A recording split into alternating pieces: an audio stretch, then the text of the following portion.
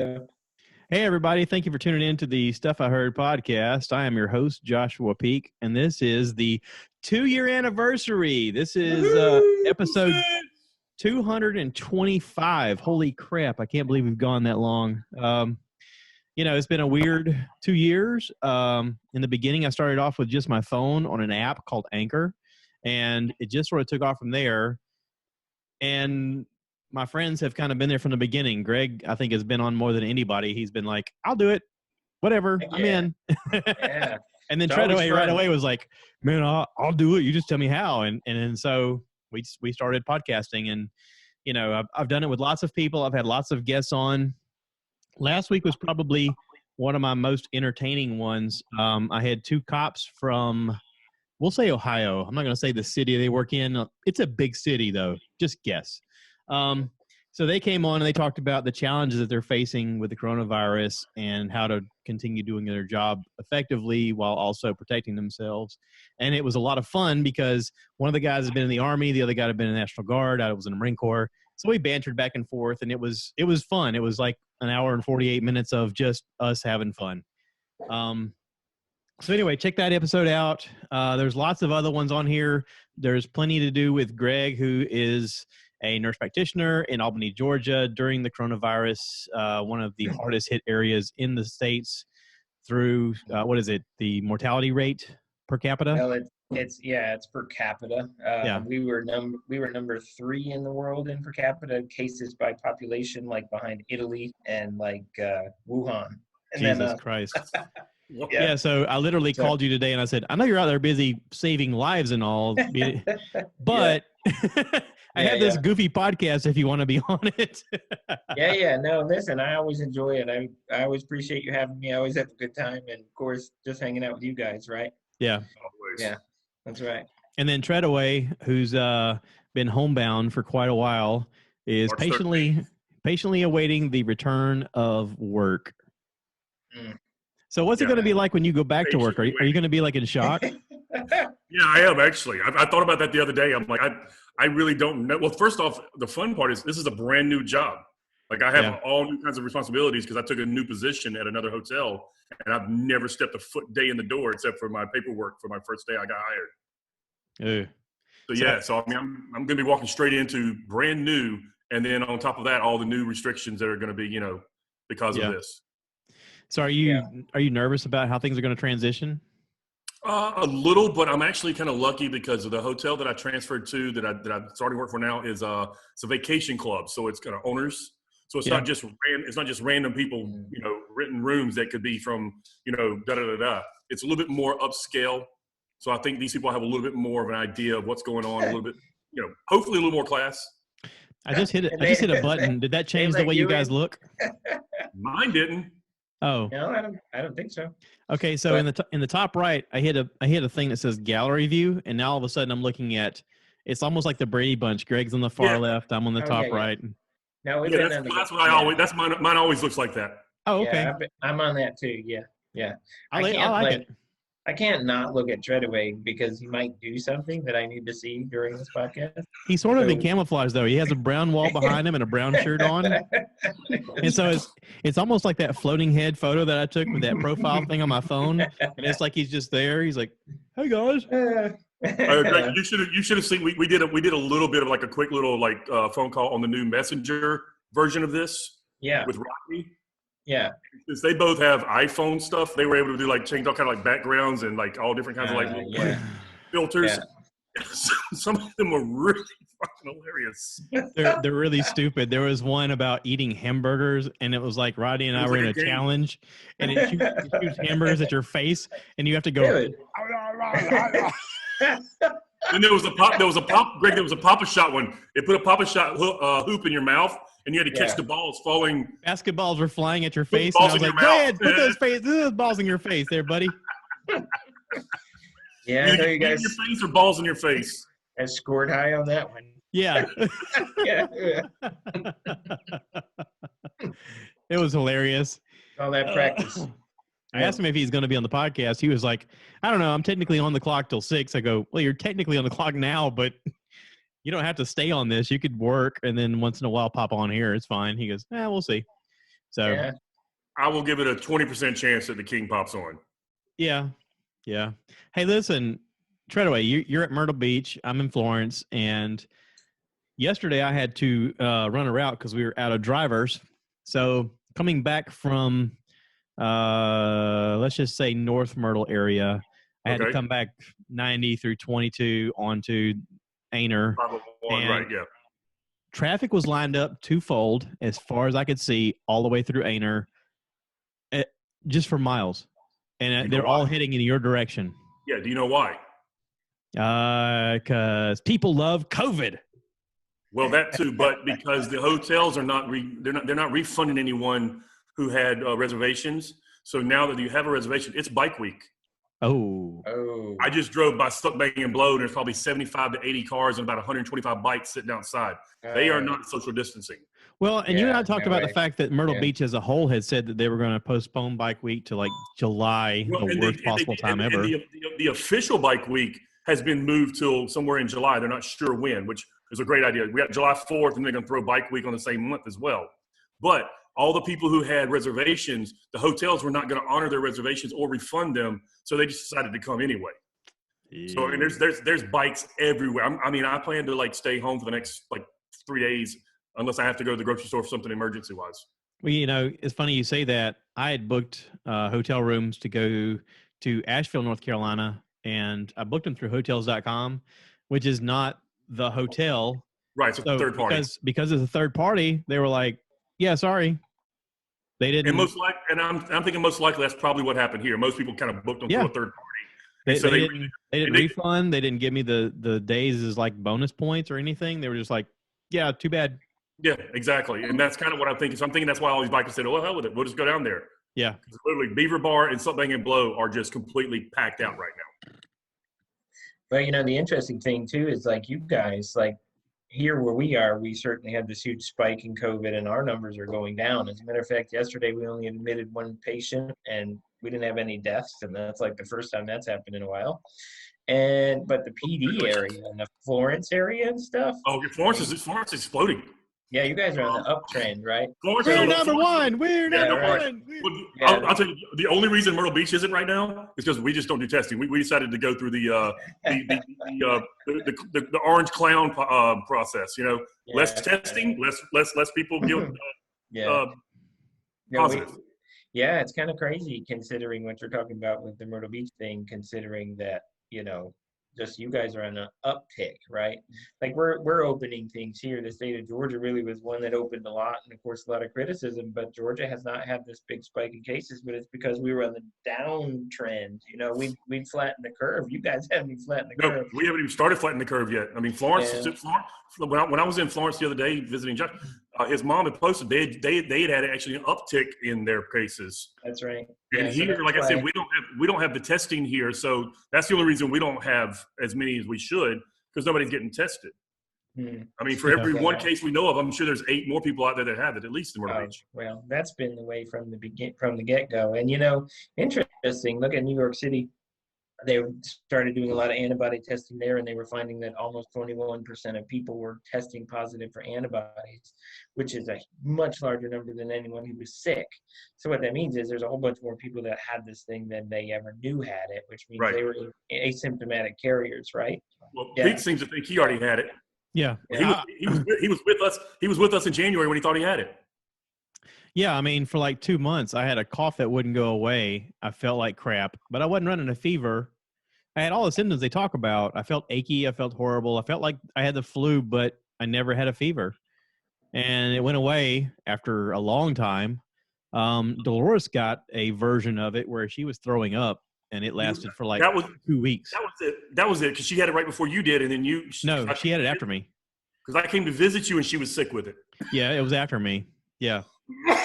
And she never gets sick, ever. I mean, of course, I never either.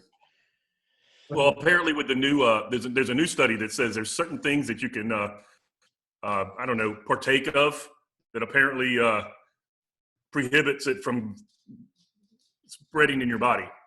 So I'm pretty safe.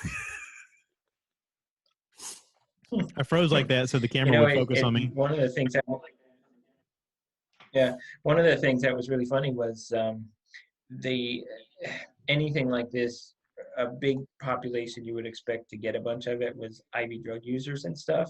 And like literally we saw no drug users. Like we saw marijuana users, but we didn't see meth users and heroin users and stuff. Well, because they were already And sick anyway. They felt like dang, that all the time. doing meth, I'll be safe, right? But it's crazy that we didn't see that. That's a group of people that normally would have a.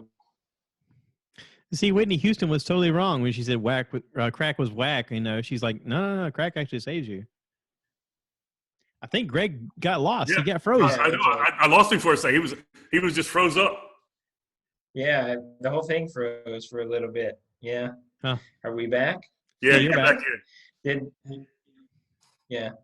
that finish? But yeah, just that we weren't seeing any IV drug users or meth users that were COVID positive. It's pretty strange. I would have thought that would have been a pretty high group as well. The healthcare professional of our group said we should do meth. Yeah, it's good for you. Now, luckily, I'm in Myrtle Beach, so it's everywhere. It's probably just as safe as owning a monkey. I mean, you and your hate on my monkey. Shit. You should totally buy a monkey. Nothing will go wrong. I don't know if Greg's just frozen laughing or he's actually still laughing but quietly like that. He's probably died.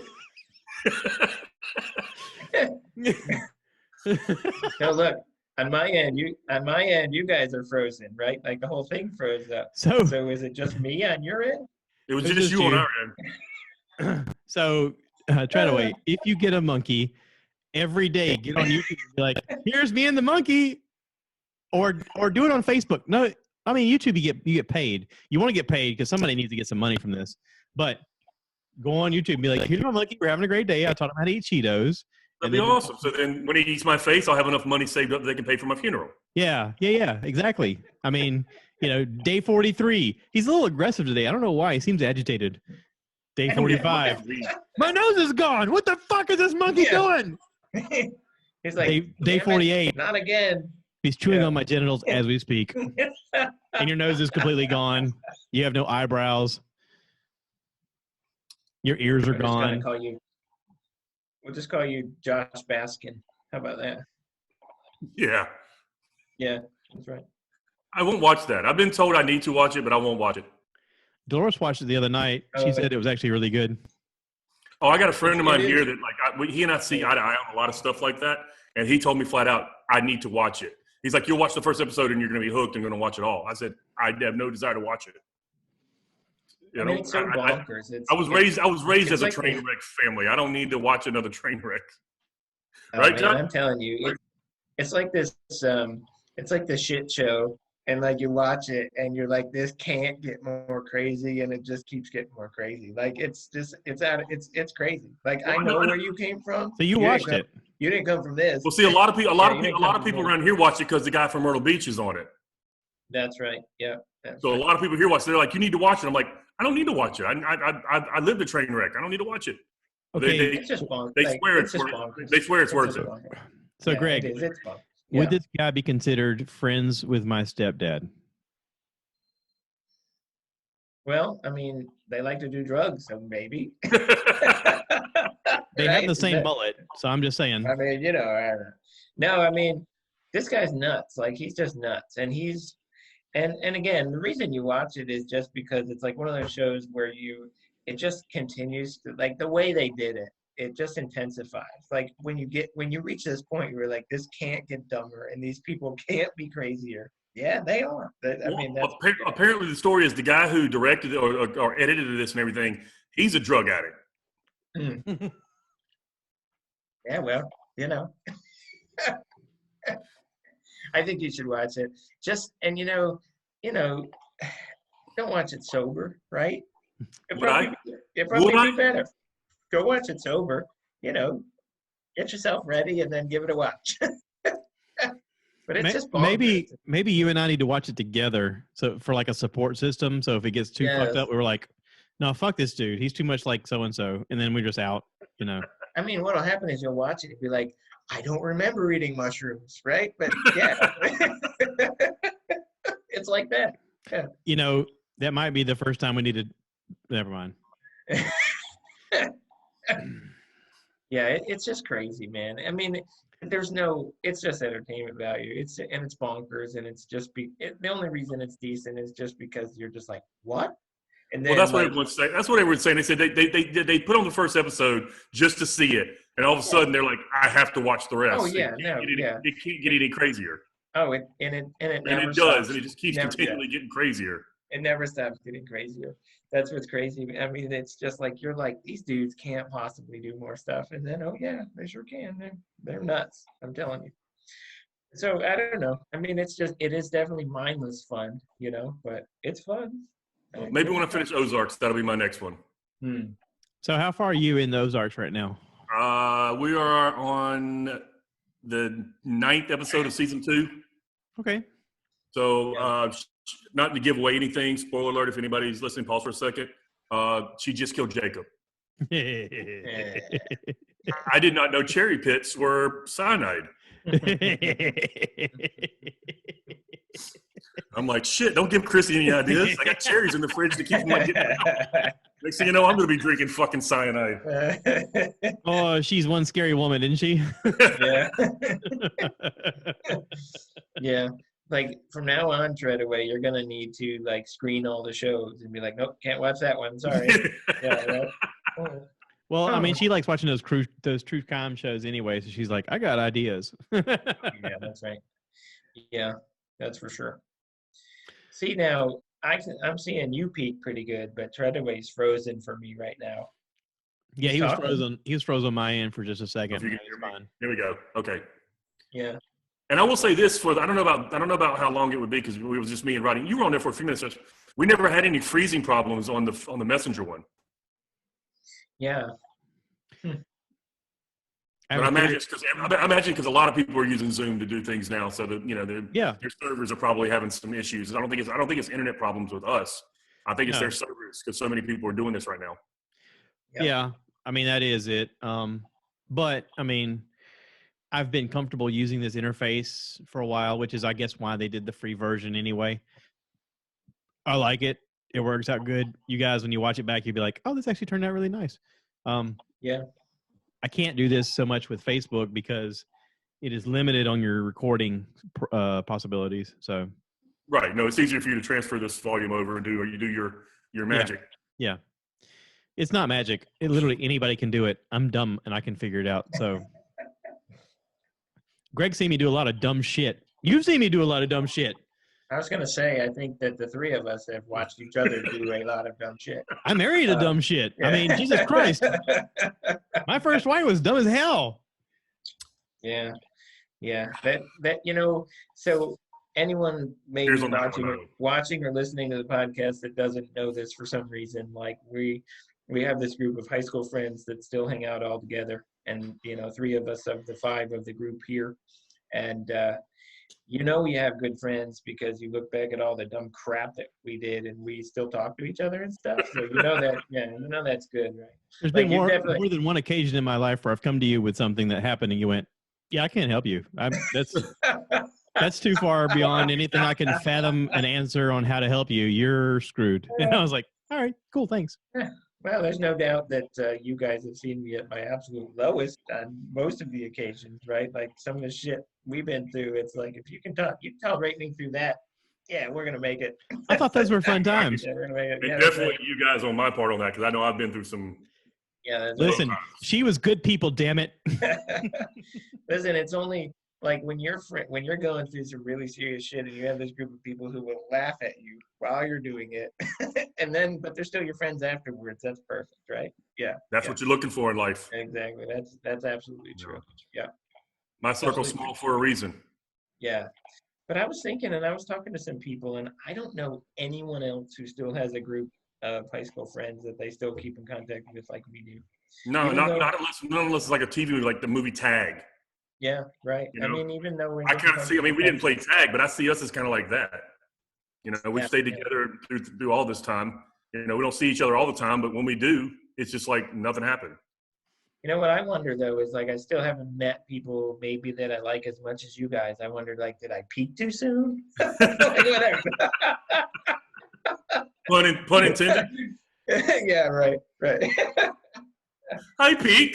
Yeah, exactly. It goes hand in hand. It's fine. Yeah. Josh West is actually texting me now. He goes, "So when we doing this?" I'm like, "I sent you an email." He goes, "Oh." Well, he was up on some 30-foot tower. Obviously, he's not dead, so he'll join us, right? He's not dead. What is he putting up 5G towers? I don't know. We're going to ask him. We're going to mock him no matter what. I mean, we know he's been doing Uber and Uber Eats. I mean, is he putting up 5G towers? That's the only job available right now during this thing. God, he'll be like the first one with brain cancer. Aren't we all supposed to get brain cancer when 5G kicks in? Yeah, supposedly the symptoms of the radiation poisoning you get is the same as coronavirus. Yeah. I thought it meant you had to grow a second dick. Like you had 2 dicks like this. Not like this, but like this. So it's for both. Now you'll need one in the steak and one in the pink. Right. I think that's called dual action. I don't know. They may grow extra vaginas if that's all going down. I just Oh. I actually did a podcast where I opened the podcast talking about a dream I had where I had 2 dicks, and a buddy of mine, Champ Lambert, he's been on the podcast before. He was apparently lifting weights at the gym when he was listening to it, and he said he almost dropped the weight on his neck. Isn't Champ married to Danielle? Yeah. Yeah, I thought that's who it was. Yeah. Yeah, we went to school with his sister, Michelle Lambert. Yeah, I remember Michelle Lambert as well. Yeah. But yeah, Danielle used to ride the bus whenever I used to live. Greg, you probably know Danielle Derringer. Yeah. She rode the bus. She lived over in the Windsor Forest. Mm-hmm. But yeah, I knew she. I thought she married Champ. Yeah. Long time. Yeah. He's good people. Aren't they all? He was one of my early adapters. When I started doing the podcast, him and a guy named Byron Covington were the 2 guys that I work with. I've worked with them before at Budweiser years ago, and they were both 2 of the guys right off the bat who were like, "Hey man, I'm digging the podcast." And I mean, Byron was the first guest I had on, because he hit me up and he was like, "I want to be on. Let's do it." And I was like, "Okay." But the problem is he works 3rd shift. So he, after working a long night, came over to the house, got some Black Rifle coffee and like chugged it down real quick. He goes, "Let's do it." And I could tell he was like falling asleep while we did the podcast. But he was one of the first, he was the first guest I had on. And I think Champ may have been the second guest I had on, if not Greg. Somewhere in there, we got it all getting started. But Champ was one of the early adapters as well. Bad dog, get down. I'm gonna let her outside. I'll be back. I like to throw a monkey wrench in that. That's funny. Yeah, that's right. Well, like I said, I assume that's how this podcast is going to go. Him in and out, right? I know. We talked about the fact that if it was us doing it, it'd be a lot of this background. I don't even know what that wall is. I've been in his house. I don't even know where that wall is. I don't know either. My girlfriend Chrissy decided to do this house in a farmhouse theme. And so she had a gentleman, these are like barnyard sidings that a gentleman stained and painted and put it up. So basically what it does is our living room, you've seen it, Josh, our living room and our dining room are kind of one room. Yeah. This is an accent wall to kind of make it kind of a separate room without actually putting up anything else to divide it. And that wasn't there when I was there. I don't believe so, no. I think he was about to start working on it then. Okay. It looks nice. Yeah, I wasn't real sure how it was going to look because I didn't really care for a whole barnyard thing. I left the farm for a reason, but when he got done and I looked at it and I looked at the room and it really did kind of like separate the 2 rooms. Yeah. Well, if it wasn't for the fact that you wear the exact same color shirt as the stuff behind you. That's good planning, man. I like it. Yeah, good planning. I like the foresight. I just camouflage myself in, you know. Yeah. You can't see me. So now, Greg, I know Josh and I have talked about it, and we were just going to discuss it. Have you tried watching Clone Wars? So I have never watched Clone Wars. That's cartoon, right? Yeah, it is, but you wouldn't know it's a cartoon. What's it on? Disney Plus. Disney Plus. Oh, Disney Plus. Or you can we talk got to Disney Treadaway. He Plus. can tell you how to get it for free. Yeah, Yeah. right. I have Disney Plus, but no, I've never watched Clone Wars. The Nerd podcast that I listen to sometimes, that one of the guys on there talked about it quite a bit, and they said it was really good. Yeah. So if you get it, you only have to watch the last 4 episodes. No, the whole final season, because you need to see the Bad Batch. Okay, so the final season is cool, but it's interesting because they did it in a way that ties into the movies. So, like when they did the prequel movies, and you saw the moment where they call Order 66, and apparently all the stormtroopers turn on the Jedis and they start killing Jedis. Yeah. The This final kind of season is explains leading that. up to this, and the final 4 episodes has to deal with them enacting this as one of the characters is in the middle of all this. They introduce you to a character called Ahsoka Tano. She's kind of orangish, and she has like the tentacle hair thing, but she's supposed to be She's a little. Anakin's Padawan. So Anakin, you see his transition towards the dark side more and more as the show goes on, and they do a much better job in the animated series than they do in the movie. I actually think that if you take her away from it in the story, he actually would have gone to the dark side quicker. I think he kept his humanity because of her. Yeah, she was very instrumental in like bringing a little bit of balance to him, but also he was instrumental in her into kind of realizing that sometimes the Jedi Order was not the right answer. Sometimes you just have to do the right. That's kind of. I mean, I never really thought about that concept until the show, and it really is kind of a true concept. Yeah. I mean, after a while, they became more militant than they were peaceful. Keepers of the peace. They became more militant. And one of the things you learn from the animated series is they keep saying over and over again, we're not meant to fight a war. We're supposed to keep the peace, but yet they keep fighting wars. And then as the cartoon goes on, there are several episodes where they go to different systems and they go, "We're not here for your war," and they always phrase it that way. And it's sort of the moment where you realize at a certain point, oh, they are fighting for this thing that's happening that's really not theirs. The final season talks about the fact that Palpatine, they don't know it's Palpatine, but they call it Dark Sidious. They keep saying that he is orchestrating this thing of a war between the Separatists and the Republic, but it's all fake. Like he is the one that actually enacted everything for them to fight each other. And the whole purpose is just to weaken everybody, to move all the power in his direction. And then in the final season, you learn more about a certain stormtrooper has a chip in his brain. Well, they all have the chip in the brain. Yeah, but in the final season, one guy in particular goes off. His name is Five, and he goes off, and they do an investigation, and they find this chip, and then they realize, oh, he's defective, and they all have this chip. And in that process, they then learn this is all against us. Like at a certain point, this is all going to change. And that's where you see a conversation happen between Yoda and Obi-Wan and Mace Windu, where they start talking about it and they go, this is, we got to be prepared just in case something happens. And you really get invested in this character, Ahsoka Tano, where she grows up on camera from being a Padawan to being a Jedi Knight status. And the final 4 episodes is her fighting a revived Darth Maul, excuse me. Yeah, Darth Maul. Darth Maul didn't die. Apparently when Obi-Wan cut him in half in that movie, yeah, he came back. He apparently fell into a pit, and then like dark forces like kept him alive and started putting mechanical legs on him. And then when you watch the animated series, there's a certain point where you see him still living but learning how to live with his mechanical legs. And it's interesting because he becomes a very powerful like force user, but he's not necessarily Sith. He's pissed off at everybody who's done this stuff to him. And he sort of declares war on the Jedis and on Dark Sidious. And the final 4 episodes is basically a battle between Ahsoka Tano and him, but they're sort of working together at points where when Order 66 happens, they kind of need each other to survive, and it's very well done.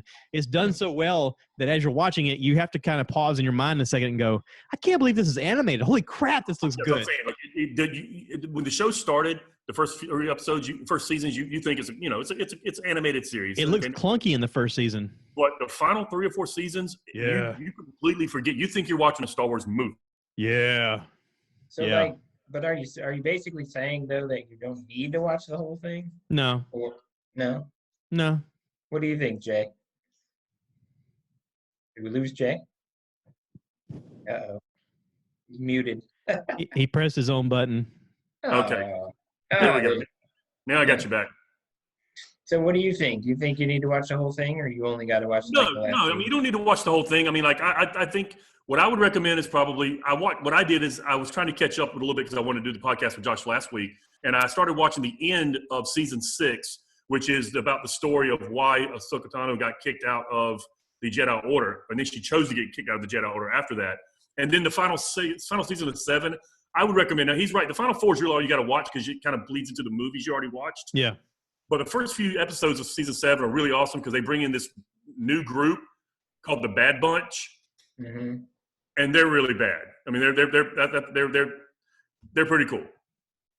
So that lady you were talking about, is she the one that's going to show up in The Mandalorian? Yes. She's the one that's being played by Rosario Dawson. Rosario Dawson. Yes. Yeah. Okay. Gotcha. Hey, Kevin Smith. I'm going to watch her in slow motion. Kevin Smith knew what he was doing when he put her in Clerks too. Listen, she can do no wrong. I'm just saying. Well, that's a whole lot of good stuff. I watched MIB 3 just for that because the movie was awful. I hadn't seen the movie. Yeah. Well, so when's the next Mandalorian coming out? You guys know? I believe in September or October, but right now it's not being delayed, they said. And they've already signed on for season 3. So listen, not to switch directions so quickly, Sure. but there is a show on Netflix called Dark. Have you guys seen that? I haven't seen it. No. So Dark is a German show that has weird subtitle things, or you can watch it in the English dub version. And the English dub version drives me insane because there's only like 3 American actors that do the voices, and they all sound alike. So they're doing every voice for everybody. Hi. Well, that sounds wonderful. Oh, it's a fucking pain in the ass. But people say that it's better to watch it in German and just read the subtitles because then you get to separate their voices and understand who you're talking to. It's everything that I'm a weirdo about. It's time travel. It's interdimensional moving. It's a town somewhere in Germany where people randomly disappear and randomly people appear. These kids appear with these burn marks across their face and they're dead. And they're like, who are these kids? They have no idea who the kids are. They have a bunch of missing kid reports because their kids keep going missing. They find a cave where apparently when you crawl through it, you could travel in time. It could happen.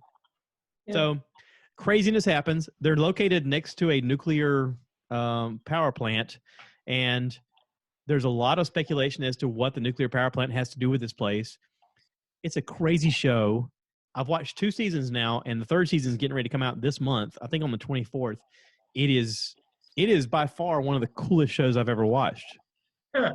Check it out. It is strangely fascinating because you keep going through it, and because of this weird time loop, there's a moment where, like, I feel like if I say something that's going to give it away, but there's a moment where one guy figures out that his dad is his best friend when he's a young kid.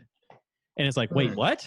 And then you find out how other people are matched up together, and you're like, holy crap, I can't believe somebody wrote this. It's almost like you need one of those weird CSI maps behind you with like strings. With the strings and everything. Yeah. You need a diagram to show you, okay, this person is this person, but in this time they're this person. It's like, you know what I'm talking about, Greg, right? The Charlie map? Yeah. Well, and they said drugs were bad, right? Yeah. Drugs are giving us some great shows. That's right. Breaking Bad. I mean, you would have Narcos without drugs there, Mr. Peak. You wouldn't have Breaking Bad without it. No, that's for sure. But you're right on the Narcos. Cocaine is very, very strong. Yeah, you watch shows. Don't you watch shows sometimes and you're just like, man, what were they smoking when they decided to make this show? Oh. Like something like, yeah. Just the show that I was just talking about with the Charlie thing.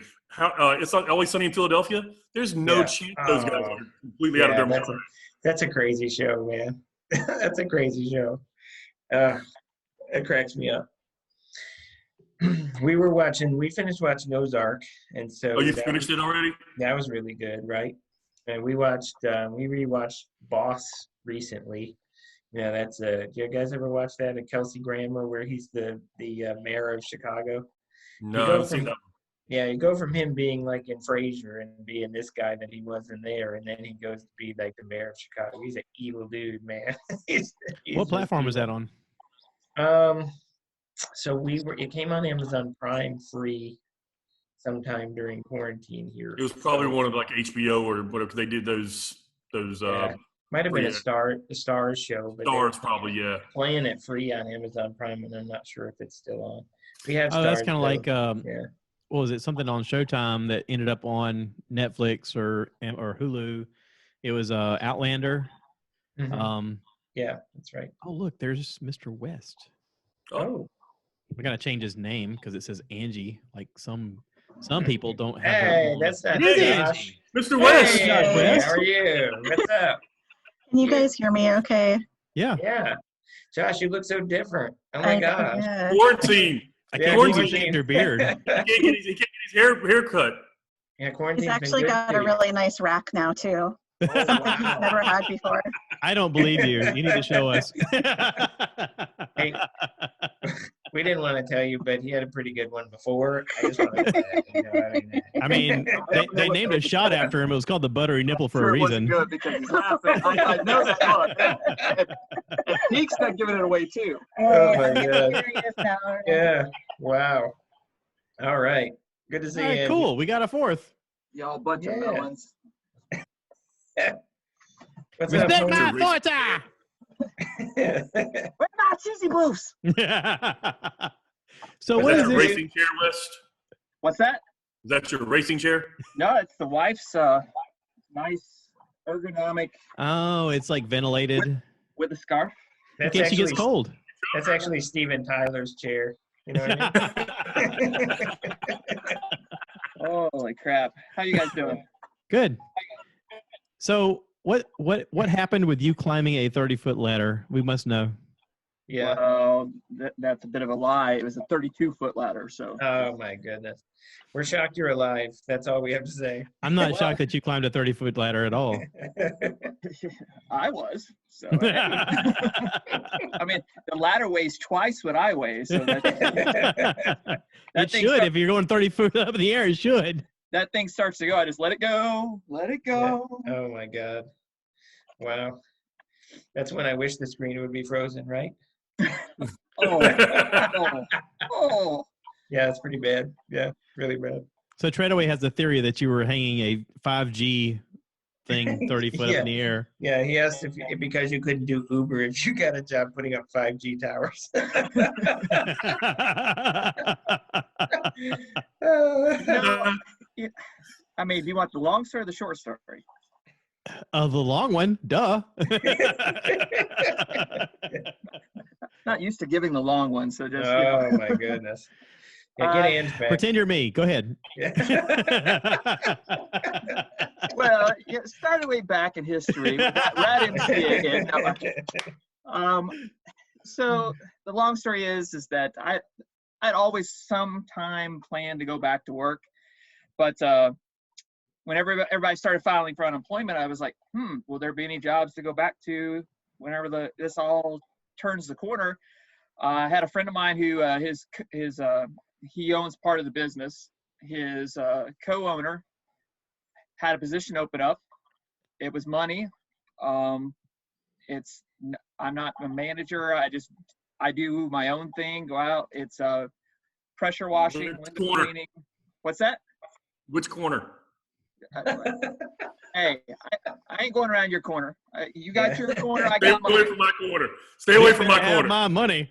So anyways, the idea was just, while there was an opportunity, even if I only do it, for 6 months or a year, it's income coming in.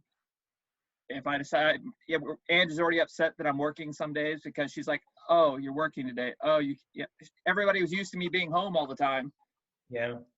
And so that changed the dynamics, but income coming back in is also very cool. And, it's going to buy a camper. We were literally, the reason why I was late coming on online was we were talking about planning a trip going to North Dakota to visit Ange's friends, or friends, family, all that jazz. So So Wanna go today's camping? 30-foot ladder journey, what was that about? gutter cleaning. Okay. those pipes are clean, just so you know. Did you suck it out all the way? Or was it a blowjob? Hi, Chris Elliott. Have your towels. Pete. Yeah, Oh, man. I do what I do Pipes well. are clean. But what I do want to know, Treadaway, what are you drinking? He's drinking Modelo. They didn't have cans. So I got a little War Badger. Oh, War Badger. It's Wow. a sour series that a brewery up here in Delaware makes.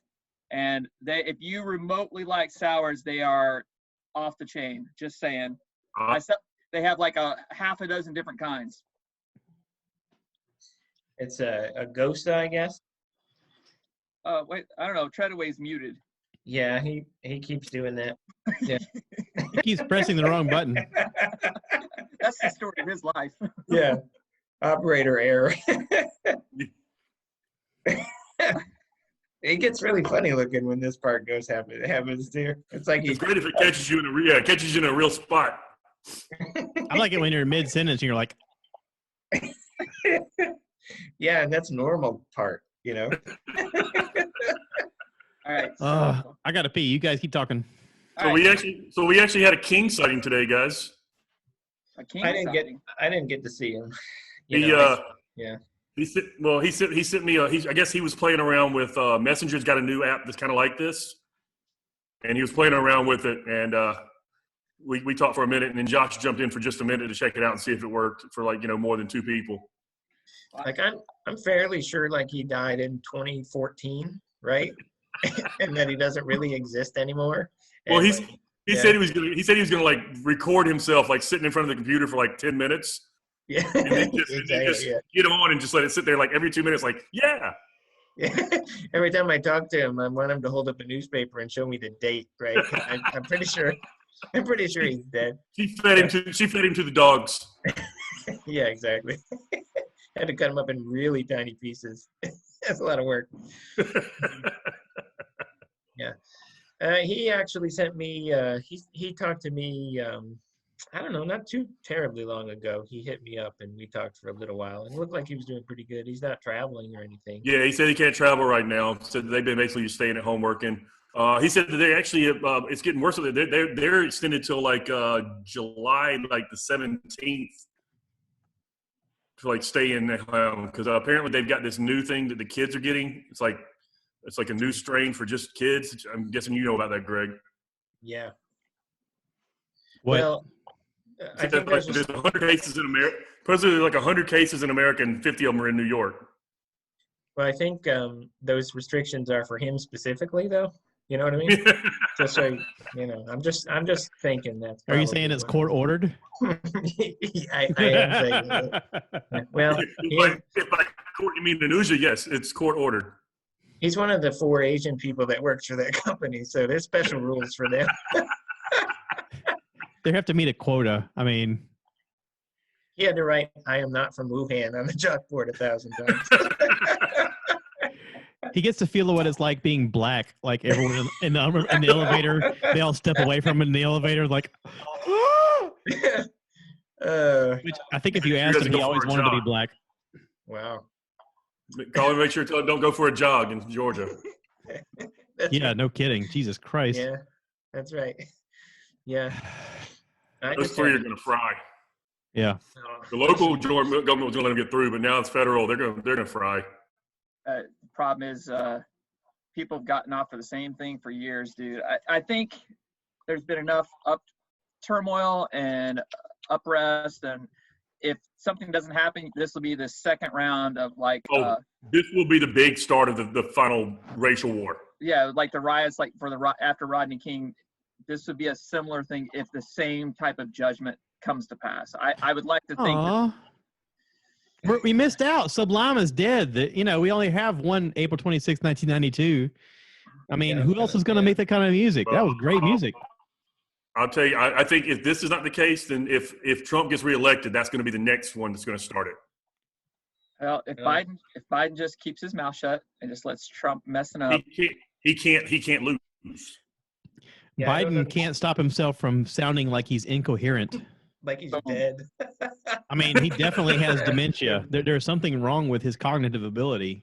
Yeah. Yeah, everyone's saying that it depends on who he picks as his running mate because we know that'll be the president in 6 months. Probably. He has said it's going to be a female. If it's Tulsi Gabbard, I'm in. It's not. We know your love for Tulsi, Josh. I love Tulsi. It's not going to be, but how crazy is it? I was talking to someone the other day who's like really on the extreme opposite spectrum of me politically, right? Just super extreme. And I was just saying to him, like, look at how many, like 360 million people in the United States, and these are the two people that we have to pick from, right? Like they can't be better. That's what I said. The best we could come up with. Yeah, that's the worst reality show ever. When it was Hillary and Orange Clown. That's what I said. I mean, like I can't vote. There's no way to vote. You don't win either way. It's pronounced Daddy. It's like war games. How about a nice game of chess? It's pronounced Daddy Trump. You got to say it right. Daddy. Orange Clown. That's what I like to call it. Cash that check, bitch. Well, anyone who doesn't like Trump really should be pro-coronavirus because until then he was 100% winning. Right? Like, the economy was so great that no president. Unfortunately, you're exactly right. Right. No president with a good economy has ever lost re-election, and his economy was so good he was a sure-win. And then coronavirus is like, let's check it out. Let's see what happens. Let's see. I love the conversation where they said, "Why did you disband the pandemic group that you had working for you?" And he goes, "Who saw this coming?" I was like, "Well, yeah, no kidding." That's why you have something available in cases of emergency. That's why FEMA exists. Well, we just get rid of FEMA because who thought something like a hurricane was going to happen? Yeah, right. Yeah. Speaking of hurricanes, we got a nice tropical storm right offside of the coast of Myrtle Beach right now. I've been watching that develop. They say it's not going to make landfall. It's going to curve north, but it's going to give some really strong winds and waves. It's one of the earliest systems in a very long time. So, but they're saying this is going to be a very active hurricane season, which is yay. That's what we need at the beach. More evacuation. Josh West loves him some weather, man. I deleted all my weather apps because if any weather's coming my way, he sends me a text. I'm good. That's totally true. First alert, my first alert system. Thanks, man. Hey, Greg, I appreciate that. You should know this is coming. What was funny is the last time I did this, Greg goes, "No, that one passed." I go, "No, there's another one coming." And I know. I was like, it was like, damn. Oh. Yeah, it was two weekends in a row. Well, the crazy part is with Greg down in Albany is he gets those systems that just develop in the Gulf, so they happen immediately. But Josh West is even faster than that. No, he is. Yeah. He's got weather balloons, I think, out there or something. I'm not really sure. Just don't start sending me Amber alerts for the love of God. All right, just don't do that. just the silver alerts. Okay. Not Amber alerts. How about good people alerts? So. Yeah, I'm already getting those. How about old Molly? What if Holy moly? Yeah, I get those alerts. I'm already getting all of those. I'm good. The lazy eye. Yeah. I'm already getting those alerts. I'm good. Appreciate it. But yeah, it's crazy, man. I don't know how you know about the weather. Like, I don't know if is it like, are you like Jim Cantori? Like you show up places and people run away and stuff? I don't know. I've always liked the weather. I always thought it was interesting, and I don't know. Well, there's no sports right now, so all he watches at the bar is weather. Is that what it is? Did you guys see that thing on Facebook? And it's old, so I'm sure you did. But there's guys sitting around like watching bowling and this stuff and going, "Yeah!" That was awesome. That was amazing. Or the one about the cow who jumped in the pool. Yes. Oh, it was being chased by something, wasn't it? Well, no, it wasn't. There was a cowboy on a horse trying to lasso him in the pool, and then he lassoed him in the pool. Oh. Dang, sweet. They had cornhole live. Yes, I saw with their mask on. Yes, I saw that. Down in South Carolina, you boys and your cornhole down Rock there. Hill, Rock Hill, South Carolina, where it was. Represent. So. Oh, they had something else crazy on one day, and it was like college something, and it was what was it? I mean, just some like really random sport. Is it College Girls Gone Wild? I love that episode. Oh wait, it was. I think it's just you watching that, Greg. I may have watched that 500 times. How much did that cost? You're right. That was a VHS. My bad. I may have recorded part of it. I will say that you're still looking for that VHS, Greg. Yeah. I will say that I'm guilty of the last couple nights. I stayed up till 5 a.m. just to watch Korean baseball. Wow. It's live baseball at 5 o'clock in the morning. Nice. Okay. Well, it's better than watching the freaking e-racing, but I was watching that too.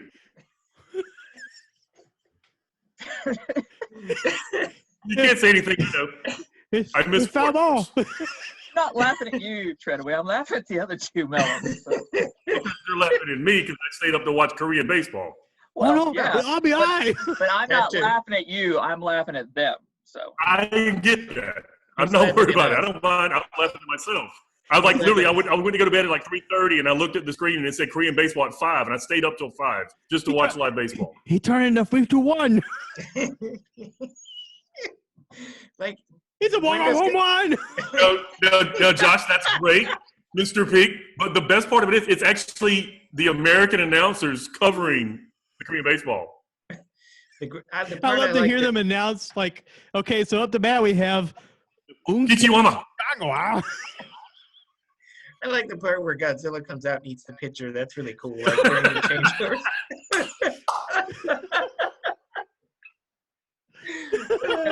hey, Treadaway, what were the team names? Like the Tokyo Mothras or what? It was actually the Drugans. One of them was the Drugans, not the Dragons, the Drugans. Yeah. One of them has to be named after their leader, I think by law. Went to the concession stand and I had some of that yummy bat soup. Man, that stuff was great. Wow. Oh man, that's crazy. So Josh, Wes, do you have a racing setup in your basement? Yes, you do, don't you? You have a racing setup in your basement, don't you? It will be set up shortly. What happened was that we upgraded our living room television we got a 65-inch 4K smart TV, and then our other TV that was in there doesn't have a place in the house, so it's getting relocated to the basement. I have a racing chair, I have the pedals and steering wheel, and it will probably be set up. It'll be set up pretty soon. Yes. You're just waiting for the software? Well, actually, I'm going to build a racing sim rig out of wood. I just got to figure out which plans I'm going to get, and how I'm going to set it up. So, but I'm probably going to go on the iRacing platform. That seems to be where everybody's going. That the Grand Prix style? Yeah, it's the stuff like you were talking about the e-racing. NASCAR was doing the stuff online. Yeah, I didn't watch the NASCAR one, but I watched the Grand Prix one. Yeah, so that was also almost everything you're seeing online is going through iRacing, and iRacing is loving it because it's giving them great PR. Tons of people are signing in. Nobody's saying the N-word. And Kyle Larson. Listen, he's right there. Don't point him out. Yeah. So that was an unfortunate. He seems still could be a very nice young man. Well, no, he seems. My dad's a big fan. He said he's a really good guy. Whoa! Your dad's a big fan. Just stop right there. Well, no, hold up. I get where you're going with that, Mr. Peak. But now I never watched the actual thing, but apparently I did. The guy has no excuse for saying what he said, but apparently he actually truly is a genuinely decent guy. Like he didn't mean it kind of. According to what Dad said, he tried to use the better slur instead of the wrong slur. Oh yeah. I mean, by far. I mean, he did the white boy version of my friend, my buddy. Yeah. I'm beating you. Eat it. Keep pointing at it. Greg is in that corner for me. So when I point, that's Greg down there. Okay, because you're in that corner for me. Yeah. Greg's over here for me. I wish all the corners coincided, because then we could point and be like, this guy, and you could be like, me. Listen, we all watched the Brady Bunch for a reason. I'm pointing off the screen now. That's what you did. So that's Josh. That's you. That's Greg. If you're going to use the term the better slur, it has to have quotes, right? The better slur. That's what I was laughing at. It's like, the better slur? Really? Wow, I didn't even know there was one. Wow, I just realized 4 white guys just said the better slur. Yeah, right. Yeah. You'll be able to take that one out of the podcast there, Pete. Who loves editing? You might not want that one on iTunes. Well, No, it'll be fine. Yeah. But no, I mean, I get it. I mean, it was the wrong thing to say in general. This wouldn't be the first podcast you had to start over. So, But I can promise you, he's not the only person on that racing tour that said that word. the last time the four of us got together, you had to restart the last podcast. Well, that was because of technical issues. That wasn't because we said something inappropriate. But it was actually good that it restarted because it was a lot of bad stuff. We said a lot of things in that first podcast. We're like, now we can say it better the second time around. Yeah. Well, you know, there was less karaoke, that was good. So. Hey, so I have a serious question, if it's all right. I want to know about the new Final Fantasy VII. Yeah. I need to know about it. You know, Well, I don't have it. I didn't spend my stimulus check on it. Of course. I thought you went and bought it, Greg. No, I don't have it. I don't have it. You should definitely get it. At first, I was going to say you'd be really proud of me until I realized I had gone way too fast for my own good. Even though I was still built up, I kind of finished it weeks ago. No. But So you weren't using the Greg method. No. Well, Alex, That's right. I started that way and thought I was doing a good job of like progressing and building at the same. So each time I went to a chapter, I spent a lot of extra time. I cleared everything, all the side quests, found all the extra, everything that I needed to get in each chapter that could be got. I got it. Hi, puppy.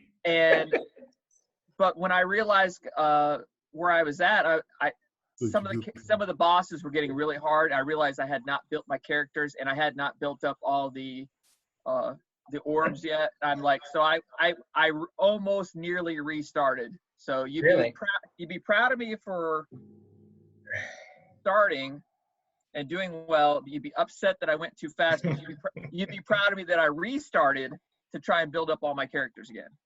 See, that's interesting because Alex talked to Josh on his podcast a couple weeks ago about it, and was saying that it's set up basically. It's going to be like a 3 or 4 disc thing.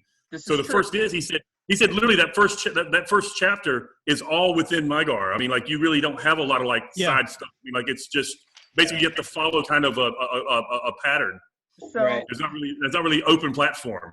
This is true to an extent, except that they put certain items in certain areas that you have to go. They're like little side quests, and you have to do. It's part of the gameplay, but it's also if you can skip them, you can just run straight through the chapter and not do the side quest. But you'll miss like the Steele, or you'll miss one of the pairing orbs, and they put them in some weird places, and you have to. They're almost like little sub games within each chapter. That makes sense. I don't know if I'm explaining this really well, but you could run straight through it and you could finish it and you could beat it and then you could go back and redo it again. I wanted to enjoy each chapter. I hadn't played Final Fantasy. I didn't really play it. I watched Greg play it for 999 hours. It's like Treadaway. I didn't have sex, but I got to watch Josh have sex a lot. Oh, Sorry, hey, my bad. There were some good people along the way, okay? There were some good people.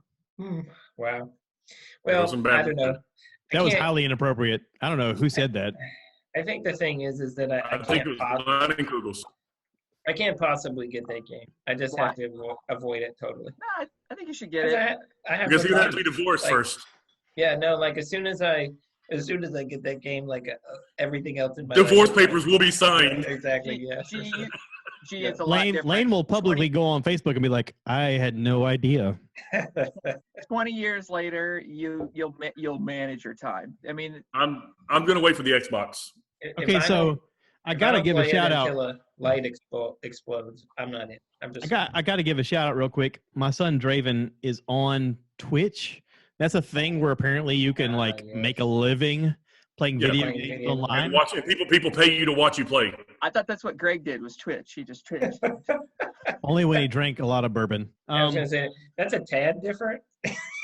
Yeah. It's a medical condition, I swear. Or me if I'm given like a cheap cigar in a bathroom. I mean. Oh, Yeah. that wasn't a Twitch. That was called a yak. There. Yeah. Out That of a moving vehicle, by the way. was the first time I've ever been thrown out of a place. I mean, physically thrown. Oh, man. Not the last, but first. Anyway, on Twitch, Draven's handle is AVAKITII,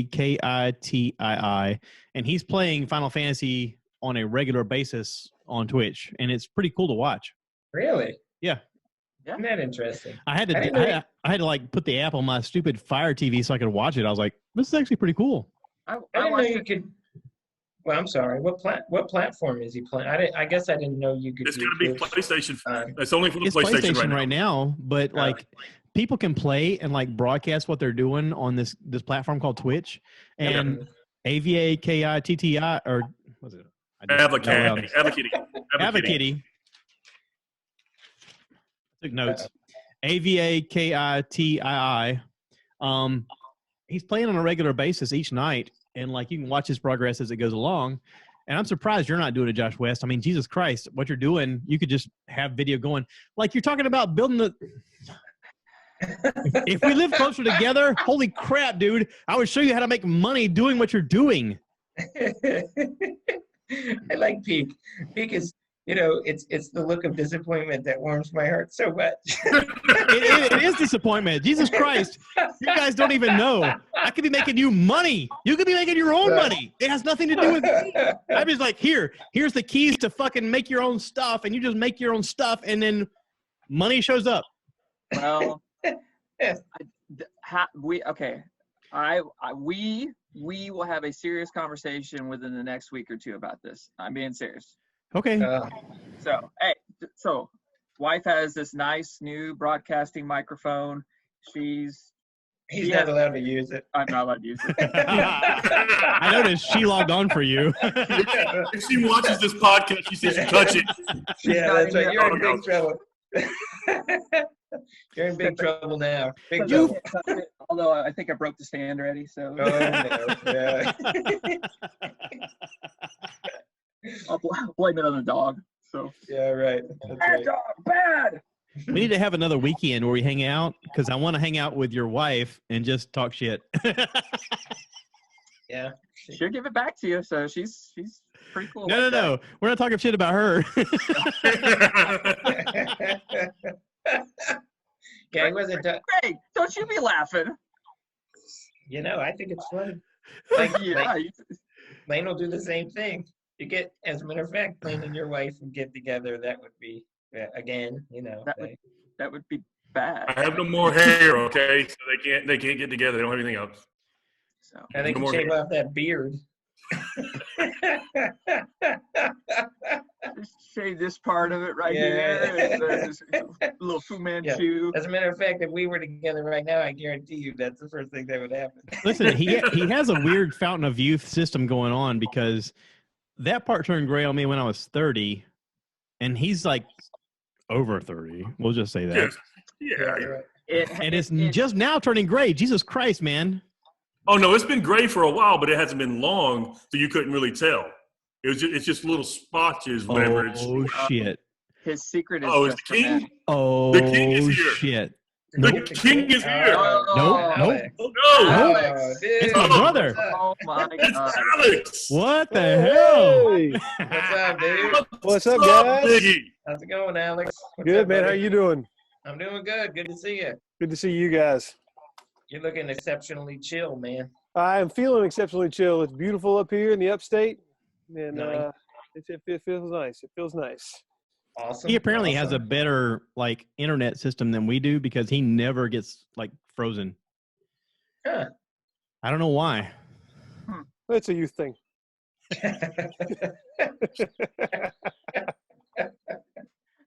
Damn it, they told me this Did you pill see would that? fix it. Told me if I would just take this He meant to pill, turn it everything would be okay. right. That's because Greg's only got 1G. Yeah.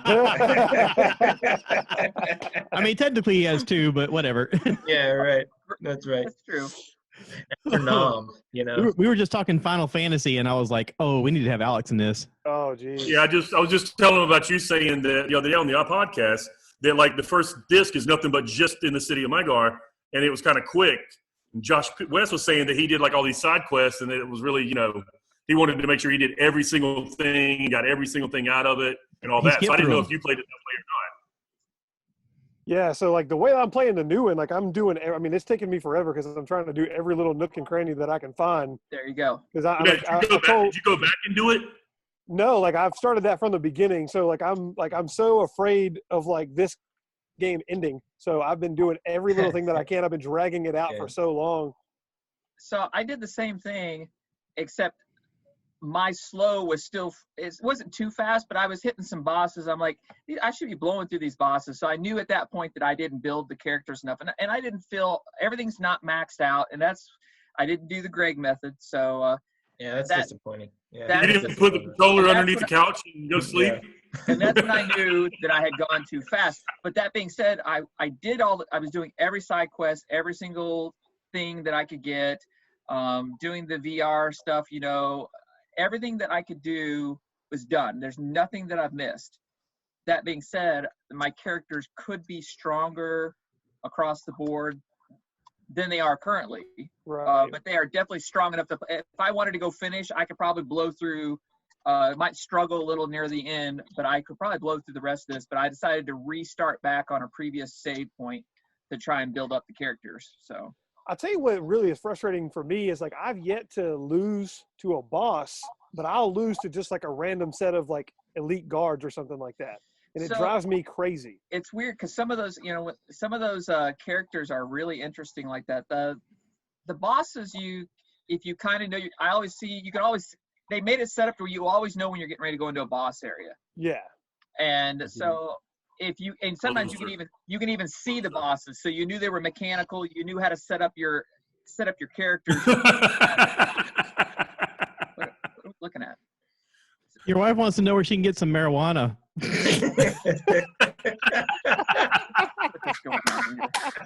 My garage. Oh my goodness. Jeez. What is my wife done? What is she doing out here? See what happened was. Where are the Oh man. Oh my God. Oh, by the way, Peak, the other day I was telling you about my concert getting postponed, for August. Yeah. Turns out I was wrong. It got postponed until next August. So 2021? I should have no problem making the Burt show in Charlotte now. Cool. Next August. Well, that's cool. Okay. Yeah, I have tickets for Rage Against the Machine in Pittsburgh. It was supposed to be on July 30th. I saw that they got postponed, but I thought it was August 19th of this coming year. No, it's next year. Okay, so that's cool. So Burt, anyway, up again by then. I have 6 tickets to go see Burt Kreischer August 30th. You have 5 tickets. Or 4 tickets. I bought 6. Yeah, I'm saying I'm going to buy 1. You got 1, so you have 4 left. I'm 1. Greg definitely is 1. Yes, I'm 1. Was a maybe. Well, I'm in now. Alex might be a 2. All right, what day? August 30th. By August, where at? It's Charlotte. in Charlotte.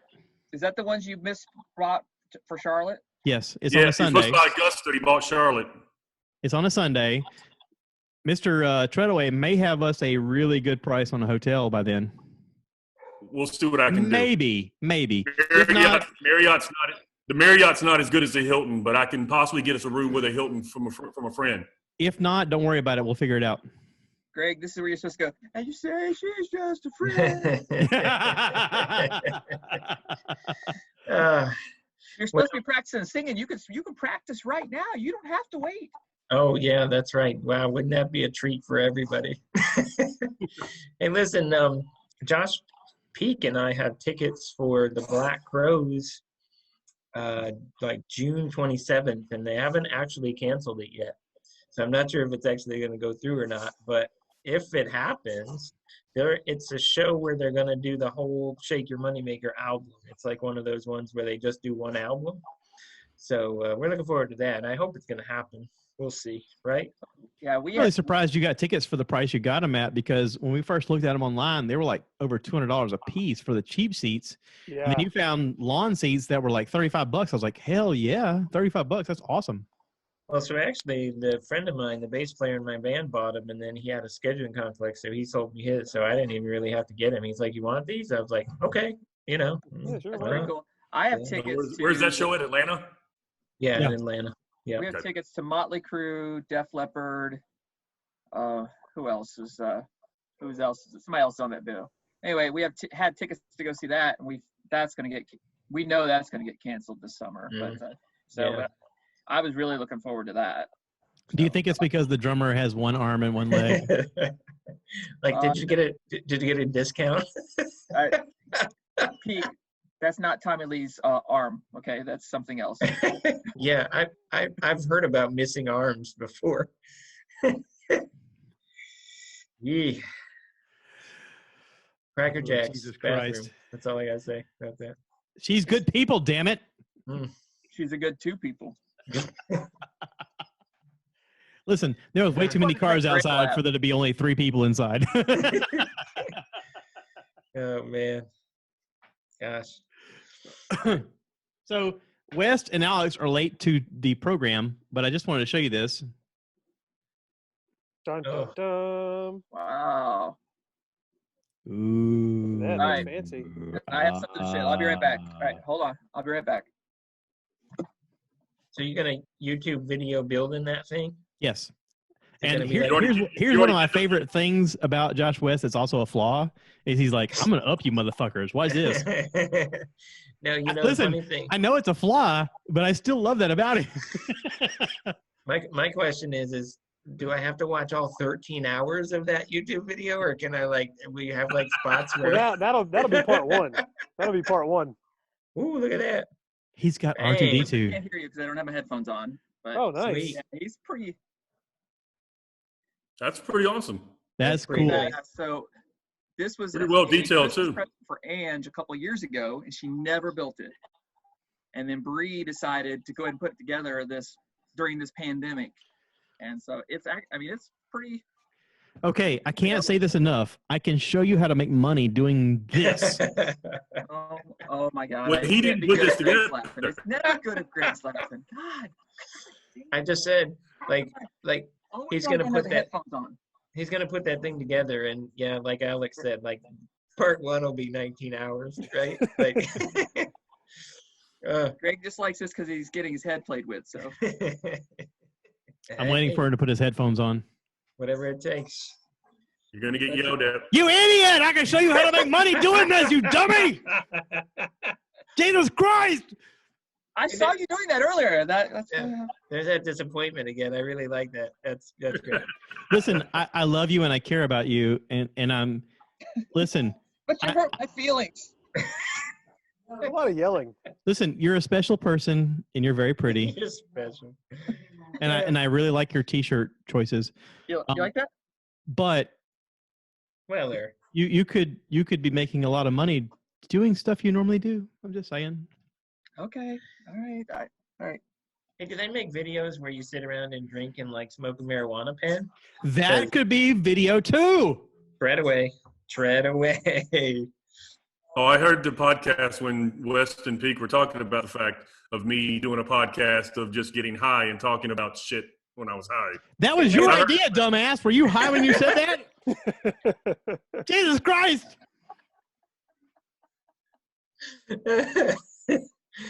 Wow. You told me that was going to be your idea for your own show. I was like, that's a I'm good gonna idea. watch Sports Center high and just talk about sports. Look, I got Do this they idea. still have Sports Center? Yeah. It's Is that Yeah, still- esports. Do they Yeah, we were talk just talking I was about say, the do they fact that- talk about sports. Yeah, Treadaway was just watching Korean baseball, I apparently. stayed up till I- 5 in the I will- morning to watch Korean baseball. I will watch some Korean baseball. I love listening to those guys. It's like listening to a soccer game. They hit a home run and he goes, "Ah!" But I'm thinking about an hour curling's coming on. I'm really looking forward to that. That's going to be Hey, awesome. don't Yeah. you joke about curling. Well, Don't Don't make me go get my curling shirt. Oh, geez. Well, Wait, I what? do know that all that experience you have sweeping the floor probably really qualifies you. If there's a weird obscure All sport right, out there, wax on, Mr. wax West is on, into boy. that. Don't even. That's right. Jesus Christ.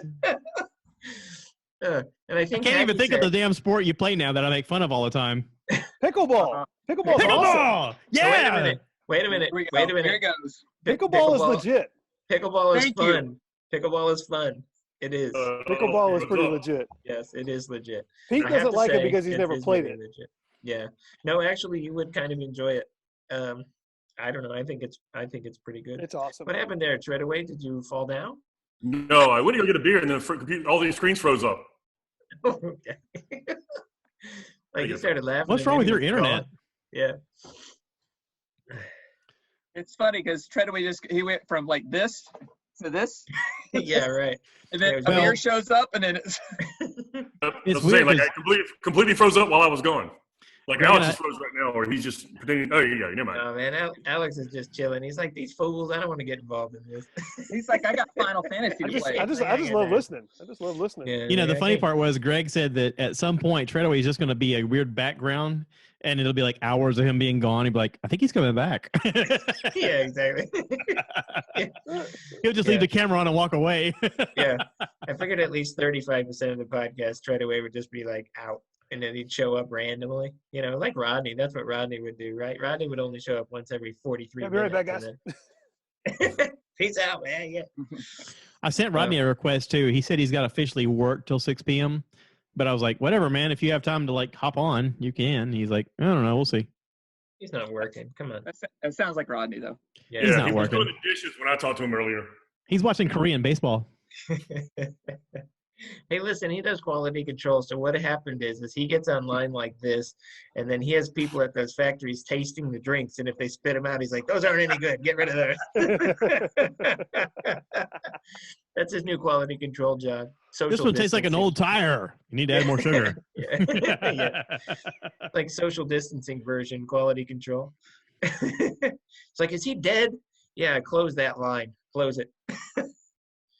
I wonder how that works, like in that job profession, if your whole thing is like looking after the quality control and you can't be there to taste it. Like part of his thing is tasting the product they make and going, okay, this needs to be adjusted to this. But if he can't be there to taste it, like literally like what you're talking about, he has to go by people's own versions of, I don't know, it's kind of flat, but it tastes like this. I mean, Yeah. I wonder how he's doing it. I kind of want to ask him about it. There couldn't be a better job for him than that, considering he used to come to my house and eat dinner and then go to McDonald's and eat dinner and then Wendy's. So he could just go to all these different factories. It's like he can taste stuff forever. Like he's amazing. Yeah. I don't know how he doesn't get so fat. I mean, Jesus, he's so thinny. That kid's I got mean- talent. Yeah. Well, now all he's doing now is that body armor though, so it's just a drink. So, Yeah. Well, that and the Dr. Pepper with vanilla, well, yeah, the Dr. Pepper. cream soda of Vanilla. Dr. Pepper. He tried to tell me that if you drank body armor, you couldn't get COVID, but I didn't believe him. You know? But, yeah.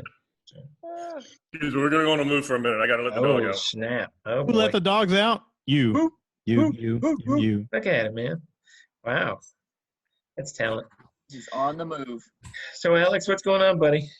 You all right? Nothing. I'm doing great. I'm bored out of my mind. I'm back. Sitting here at this house and just So teaching. you don't- Teaching online is not all it's cracked up to be. Do you have like less hours, or is it an all-day thing? So technically I work from 8:45 to 3:45, but Mhm. like I have assignments that I set up every Friday afternoon to be pushed out every day of the next week, and basically kids. I mean, like I have to be near my computer in case kids have questions. I gotcha. But other than that, I'm just grading and giving feedback and trying to teach sport units online. So Alex, how is your school system down there handling grading? Up here, they've gone to a pass-fail for the kids. Are you giving a grade, like A, B, C? How is it working in your system Yeah, down there? so in the secondary, like middle school, high school, we're actually giving a numerical grade, but it's based off of engagement. So the kids are allowed one of four. They're given one of four grades. It's either 100, an 85, a 70, or a 50. And it's one grade at the end of the week. And it's based off of like how much they do during that, how much online engagement they have. So like if I have 5 assignments that I gave you that week and you did one, well, that was enough to do something. So you were somewhat engaged. So you're probably more in the 70 world But if you don't do anything, then that's where the 50 comes in. You know, and you do everything, obviously that's a 100. So, you know, what it ends up looking like is, you know, if you're having kids that are like not turning stuff in, you're supposed to be contacting that kid every couple of days, calling home, calling mom, hey, these your child, they have everything they need. But I mean, like the school that I teach at is in a really rural area. We actually have probably 10% of our student population that doesn't even have internet at home because they live up in the mountains or they live on a farm or whatever it may be. So we also have to, in addition to putting stuff out online, we're creating these paper packets. And like most school districts around the country, we have our buses that have Wi-Fi capability, and they're parking at random gas stations throughout town. Oh, wow. So these kids can like ride up with their school issued device. We use Chromebooks, and they can just sit in the parking lot, connect to the district Wi-Fi via the bus, and download all their stuff, go home, work on it, come back 4 days later, upload it back, and then that way the teacher has it. So keying in on something you said, do all of the kids have Chromebooks, or how is that? Wow. So every student, not every elementary student, but pretty much anybody from 5th grade to 12th grade has a device. See, and I don't know if it was Peak and I, last time I did a podcast, I think that's where school systems should go to. Yeah. There needs to be a little bit more online for a multitude of reasons. You know, whether it's family reasons, whether it's somebody's homesick, they can be engaged at home versus missing the teacher could be broadcasting his class online for those individuals who can't make it. I mean, there are a lot of kids who can't come to school. They may have to take care of a sibling. You know, we don't know what their family's situation or dynamics are. I think this whole online system is fantastic. We should have done it a long time ago. And this is maybe the precipitous of what pushes more school systems to go forward. Instead of spending millions of dollars on a brick and mortar school, spend that and invest that into everybody has a Chromebook and everybody and some sort of, I don't want to use this word, I hate to use it, universal Wi-Fi that's available to all. Yeah. So Elon Musk is working on that. Yeah, one of the things that I think we're starting to push, and I think we'll probably actually start to see more and more, is kind of that blended learning style where you're going to the building, so, you know, some days, and then you're e-learning at home some days. One of the proposals that I've heard, you know, pushed out is having an in-building session Monday, Wednesday, Friday, e-learning on Tuesday, Thursday for deep clean. So kids come to the building Monday, deep clean Tuesday when they e-learn. Come to the building Wednesday, deep clean Thursday, so on and so forth. Because there is a lot of research and evidence that supports that in-person learning. It's very hard to teach, from a personal perspective, it's hard to teach physical education online. Yes. And mostly because that immediate feedback. Like if I'm trying to teach a 6-year-old how to do an overhand throw, it's very hard for me to show a video and then try to hope that their parents are, you know, giving them the information that they need.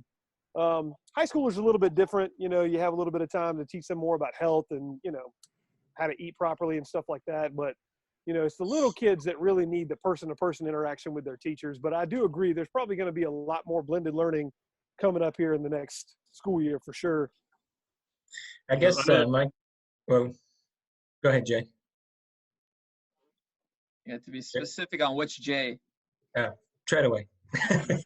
Listen, you drink a lot. There's a reason you had 3 friends named Josh. I have 3 friends named Josh? Really? Oh my gosh. Okay. I mean, it's been 3 months, but you know. That's right. Yeah.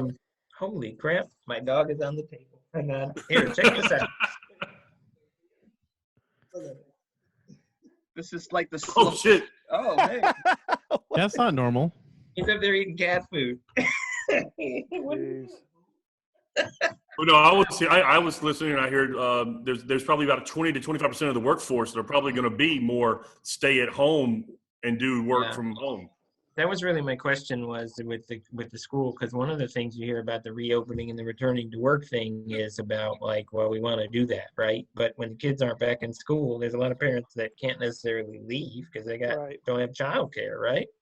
So well, that's what it's all become. It's become more of a babysitting service for a lot of people. Mm-hmm. Yeah, well, I mean, it's kind of the. Well, I mean, and you look at the school model from going from 8 to 4. I mean, it's based off of factory models. You know, parents that went to work during the day. I mean, they needed their kids someplace to go. Yep, that's right. Well, they want the parents to work, right? And if you're going to have both parents working, then you got to have something to do with the kids. I think that's one of the challenges. Did you see the kid? Oh, I'm sorry, but did you see the kid who was doing the Zoom lesson at school, and he changed his screen name to Reconnecting? and he misspelled Reconnecting? Yeah. I was like, damn, that kid's smart. They should just give him an A. Yeah. Right. Wow.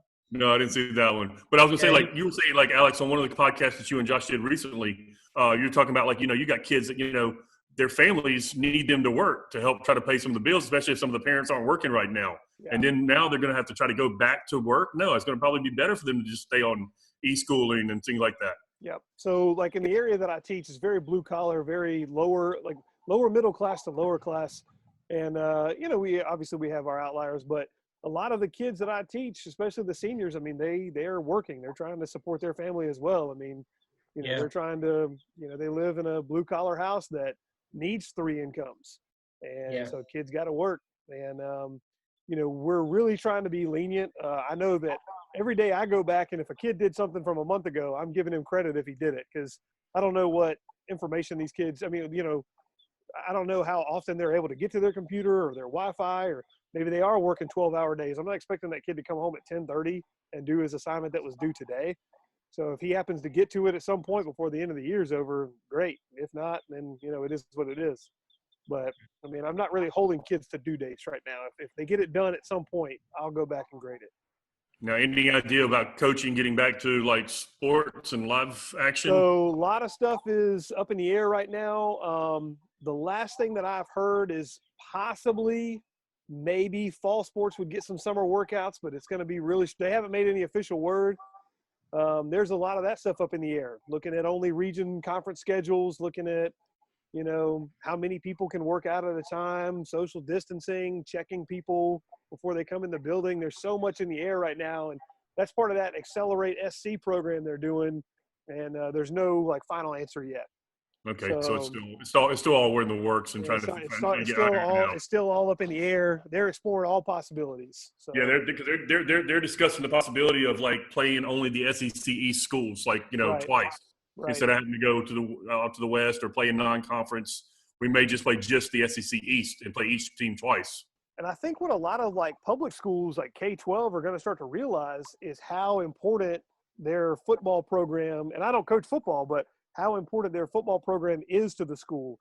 A lot of regular ed teachers don't realize how much money a football program can bring into a school. It doesn't just pay for pads and jerseys. I mean, no, that money pays for textbooks. It pays for technology. It pays for paving parking lots and all that kind of stuff. Pays for your Title IX sports. Exactly. So I mean, I'm not being mean, but that is spread out. That's opportunity. You take away football, you have no women's lacrosse. Yeah. Right. If you don't have a football season, I mean, the guaranteed money that you see, like when App State plays Michigan, that stuff extends down to high school too, because there are some perennial high school programs like a Burns or a Dorman that they pay smaller schools to come and play in a non-region schedule just so, they can have another game. And they, and those smaller schools, they count on that money. They help pay for their infrastructure. Yeah, exactly. So that's why a lot of teachers are going to start to see oh, well, how come I don't have this money? Well, we didn't have a football season. That's why. Yeah, that's transcending up into the professional sports, because I think the NHL may be one of the first entities to go back to sports. And a lot of that is because the revenue that they need to kind of support the rest of their program. I mean, if they skip the playoffs, that's a huge amount of money lost for that NHL. They don't have a lot of margins like Major League Baseball or football. I don't know what Treadaway's doing. I was trying to point to Greg. Is that 2 cans, Greg? What's that? Is that second can of Dr. Pepper cream? No, I'm drinking AHA. Oh. The jokes just write themselves. Wait. What is AHA? Take on me. Yeah, they sing that song, Take on Greg. Yeah. What is AHA? It's just one of those. It looked like it had strawberries on it. Like a LaCroix, right? It's just like a LaCroix or whatever. Yeah. When did your taste buds die? Stop drinking bourbon. When I quit drinking beer, yeah, right. Yeah, when you stop drinking bourbon. Yeah, exactly. After drinking bourbon, everything tastes okay.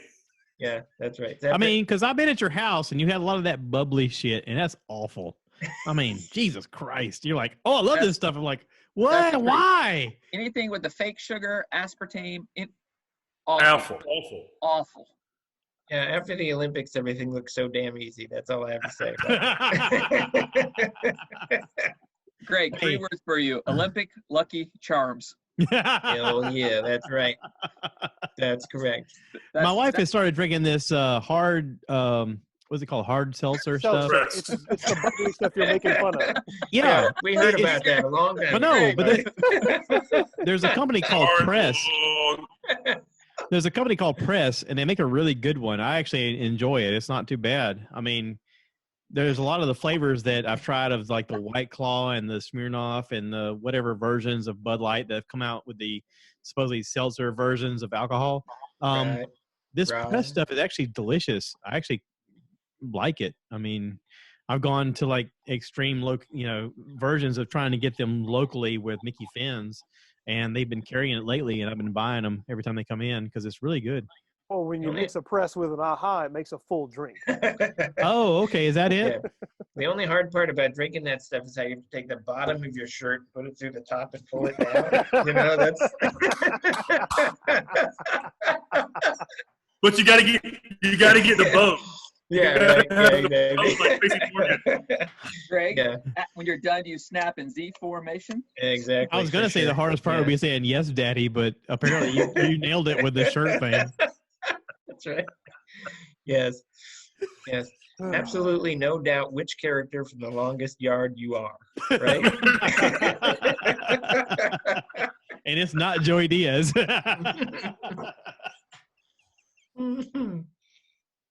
Wow. Oh man. So 2 years, Mr. Peak. Yeah. How about you take a quick moment to reflect on your journey in those 2 years? You know, it's been incredible in 2 years, going from just using my phone to be like, hey, everybody, this is episode 1. I mean, I think the first episode was literally, are you listening? And from the first episode, it was just a experiment of, I wonder if anybody gives a shit. I wonder if anybody's going to listen. But every step of it was sort of a version of what I want it to be. And what I wanted it to be was actually what it is now. I mean, it's a social platform where everybody can get together, have community, build community, talk to each other, promote the positive. Anybody that's got anything going on, I want to talk about and send people in that direction, because I figure if I know 100 people, you know 100 people, you know 100 people, you know 100 people, you know 100 people, that's 500 people that we can reach. The dog knows 100 people. The dog sniffed 100 people. But potentially that's community that we can all reach and we can all grow on. And why not promote what we can? I mean, if you find something that's good, talk about it. You know, there's a lot of negativity in the world. And I keep promoting this thing of, if you figure out a better way, tell everybody about it. Help everybody progress. Help everybody figure out. And Greg can attest to this. You can tell 100 people how to do a podcast, but nobody's going to follow through with it unless you follow through with it. I mean, Greg's followed through with it. He's done episodes. He keeps putting them out. I mean, lately it's not been so much, but kind of. Yeah. Listen, to be fair, he is dealing with a horrific crisis situation as the infectious disease. He's saving lives, and he's on the front line. He's on the front lines. If I could, I'd like to say that I actually anticipated this moment in the podcast, and I figured that my response was going to be, I don't have to be the best. I just have to be better than the worst. Yeah, that's right. Yeah. I'm good. Don't mess with me. I feel the same way about running. I don't have to be the best. I just be faster than the slow guy. Yes, that's right. Yeah. As long as these two keep not doing anything, I'm good. I'm fine, right? I mean, as long as Treadaway's alive, I can keep drinking. So that's right. Yeah, basically what you figure is that if Treadaway has lived through it, and you drink less than Treadaway, you ought to be okay, right? Isn't that he's my canary in the mine. If something goes wrong, I'll be like, damn it. Now I got to rethink everything. God. I'm going to watch this video, this podcast, and the only reason I'm going to do it is to watch just how cool Alex is the whole time. I mean, check him out. Right. He's just like he's pimping. Like he's got, No, sun's out. I love it. Outside. It's unbelievable, man. Hey, Like, sun's out, guns out. Go ahead and flex. See, if I were inside, you'd be hearing a 3-year-old climbing all over me and a 6-year-old running around asking me for popcorn. Go ahead, do it. Do it. Why would I flex? I don't need to flex. Do the whole double arm. I know you want to. Come on, baby. God. Come on. Yeah, that popped up on my Facebook timeline a couple days ago. The 3 of us on Mother's Day weekend. Oh yeah. Yeah, all doing the. Yeah. Well, I figure since I don't have to go to work, I'm going to wear as little sleeves as possible for the remainder of however long. The nice even tan. Well, that's why I'm glad that there's only a front picture, a top I was picture. gonna say, yeah, I've been doing that with pants. That's a coincidence. Well, you don't have kids, so I'm surprised you're not doing the whole like buns out. Getting your sunburn. No downsides for me. Lane, on the other hand, we won't talk about it. Listen, I can tell you how to make money. You just need to. Yeah, that's I a think different they have platform. websites on that already, Josh. I 100% guarantee you that the only possible way I could make money with that is if people paid me to stop it. I will pay you to put on your pants. Yeah, exactly. That's right. It's like, There's a market for everyone. I'm just saying. That's right. It's called a reverse striptease, Greg. Just saying. yes, hey, listen. It's $5 for me to leave my pants on, 50 to take them, 50 to take them off, Yeah. 100 to put them on. Yeah. Because $20 is $20. Yeah. Right. Even in your jumper. And I guess the quote of the day would be, $1 for you. "Bitch better have my money." You gotta be quicker than that.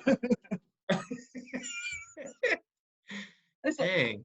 Making it rain. Making it rain. Wes just has stripper money.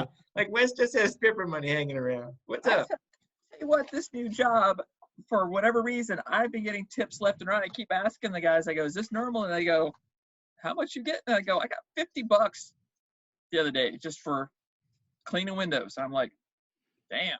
I was like, and that was my tip. Is So, it really hard to like miss the windshield wipers when you're doing that?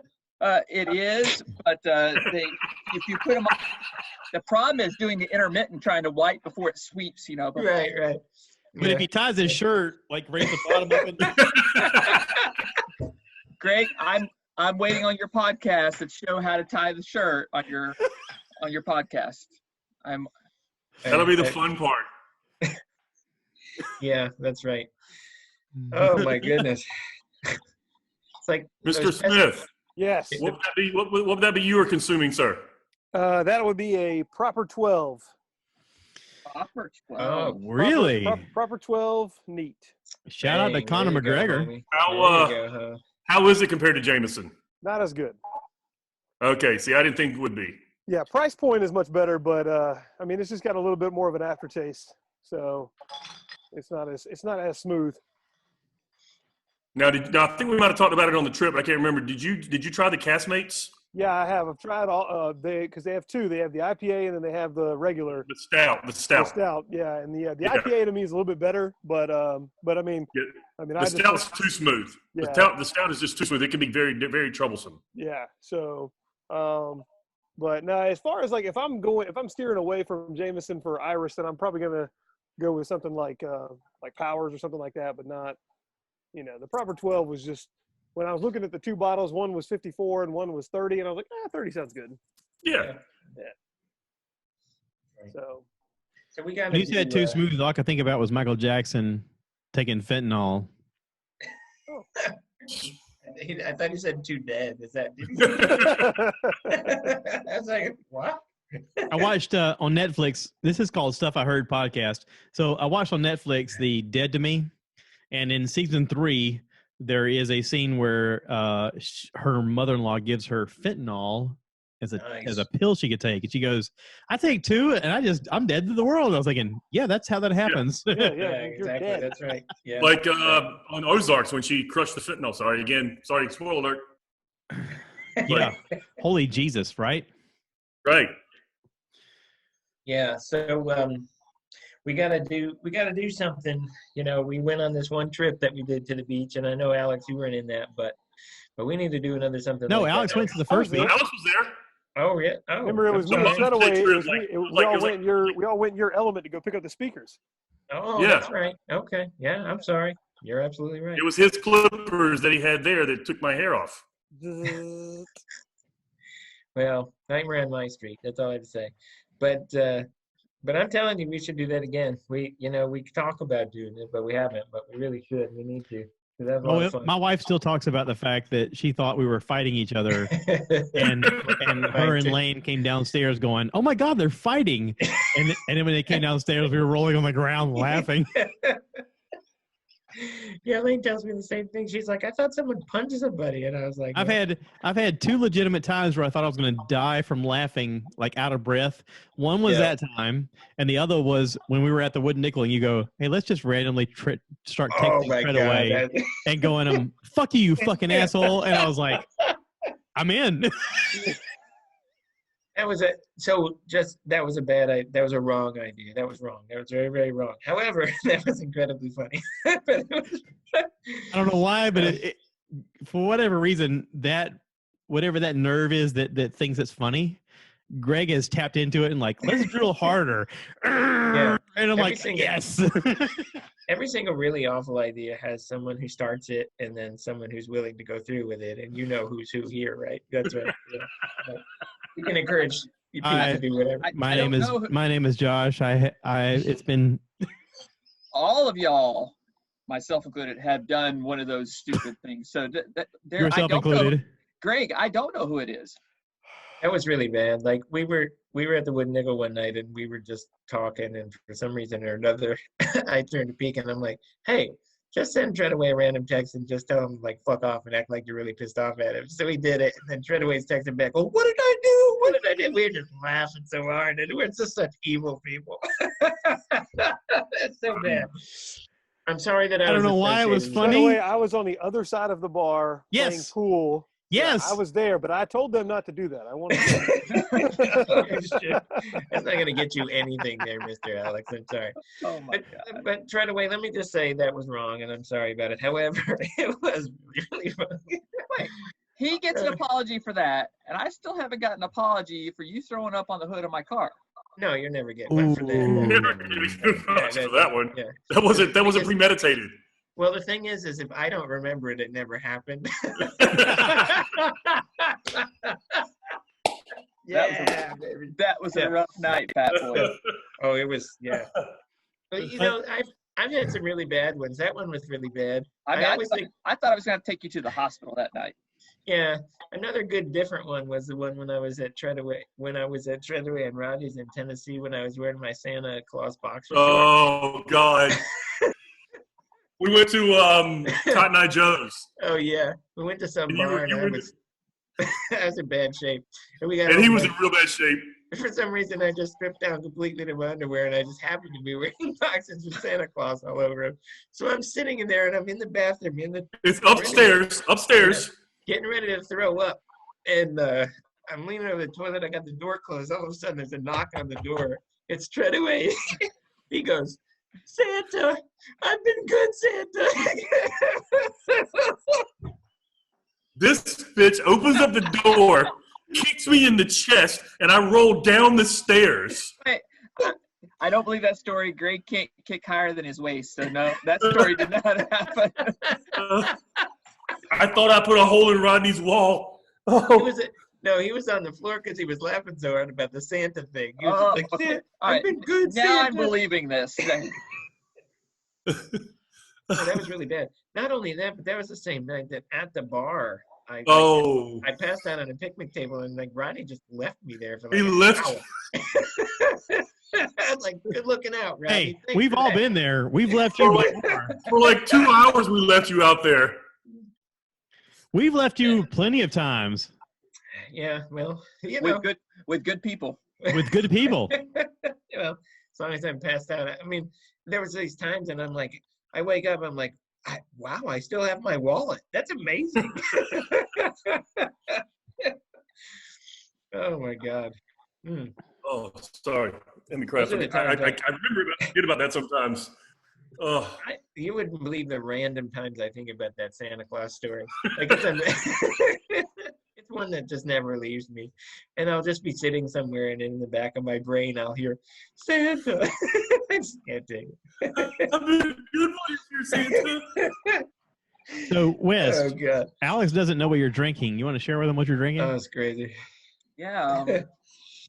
There's a brewery up here called Mispillion, and they do a war series.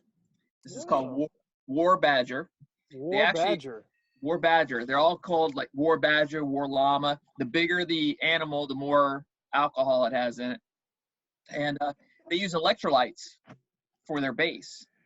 So they're actually, I mean, they're pretty yummy. They really are. Nice. So. Nice. What is that sperm whale badger thing that they What's the biggest animal they go up to? yeah, like 170% alcohol. War actually, elephant. It has a little secret ingredient. That's right. It's just like 100% pure alcohol. Wolverine. It's pure something. Alex, I'm not sure what I've only had about 4 or 5 of them. So Ask your wife. She probably drank it. Actually, she doesn't drink. She drinks these, but she doesn't drink sours normally. So. Oh, okay. I do like a good sour. I will say that. I do like a good sour. Well, if we get together, I will bring down some sours from this place, and That would be awesome. If you remotely like sours, I think you'll love these. Yeah, I do like a good sour.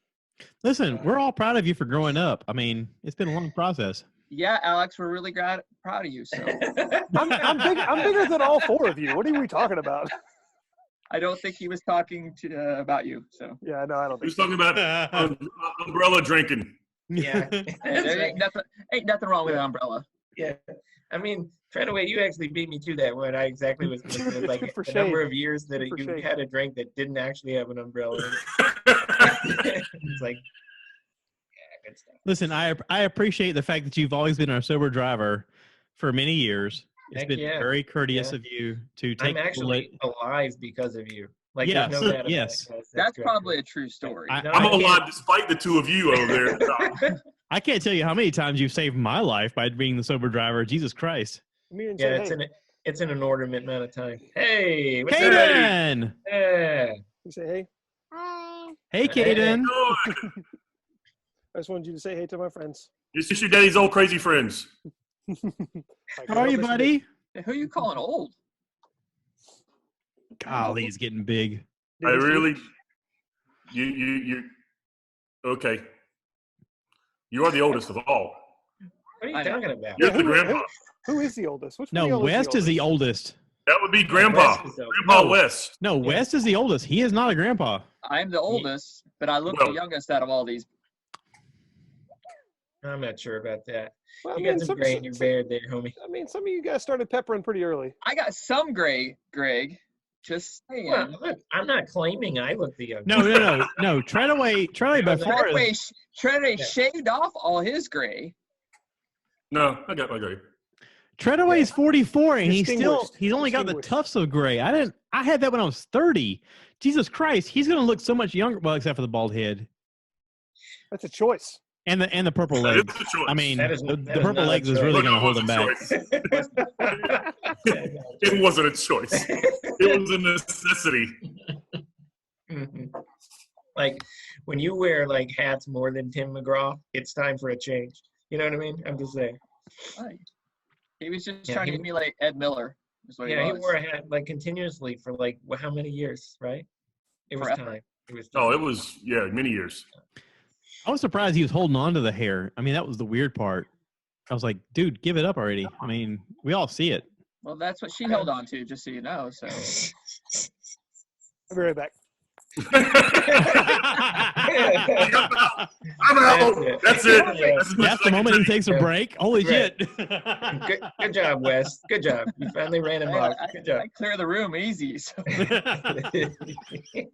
It's not the first time. Yeah. I won't be the last either. Holy crap. Oh, man. Listen, thank you guys for being a part of the podcast. And thank you for, being here from the beginning. I mean, Jesus Christ. I met each of you individually away from everybody. and for some reason you've all folded into the same group, and it's awesome. It's been fun. Yeah. I mean, Wouldn't change a thing, man. Yeah. Love you guys.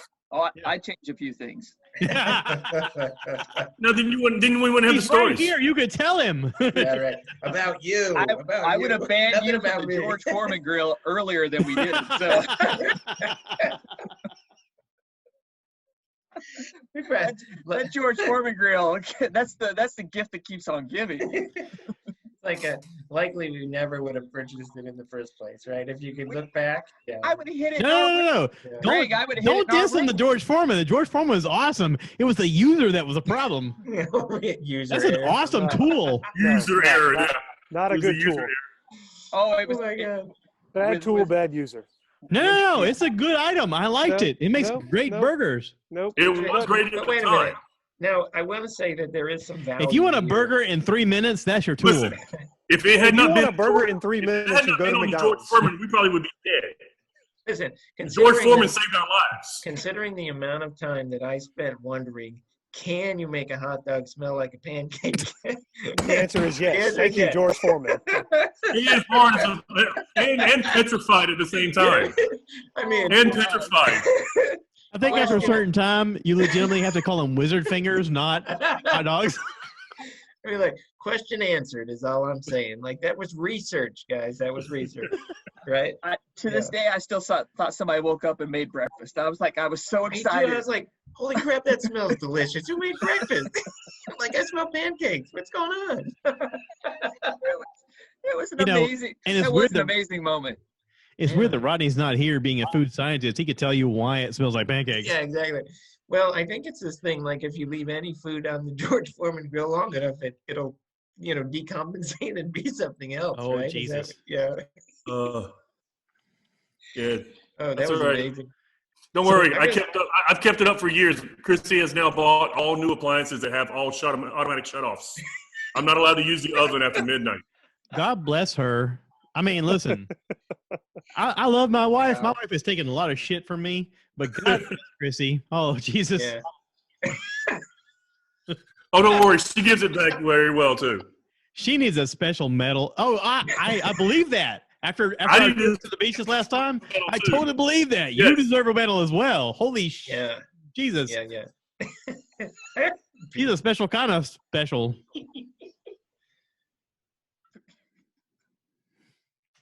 Oh, well. How many beers in are you there, Peach? How many is it? I got to count. There was a lot of glass clinking. There's a lot of dead bodies in here. Hang on. Let me count. Bottles. It's pronounced bottles. Those are Peak fallen is a- clones. Peach is in the place. They're fallen clones. why are you judging me? filters. Fuck you. Filters Thrive? are gone. Is the Filters are answer gone. thrive? Yeah, filters are gone. Thrive? For sure. It's thrive. 3. Combination of 3 and 5. Simply stunning. Thrive. 7. And 11. It's a 3, 5, and 11. I'll say Peach. We're Peak, back in it, baby. 7 spleen. Peak has utilized quarantine for drinking very well. I think. I watched. He's Listen, kept Leinenkugels in business through the quarantine. Yeah, for I'm sure. specifically why they're in Florence. You are. He actually has gotten social media contact straight from Mr. Leinenkugel himself to get beers to Florence for you. Dick and Jacob Leinenkugel and Katie Leinenkugel, they've been specific in bringing it into Florence. I mean, like, I've been sending them Instagram messages. They don't respond to Twitter too much, but they do respond to Instagram. And Man, get 'em on right the away, they're podcast, like, hey, man. we'll Get help 'em you on the out. podcast.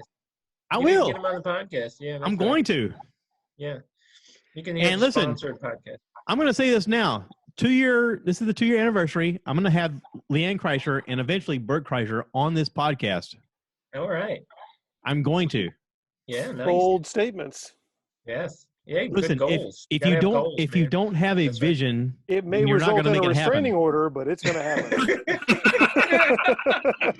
he may or may not be in duct tape. Fine. Yeah, Fine. Whatever. We're gonna What? say it officially. Hey, you got to Yeah. live your dream. You got to live your dream. Yeah, It's going to man. be like a Suicide Kings movie issue. Yeah. It's like Bert was great on the podcast, except how come the only thing he said was like, "Hey, could you take these cups off?"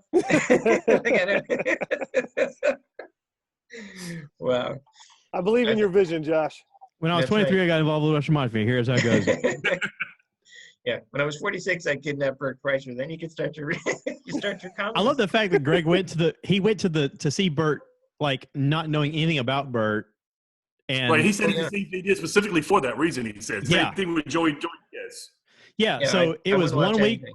It was 1 week before he recorded Secret Time, so he had a lot of stuff ready to go, and he told a machine story, which was fucking epic at the end. Yeah. And Greg was like, "Wait, holy crap! I had no idea this guy was gonna do this." Yeah, no. Listen, I specifically didn't want to watch. I didn't know who he was. I didn't watch any of his stuff. I didn't want to watch any of his stuff. I wanted to go in like totally clean, right? Yeah. And it was cool. That was the way to do it. Yeah, Well, that's what I was thinking is the way to do it.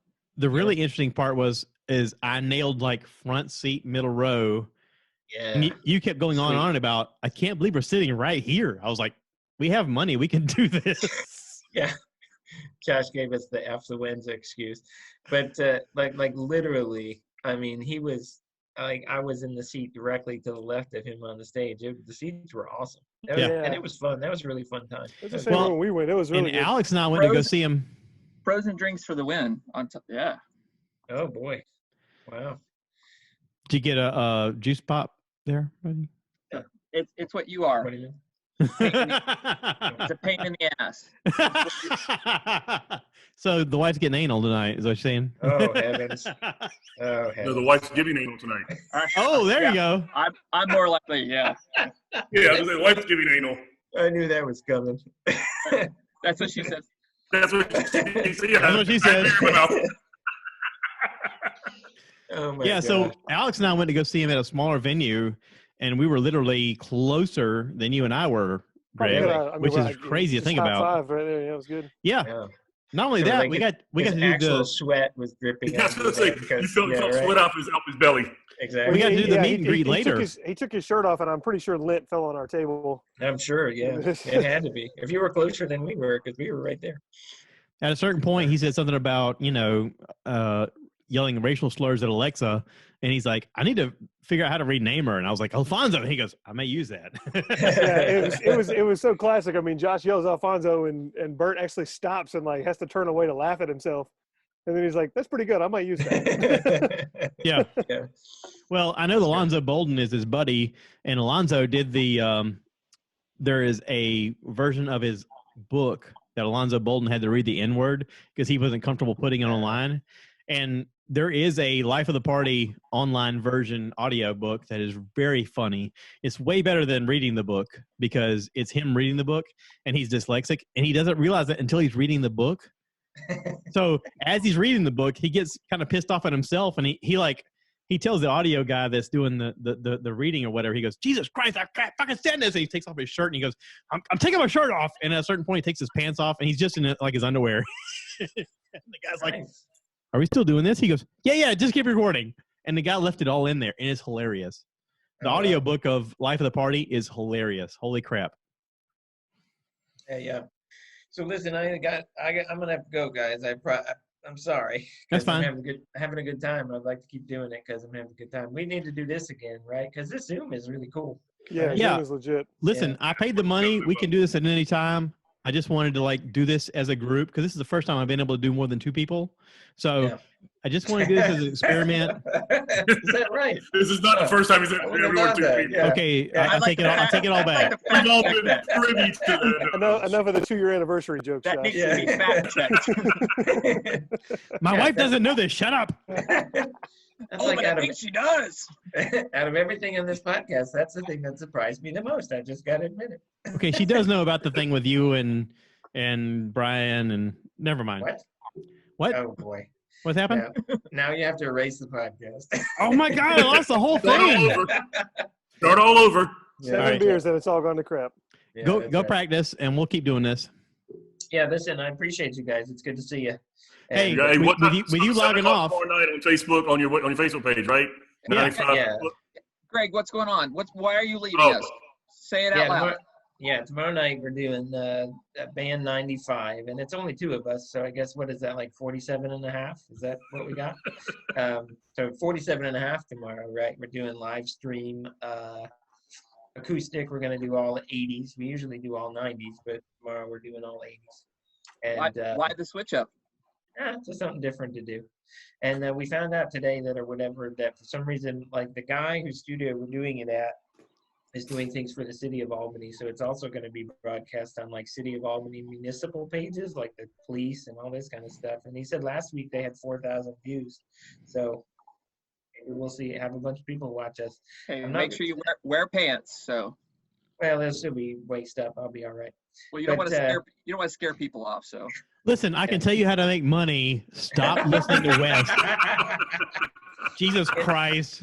Listen, I'm going to wear shorts and I'm going to be like, it's called OnlyFans. You set up a site and people will log in and they'll pay. I'm going to be like that guy in the Seinfeld episode that wore the shorts with no underwear. You know what I'm talking about? Yeah, we'll do that. That wasn't Seinfeld. That was Friends. Yeah. Yeah, Joey. Oh, Kramer did that too. Kramer did that. Free. Trying to increase. So. I'm out there, Jerry. Well, yes, but it wasn't somebody else's. Joey stole Chandler's pants, put on everything. Everything.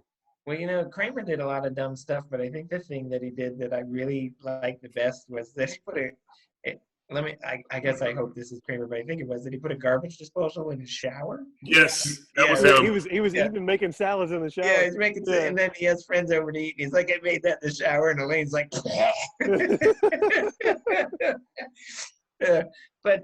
so anyway, live stream tomorrow. If you guys check it out, it'll be fun. On Facebook, check out 95, NINETY, number 5. Well, actually, our Facebook page is it's at 95 and the word 90 with the number 5. Band Albany is what it is. What time is that live stream? 7 tomorrow. Yeah, 7 o'clock. Is that Central or Eastern? It's whatever's Russia is. No, I'm just kidding. Yeah, Eastern. So like Central. Anyway, we'll be doing that tomorrow, and hopefully it'll be pretty fun. And so we're gonna give it a shot. But this was fun. Pete, congrats on the 2 years, buddy. Thanks for having me on the podcast as much as you have. Thanks for helping me get my podcast going. Everybody check out 5 and 40. Yeah, and what you were saying about doing it on your phone, that's what I still do. I don't have all this nice equipment, and it really sounds good. The Anchor app does all the work. You record it, hit one button, it posts it to all the sites. But I will do it. I will do it. Yeah. Okay, one person was enough. Now 2 of you on my back. Stop it. No, I won't. Yeah, but it is pretty enjoyable, and I'll get another episode out. I'm going to do my next episode. I'm going to do all music episodes, so all 5 will be about music. So we'll do something fun with that. Hey, if you want to do the Zoom and have me on it, I'll be on. Yeah, that would be cool. Yeah. Well, and I'm not doing any video, but you're saying I can just do the audio and move it over, right? Yeah, it'll have audio version. You can just take it and just publish it. Yeah, I'm going to get my dad on, too. I talked to my dad about it. He wants to get on, so I'm going to get him on, so that should be fun. Well, Pete, what was that app that you and I were going to do before we found Zoom that was just audio that was a lot easier? Zencaster. Yeah. Zencaster's no good. Just for sound, that one worked really well. Yeah. I mean, sound-wise, it was great. Hey, so you guys have fun. I really got to roll.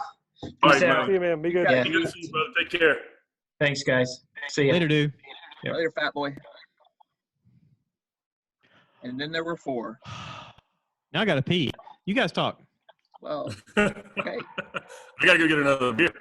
I know he's giving you guys Wes. I know he's giving you a hard time about your sours, but my man it's a summer shandy. So here's the thing. Hold up, Alex. We were not giving him a hard time about his sours.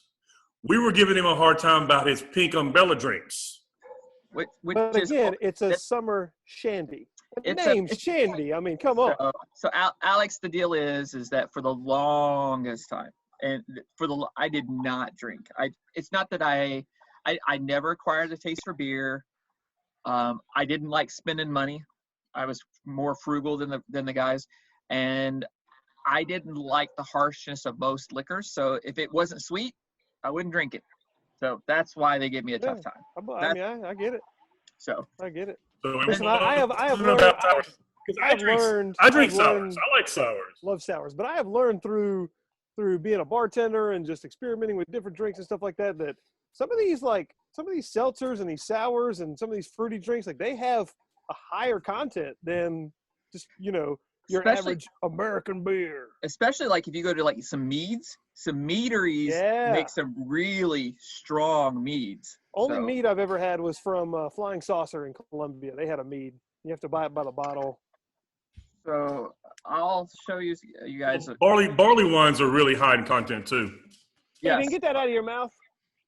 So wow, that's what. So for you guys to see, this is wow. Here you go. Where was Greg when you needed me on that one? I don't know what you guys can see. That's our liquor cabinet. Nice. And that's just what fits in the liquor cabinet. We have 81 bottles of liquor.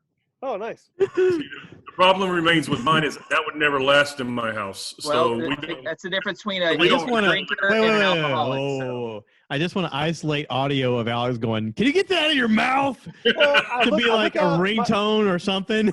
My son is like chasing this little bouncy ball around, and it goes under the cornhole board, and I look over, and he grabs it and just like pops it in his mouth. I'm like, what are you doing? Jeez. This is your influence. This is your fault. I totally accept it. Yeah.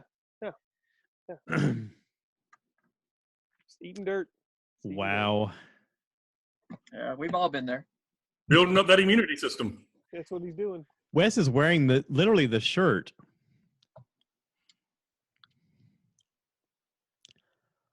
I don't know how it reads if it's backwards on your screen. Yeah, it looks good. No, it's right. So, yeah. It's ironically, it's from a brewery.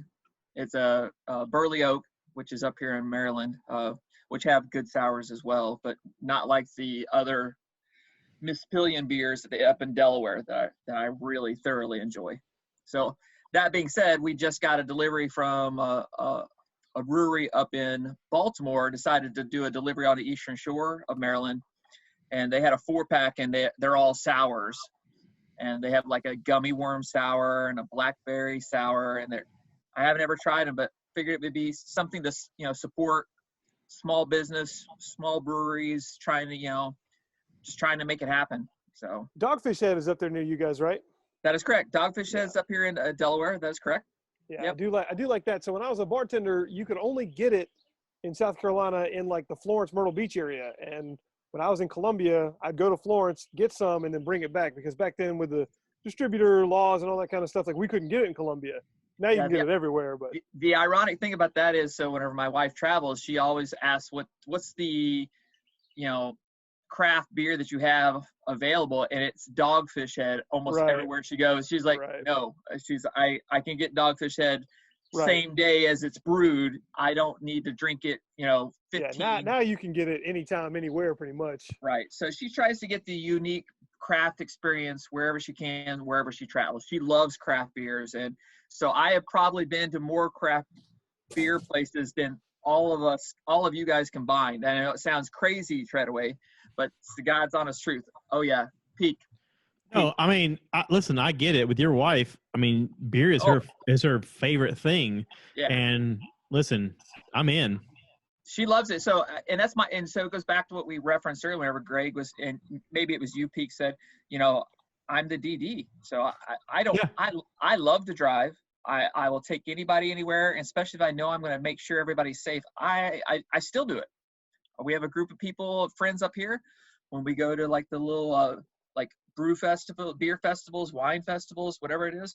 I always drive, and I always moderate whatever I drink, but I love to take care of people. I've always been a caretaker. I've always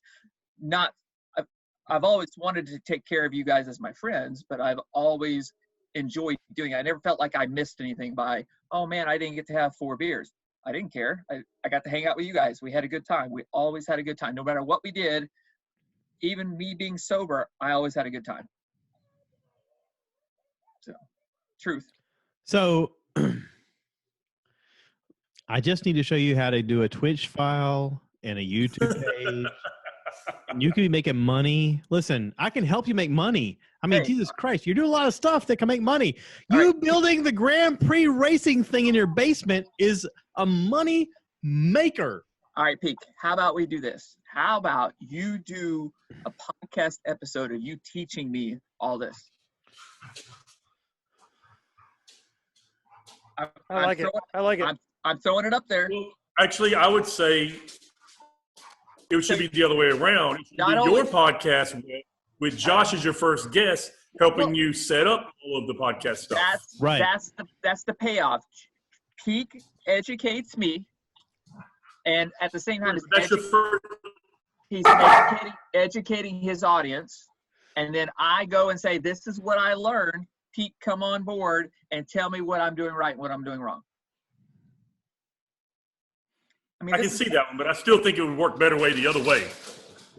So here's the thing: is I'm not doing anything anybody else can't figure out.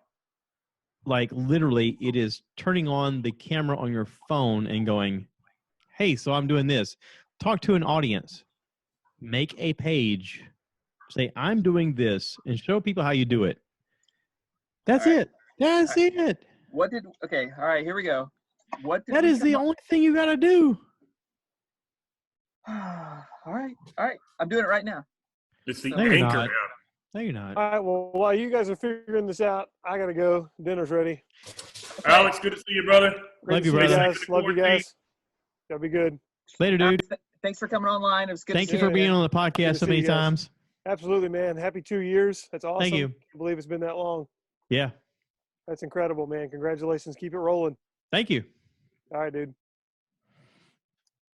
While Josh is looking up stuff, I'll be right back. I got to get out of the beer.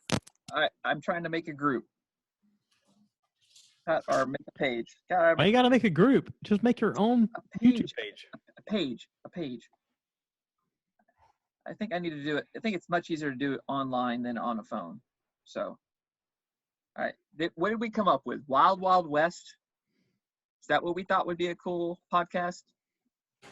Yes, because the merch would be incredible. Yes. I mean, we talked about this. So that it transcends multiple, it's catchy. So we thought about the Mr. Joshua, which that has been my nickname for forever, but I think Wild Wild West is more fun. I do too. Okay. Because it leaves options to where if there's a copyright, oh Jesus, he got the shirt on. Hell yeah, dude. It's 2 year, man. It's 2 year. I had to represent. If there's a copyright issue, you can always do the abbreviation of the WW. WWW? WW West. Yeah. WW. I mean, there's all kind of options where you can do a thing where you can like tag it as yourself, where you can literally do the WWW and then EST right next to it, and it would be fine. It wouldn't tie into anything else. There's all kind of options. Plus, merch-wise, the WW West, I mean, you can come up with all kind of like Western logo stuff, and it would be really cool. Rattlesnakes, cowboy hats, cactuses, a guy driving a dragster through a desolate, wasteland. I mean, whatever. Right. There was a movie I watched a long time ago. I forget the name of it. It was literally after like a nuclear holocaust, because that was like one of the fears in the 80s. It was like late 80s. There was a movie about a guy who, after a nuclear holocaust, was alive, and he had like a Indy car, and he was like, what do I do now? And literally it was him putting fuel in the car and driving just batshit crazy through the wastelands and trying to figure out how to get more fuel so he could keep driving. And I was like, when I met you, I was like, oh, this is like this dude. All right, so we have Wild Wild West. I could do What Would Josh Do? WWJD. What would Josh do? You're probably gonna have a lot of problems getting the websites and things like that. That's kind of overworked. Okay. All right. But it would be funny to tag in. What, like a segment called What Would Josh Do? Sure. I mean, like even on HBO, the recent, Dead to Me, there was a couple of WWJDs because two of the main characters was Judy and Jen, and they were like, what would Jen do? What would Jody do? What would Judy do? And I was like, yeah, whatever. What would Josh do? Okay. But the WW, I mean, I like that. Wild Wild West. WWD. What would West do? What would West do? What would Wes do? I wonder if that. What My would Wes brother, do? my brother had the idea of doing the That is available on Facebook. Nobody has that. Ooh. So let's see if Wild Wild West is available. Wild No. West. No, there's a movie called Wild Wild West. There's a Kumo D song Wild Wild West. Well, I know there's several groups called Wild Wild West. Yeah. There's a lot of folks that live out in like Wyoming and Denver and shit like that would have that already. I would call it the Wild Wild West podcast. Yeah. Let's see what that comes up. Podcast. Nobody has it. So I could do Wild Wild West podcast. Really? Yeah. Nobody has it? Nobody has it. Interesting. So you're telling me I need to go get it before you publish this? I mean, one of my things is it's important to get off your ass and go do shit rather than let stuff happen. You could be making a lot more money now than you currently are just if you videoed some of the stuff you did and put it online. Okay. I am at the point, and it's not that I am giving in. I'm at the point that I'm ready to commit to it. He's giving in. I'm not going to commit to doing 2 or 3 a week, but I think I could come up with something once a week. I could come up with something. Why not? Well, exactly. Why not?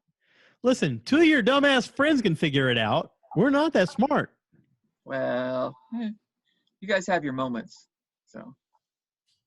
Just because we built furniture or whatever, whatever. So. And it's very good looking furniture, by the way. Yeah, it's really cool. I give you mad props for it. I'm looking forward to you coming back to visit. You should see that back porch. It's freaking amazing.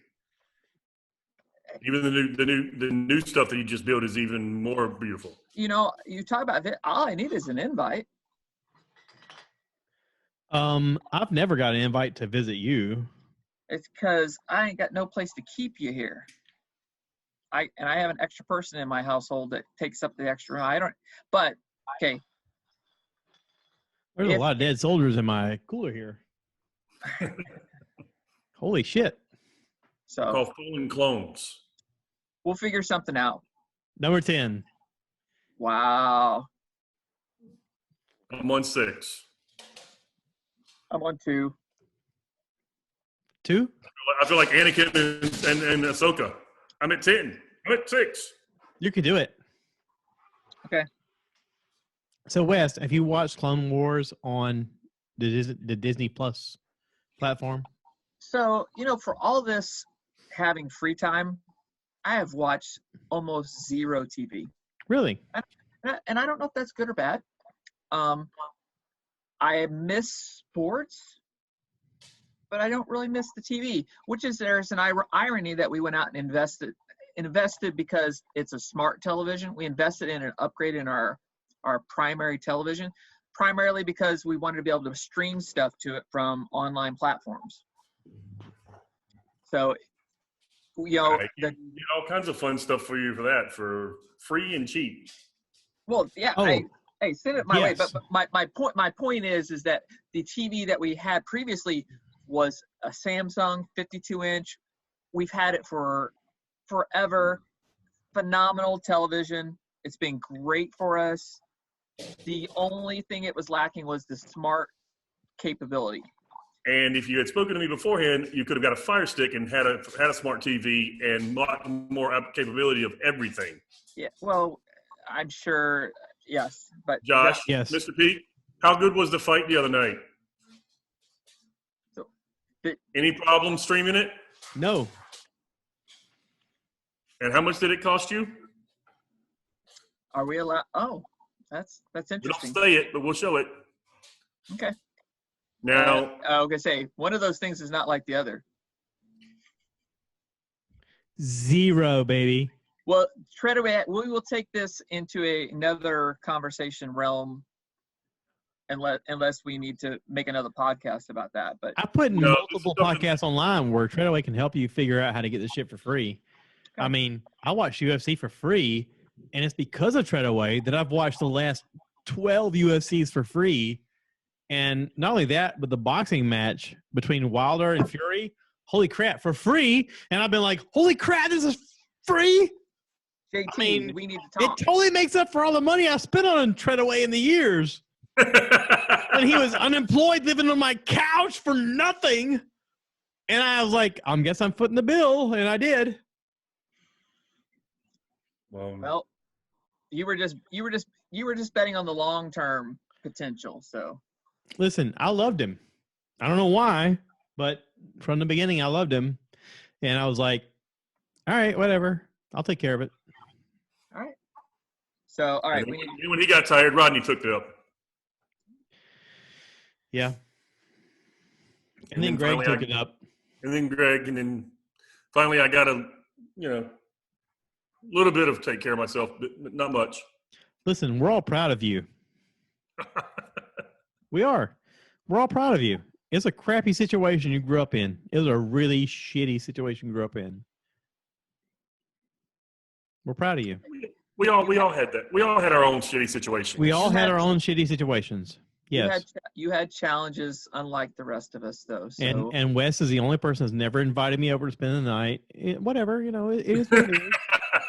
Well, technically, we all invited you over to spend a night about 4 or 5 months in a row. Listen, Wes is like his mom. He's like, I love you from afar, but don't fucking come over. Here I we get go. it. I totally get it. Whatever, man. Whatever. Here we go. Whatever. You spent the night in my house more than once. But whatever, whatever. More than once? How about? I think it's just once. Just once. You're always invited. I've always I got know. room. I know. All I would have to do is ask. I know. I just don't. I don't have the place. Trust me, I haven't had my parents at my place, so it's not like you're missing out. So, but One day I'm going to get to the root of you, and you're going to like open up and tell me about your deepest, darkest secrets, about your mom, your dad. You're gonna be. And then your face You're is gonna melt. like tell me some weird thing about your dad being an outlaw, and I'll be like, oh, I totally get it. Why not? Yeah, duh. you're gonna be really bored. Listen, So- Treadaway and I are both talking about how the Tiger King series was a thing we can't watch because it reminds us too much of our parenthood, and we're like, oh, I can't watch that because of so and so, and it's like, yeah, no. I haven't watched that. I know more about it. Listen, from- I haven't either. I haven't either.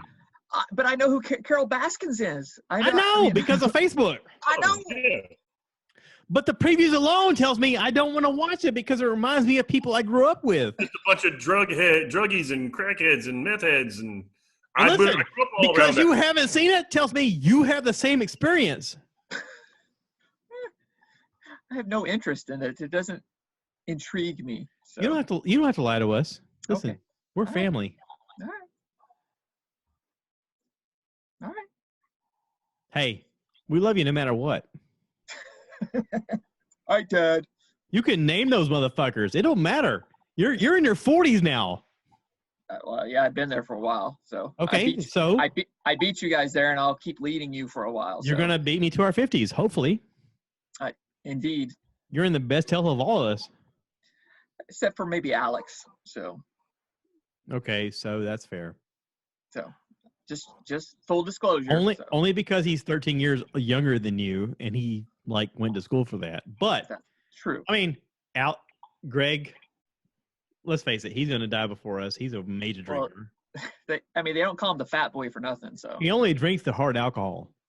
Treadaway, drinks all the alcohol. I mean, look at him. I'm drinking as we go, and I'm overweight. So it's going to be you at the eulogy going, I knew these guys, they were great. And But I they're have my dead umbrella now. You drink, should have so- drank umbrella drinks. Yeah. So God bless you. Well, somebody has to drink the umbrella drinks Treadaway. I can hear it now. So I've drove all these guys at some point in their life, and they're dead now. That's going to be the end of it. That's all he says. Except for mine, his last words will be, and he knew good people. That'll be in his eulogy. That'll for be yours. every one of you guys will get that. And he was good people, and he knew good people. That won't be at mine. And he did good people. Well, I'm not gonna lie.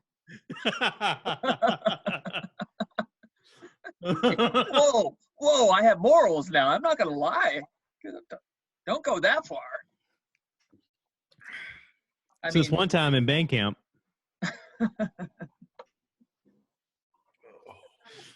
This one time at Bar None. Oh, Bar None, Night Works, you name it. Listen, it's Elbow weird. Room. It's weird delivering downtown now to Columbia, and all those places are gone now. Even Night Works. I'm like, Yesterday's closed. I couldn't believe it. Yeah, it's weird. I miss Frank's at 3 a.m. Yeah, God bless Frank's. I miss the. I tell stories about that all the time. Yeah. I mean, and you ruined everything with Ranch, but you still patronize the place. So. It's the reason I found out marinara and ranch go good together. No, they do not. No, you are for cheesesteaks they do. No, that is whenever you get too drunk to know better. So I'm just saying. Well, that's usually. I mean, you were never sober to realize what you were doing was wrong. Well, it's like Waffle House. You ever eaten Waffle House sober? Well, yeah, but okay, I also worked at Toys R Us on third shift, so I was a little weird. So okay. I too have worked Toys R Us on third shift. I was gonna say I think someone else in this podcast and used to work at a third shift at Toys R Us. Yep. But I don't think he's ever eaten at Waffle House sober. No, I have. Well, yeah, and it was actually we ate at Huddle House too. So because Huddle House is right around the corner, that's actually where we ended up. Listen, Waffle House is special. Waffle House is one of those places where no matter your condition, they'll welcome you in. It's like Cheers. You walk in, they're like, hey! You're like, hey! Even if you don't know who the person is, you're family. But the food tastes better when you're hungover. Oh, yeah. Even sober, the food is not bad. I mean, it's not. I'm not going to go there. Oh, it's not bad. I'm just going to say it. They're really good. I like their food better than Huddle House. Listen, my first girlfriend, well, not first girlfriend. Be careful here. Your first adult girl? How do I phrase this? I don't even know how to phrase it. Okay, so there was a girlfriend who I dated for a long time who worked at Waffle House, and it was exceptional. Yeah, did I do that right? The food or the girl? Wait. The girl.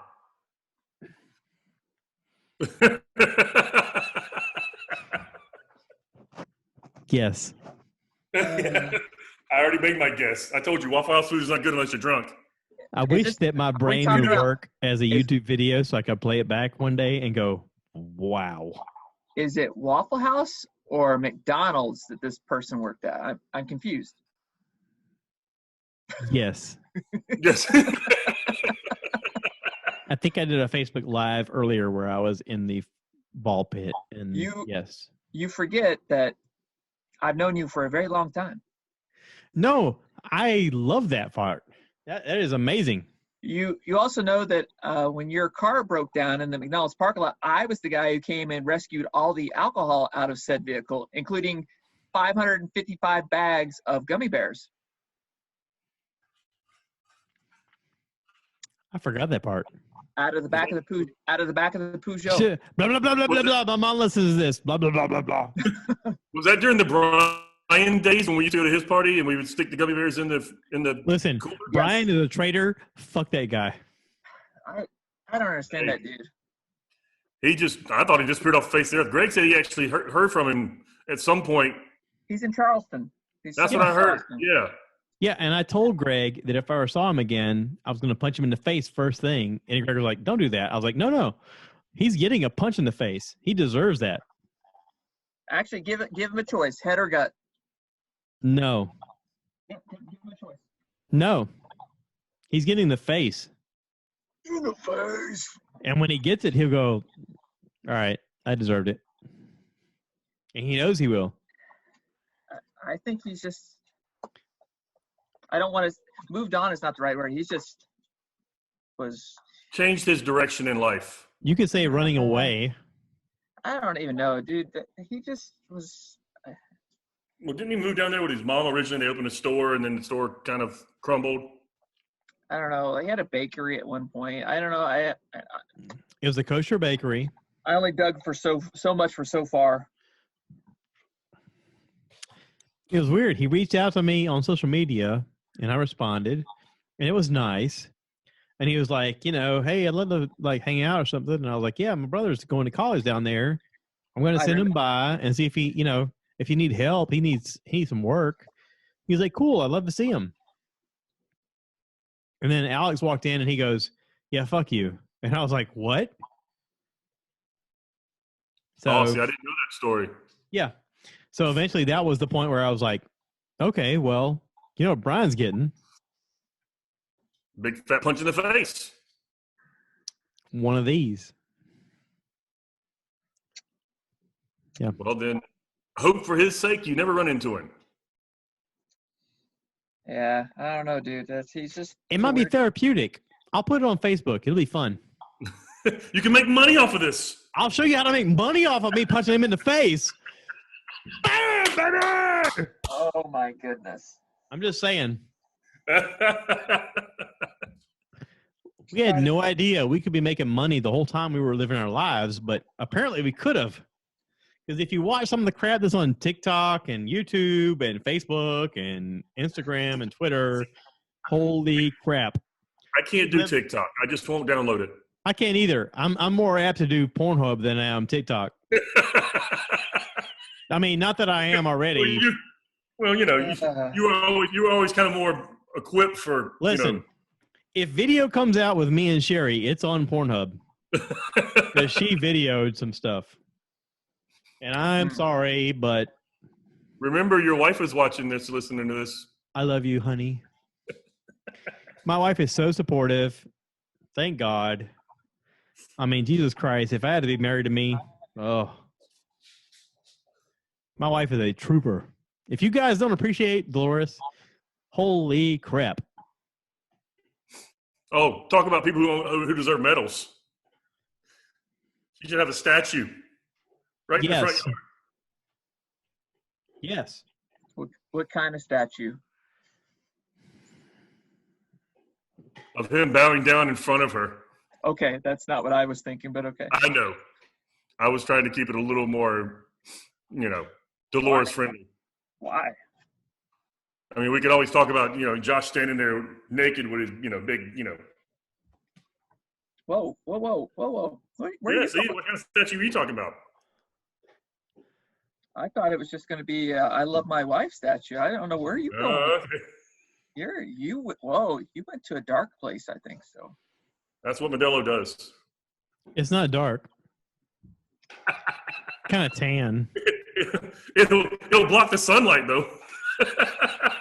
I am thankful that I can also say I have no idea what you're talking about. I don't know. Greg goes, and I go, no, I don't. I love you so much. And I'm okay with that. I am so okay with that I am okay with that.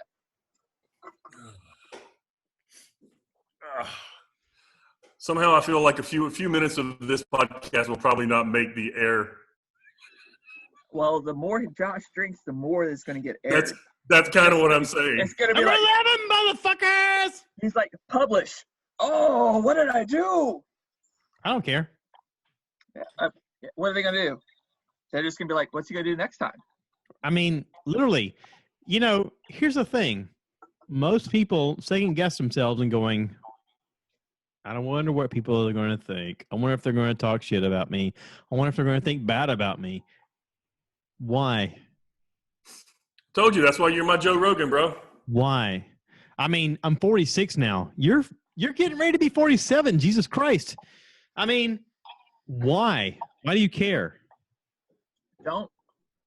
Neither do I. mean, so I've watched my parents both lose both their parents, and there's a change in them that happens where they go, this is it. And I think there's a weird thing where both my mom and my dad are alive, and my dad is okay with whatever. My mom is more like, you shouldn't say that, honey. But if there's a moment where my mom passes away, like the filter goes away. The filter is going away as I get older, but there is a filter. I mean, weirdly enough, there is a filter. I will attest to the fact there's a big filter, actually. Yes. So And your that filter is your mother. your mom was young. Oh, when she we had don't you. even. We don't even. I couldn't. My mom could never listen to a podcast I did. Period. But she may. Okay. She may. And there is an element of you that has to go, whatever. I don't care. Right? I mean, legitimately. No, I agree. Well, my mother knows I don't. I mean, I don't. But she would never. She just would never listen. My father would listen. He doesn't give a damn what. You know, my dad. I don't need a filter on my dad. You know, there's a weird thing about dads is dads go, yeah, guys are going to be guys. I mean, I get it. I mean, and West is very interesting in his own perspective because he's never talked about his dad. Anything. I mean, he's very secretive of everything, and I've only accepted West as West, and West is very specific upon himself, and he is very caring and loving and giving and compassionate, and even in his own quest, he's willing to surpass his own desires to go, you guys deserve this. Let me let you have your fun. And it's honorable and it's sad and it's loving and it's everything in together. It's the yin and the yang all together. But I don't think it's sad. You guys say this. Well, you don't see it as sad. We sometimes see it as sad because we feel like you could be part of the party with us and have some of the stories with us, but you don't. Yeah. You don't feel that way. The only sadness. We're sad because you're not part of sometimes the drunken stories. Yeah, But right. Because the only sadness negatively. The only sadness comes from you not saying, this is the shit I put up with and this is the shit I'm willing to accept, which Treadaway and I have said. I mean, you've been very guarded in your past because you're like, this is my narrative and this is where I'm going from here. And listen, it's honorable, it's admirable, and shout out to your stepdad who really raised the bar and stood up and did the right thing. I mean, Jesus Christ, he did the right thing. Holy crap. And to take on you and Gabriel as his sons, and without question was like, you're my kids. I mean, as a stepfather now with a stepson, that's one of the roles I've taken on, and that's one of the things I've decided that no matter what this kid's been through, I'm going to take that role. And it's honorable. Well, so if you guys think about what you just said, so that helped define me as a young man into an adult, was that my dad, who is technically my stepdad, but I call him my dad, like you said, accepted me and my brother without question and took care of us. He never put off like he was like, I've had enough of this, I'm not your actual dad. He always took care of us in a manner that was just like being our dad. So that being said, I never judged you guys in as much that I always said, you guys are my friends. good, bad, indifferent. You know, I always wanted to be there, and I never minded being the designated driver. Never not minded taking care of you guys. Never minded trying to herd you like cats. But it was almost a challenge, and it was fun for me because I always knew that you guys were having the time of your life, and I was I was there with you. And we have stories. I just don't have the quote like drunk stories, but I have the drunk stories of you guys doing stuff, which is in as much fun. I mean, we have, you know, some just crazy stories from all over the places that we've gone to doing karaoke. And what was the bar right up the street from the apartment that we went to? Literally right Cracker up. Jacks.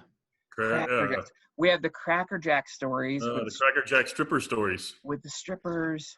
And, listen, she was good people. Fuck you guys. You know, we don't have those leather pants came with a story, and I wanted to find a story. We didn't get invited to the back room of Cracker Jacks, but I could have gotten you invited. I don't know that I was qualified. So, but yeah, I mean, we had so many fun stories like the, you know, Ichabods and Nightworks and going to Frank's and going to Bar None and, you know, running into Darius Rucker randomly in 5 Points because that's where before Hootie and the Blowfish made it big. We ran into him. It's just, and he's not a tall dude, you know. I was in the Marine Corps then. I missed that. Yeah. I spilled a beer on him in 5 Points. Oh, that is not surprising. So, and Peak, you know, it's funny you were talking about the Marine Corps. I remember the first time we met after you enlisted is that we literally bumped into each other at a bar down in Myrtle Beach. And I thought I was going to end up fighting. I don't know, it was you or one of your other Marine guys. That was me. I was like, who's this dude bumping into me? I was like, oh my God, I know you. You know, I was sitting there going, I was like, I'm going to have to fight 5 of these guys. I go, oh, I don't have to fight any of them. Thank God, because you guys would beat the crap out of me at that point in time. But, you know, I have no regrets on how I would change anything with the experiences with you guys. No, and I didn't mean it like that when I said that. Okay, what I was trying to say is, I know you have no regrets, and that's the point. And we don't have any regrets either. I was just saying that if there was a time where you had gotten a little bit drunker, that, you know, you'd have been more involved in some of the drunker stories that, you know, we don't remember, so you wouldn't remember. Then we probably would have forgotten some of those. What he's saying is he wants to get you really high. That's probably, I mean, I will never say never. That's probably not going to happen. You're more likely to see me get drunk because that has happened within the past couple of years, to the point that I've actually had to call Ange to come and get me from a bar, which she has a funny story about that because you guys have never seen me like that. But so I called her and told her. Oh, we need Angie now. We need Angie now. Well, I'll tell the story. Listen, your daughter's old enough now. She can drive you. She's like, hey, I need help. You're like, okay. She's almost there. She'll be there. She'll be there this fall. That's when true. She gets there, then it's going to be some good stories because both of them are getting drunk together. Hell yeah. Because I know how many happy hours Angie likes to go to. I lost count after 10 or 11, maybe 12 shots. Oh, I thought you meant beers, which I'm in. Thank you. Oh, liquor. Of what? Yes. Everything? Yes. Awesome. You name a shot. We had it, including Mind Erasers, Fireball, tequila. I believe it was the 11th shot because I think the 10th shot was Fireball again. That was, I think, that started with Fireball. The 10th shot was again Fireball. I think the 11th shot was tequila. And I tell Ange the story is that's whenever I realized I couldn't drive anymore. She goes, you realized after your 11th shot you couldn't drive anymore? I was like, yeah. She goes, I'm glad you had 11 shots then because if you had 10, you'd have probably tried to drive home. But I never seen you drink that much ever. Oh, never. Yeah. It was a fun night. But when she came to pick me up, she texted me she was outside. 10 minutes later, I ended up outside because I was saying goodbye to everybody on my way out, and it took me 10 minutes to get out of the bar. And then Just say I love you. And then I got outside and saw more people I knew, and I I started love you walking. guys. Yep. And Angie's just laughing the entire time that I'm saying goodbye to the entire world that was at the bar. So That's fitting.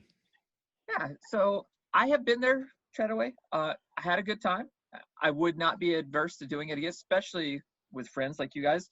But there's the part of me, if I'm out with you guys and we're doing that, before I could get that level, I'd have to make sure we had a plan on how to get you Thank guys God home. we have Uber now. No. I wanna Besides make- that, my wife will drive us. Yeah, I want to make sure We have get a home. Nissan Murano now. We can fit all of us. Yeah, but peak, we were down at the beach. When we had that last guys weekend, there was no girls, so your wife wouldn't have been able to help us. We have Uber. I know. That's what I'm saying. We need to have a plan, and as long as we Okay. Besides I would Uber, have said that we have Chrissy, but that doesn't work because she would have been drunker than all of us. that yes. is Besides Uber, we need something special for Chrissy because holy Jesus Christ, I was not expecting someone to fall through tables. I was expecting Treadaway to fall through tables, but not Chrissy. Wow. She's a special lady. Yeah, work hard, play hard. So it's not that I'm keeping anything from you. It's that I don't know what the story to tell is because my stepdad has just been my dad, so I can't even tell you anything about my biological father because I have not involved him in my life at all. So it's not like he was this and that. I can't tell you one thing about him. All I can tell you is it's not that. It's the beginning of my mom doesn't want you here. My mom doesn't want you in the house. My mom doesn't want you to spend the night. My mom doesn't want you this. I mean, I get it. But then when you become an adult, like you're 46 now, almost 47. There's a moment where you go, making sure you understand that you're the oldest. You know that, right? Yeah, I know. You're an adult now, and you can say, hey, guys, come hang out.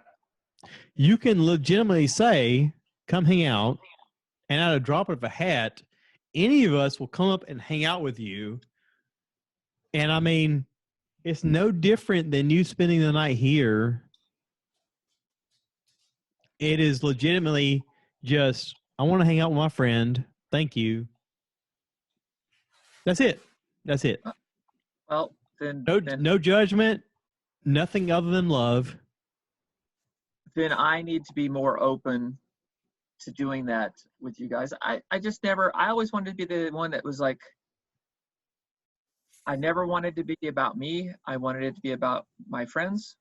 And I always, if you guys want to do something, I am all in.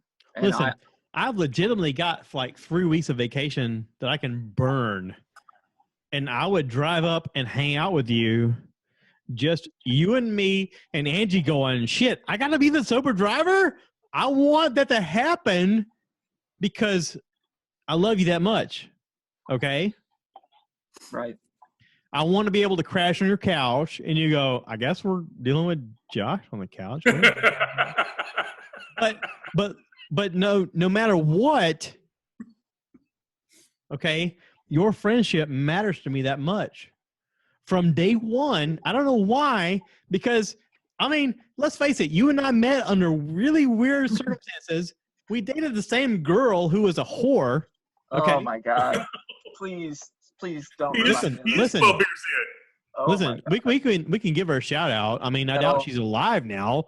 I mean, shout out to Maureen who could really take it, I mean, all the way. Dude. We had no idea we were dating the same girl, but we became friends because of her. So it's called Eskimo Brothers. Dude. Okay, that's fair. So, but from that, this friendship flourished, and I was able to invite you into this group who is weirdly enough made of misfit toys. Which is funny because you took me to Greg's house and Greg wasn't even there. There was a party at Greg's house. I was like, whose house is this? You're like, my friend's Greg. I was like, well, where is he? He's like, he's at work. I was like, what? What do you mean he's at work? So, yes. So from the beginning, I'm like, here is where you need to belong.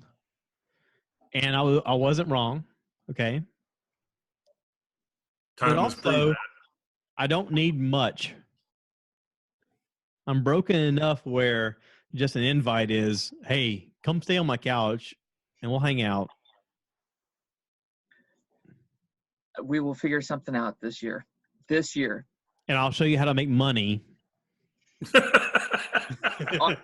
On my couch?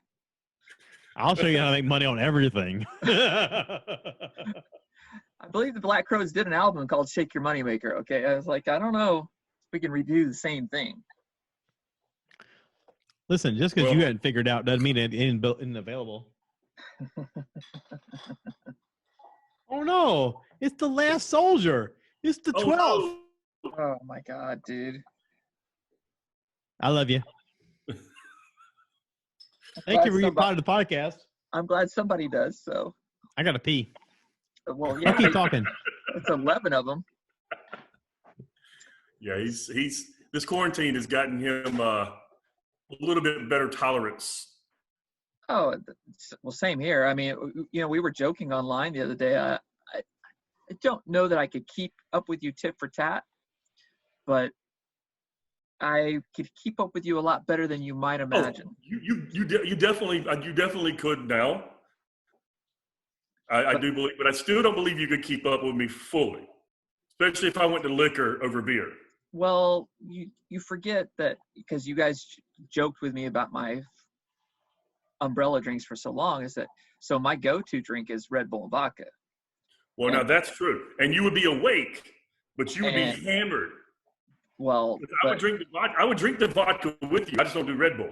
So, but I would sit there, and that's my thing. I've always done the Red Bull and vodka, especially when you guys start making fun of me. I was like, all right, let's line up the Red Bull and vodka, and he was like, whoa, no, it's a little much. But well, I don't do Red Bull because of my heart palpitations. Right, the arrhythmia. Yeah.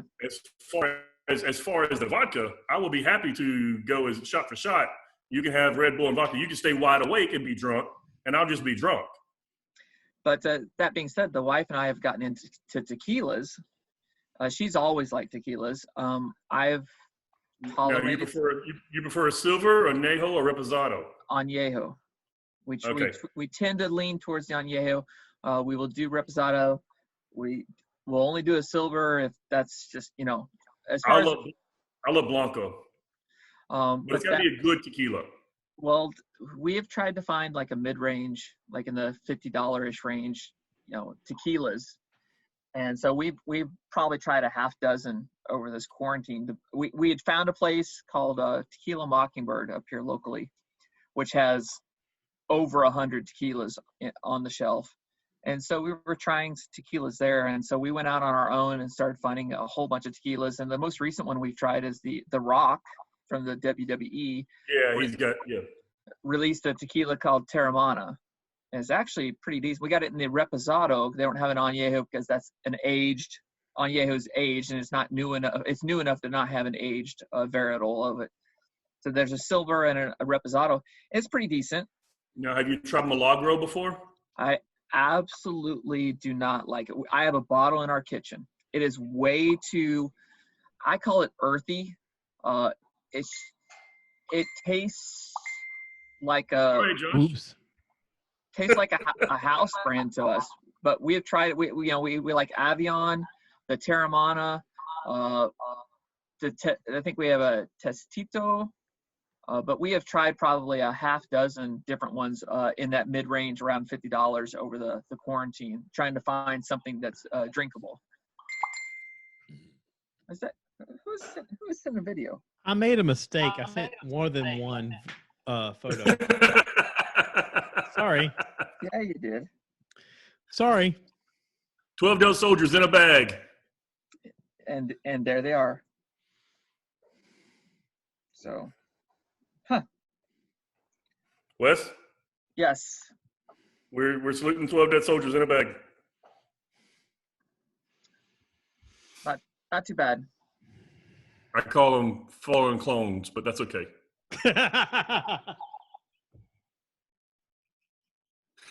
They protected me and my Jedi powers.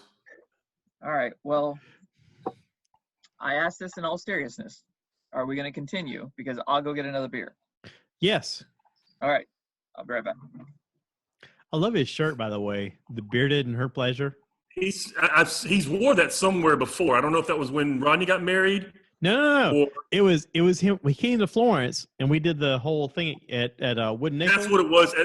Yes, that's what it was then. Yeah, there's video taken with him with the shirt on. Yeah, I knew that. I knew we'd seen that shirt before. Yeah.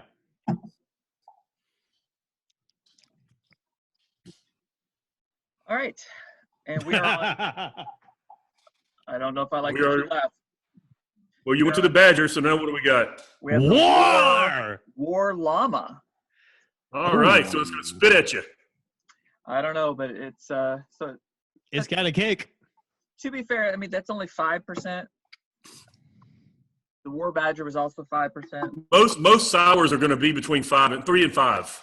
So you rarely find a. I found once there was a place called Thomas Creek here in South Carolina. They did a sour IPA that was 6.8, and it was phenomenal. Well, IPAs tend to be a little on the sharp end. Yeah, but they did it. But it was a sour IPA. Right, that's what I'm saying. IPAs tend to be a little more on the alcoholic side of it. Yeah, because they're double hop, so therefore it causes it to be that way. There you go. But no, the sours usually don't get above 5.5. Yeah, I'm trying to remember if Miss Pillion. I don't want to sell them short because some of them. You can keep talking. Some of them do get a little. So some do, but very rare do you find a sour over. Like I found one. I was down at a restaurant here in Merle's Inlet a couple of days ago, and we went out and grabbed a bite to eat on the patio, and there was a sour out of Charleston. I can't remember exactly which one it is. I have to find out, but it was a cherry pineapple sour. Ooh. And it was more cherry than anything. The pineapple scared me because I thought it was going to be sweet. So I took a sample. Yeah. It was absolutely fantastic. So I love cherry. I love pineapple. Pineapple can be a little bit weird in a sour. Right, and that's what I thought too. So when I tasted it, but all you got was the cherry. That's all you got was that dark. You got that dark sour cherry. It was beautiful. They made one recently. I can't remember the name. It was like the Claw does a good sour. Dewclaw? I think it's called a sour me cherry. I'm trying to remember if that's right. We referenced earlier in the podcast, there's a brewery called Full Tip Brewing, and they do a whole bunch of sours. And like I said, they literally have one that's called, it was made with sour gummy worms. And they show him putting handfuls. It's only flavored with sour gummy worms. That's the only flavoring. I'm so excited to try it. I can't even tell you. We have one down in Charleston called the brewery's called Snafu. Yeah. And the name of it's called Tang, and it literally tastes like Tang. Oh, see, I would like that. I try sours everywhere I go. Not Poontang, Josh. I see your eyes all pop up like that. It tastes like Tang. Who's Tang? We called it a Manmosa. All right. I got certain Tangs that I prefer it tastes like. I mean, I don't want you to go there where you're about to go. Here we go. God bless Twitter. So, all right. Yeah, they did. The Claw did one called Sour Me Wild Cherry that was really good. Hey, for the record, Ronnie's been out for work for an hour. Yes, he has. Did you send him the link? I did. Did you send it in Messenger? He doesn't check email. I'm just giving. That's actually very true. Thanks, JP or JT. But now we did speak to him earlier, and I got his email specifically so we could send him a link. Yeah, no, no. Send him. By the way, go ahead. I'm sorry. Go ahead. I was going to say the Claw also did the one that was the unicorn farts. Oh yes. Yes. Yeah, the claw did the unicorn farts. Oh, we might actually have. I think my wife, we had it. I know she's had it. I've seen her actually have it at a brewery, like at a bar. I saw Yes, she had the glass. We had cans of it in this household. So she does like Dew Claw is one of the breweries she does like. Their sour me cherry is really good. I didn't try unicorn farts, but because unicorn farts is that the one that's the one that has glitter in it, right? Yeah. Yeah. It's kind I of don't want a freaking beer with glitter in it. I know, but no, the Claw sour cherry or sour me cherry was really good. Did you figure out what kind of tang you like there, Mr. Peak? Tang? Tang. Whatever my tongue can fit in. Which is pretty long.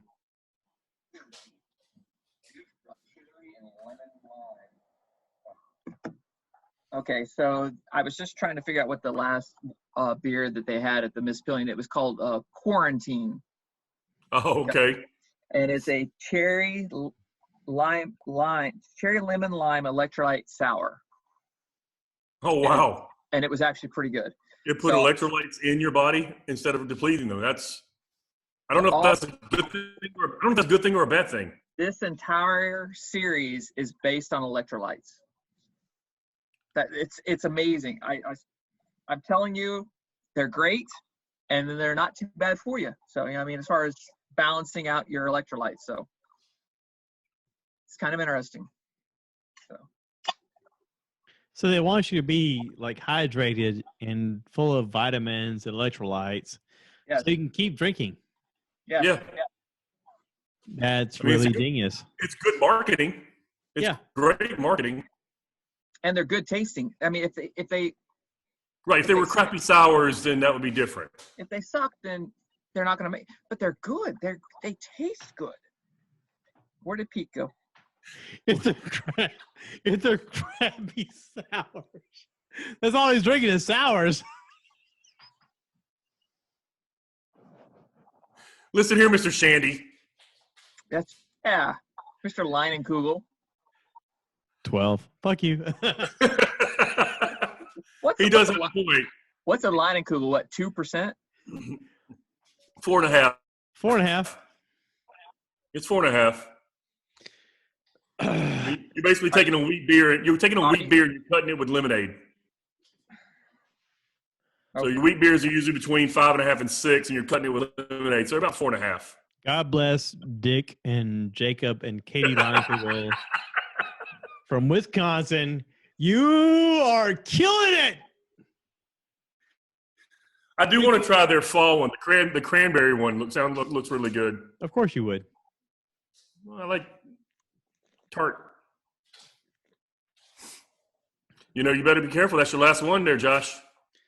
I know. I have to reload. Reload. Oh, you got more? I have more in the fridge. Oh. And in the outdoor fridge. Somebody's been going to Mickey Finn's on a regular basis. He literally buys Florence out of these beers. Like, there's none in Florence right now. I talked to Mickey Finn's, and I was like, listen, I want 12-pack cans. Is there any way you guys can order 12-pack cans? Because I have a friend that has a pool, and I'd rather buy it in 12-pack cans than in bottles. And they're like, sure. So they ordered it, and they got it. And then when I bought the last one, I was like, hey, I bought the last one, order more. And they're like, okay. And then when they didn't, and I went back the next week, I was like, I'm disappointed. So I sent a message out to Twitter, and I was like, hey, I messaged all of the Leinenkugel family, and I was like, Giannis won't fill the shelves with 12-pack cans because I bought the entire town out of 12-pack cans. Can you guys get some more? 2 days later, they wrote me back, and they were like, oh, we got some. I was like, yes, you do. He drove to Quinby. No, Mickey Finn's. Oh, no, that's right. The Quimby was the press. That's what it was. The Quimby was the press. The Quimby was the press. The press hard seltzer is really good, actually. I mean, I had a couple of them last weekend, and they were really good. I was really impressed with press. Well, you said the lime one tastes like a Sprite, but with alcohol. Yeah. Yeah. The lime lemongrass tastes just like Sprite. I mean, they have several in the multi-pack section. It's like pomegranate and blackberry and blah, blah, blah. But all of them are really good. I'll be right back. That's funny you said that. Hold on. Somebody's sending me a message. Okay. There's a person at my back door. Oh, I have a new ring. Oh, you bought a ring? Yeah. So you got a delivery? It's my stepson. He has pizza. Oh, okay. So you do have delivery. It's not DiGiorno. He's living here for free, so he better get fucking pizza. Ooh. Yeah, I remember he was upstairs when I came by the other day. All right. Let's see. All right. You were talking about, all right. So these are hilarious cans. They're called Dan's Jams. This one is a blueberry, blackberry, boysenberry, and raspberry sour. Ooh. No. This one is a sour gummy worms sour. Ooh. Maybe. This one is a pomegranate and boysenberry sour. Boysenberries are so sweet. And then black Huron and blackberry sour. So this company was really smart. They're located in the Baltimore area. And you guys know I live on the Eastern Shore, which is across the Bay Bridge. So we're about an hour and a half-ish from Baltimore, maybe hour 45, depending on traffic. And they started advertising that they were going to start delivering. They were like, oh, we're going to deliver on Friday down this direction. And I would have never found this beer if they hadn't have done like one of those sponsored posts on Facebook. I was like, you know what? You guys, I'll try it.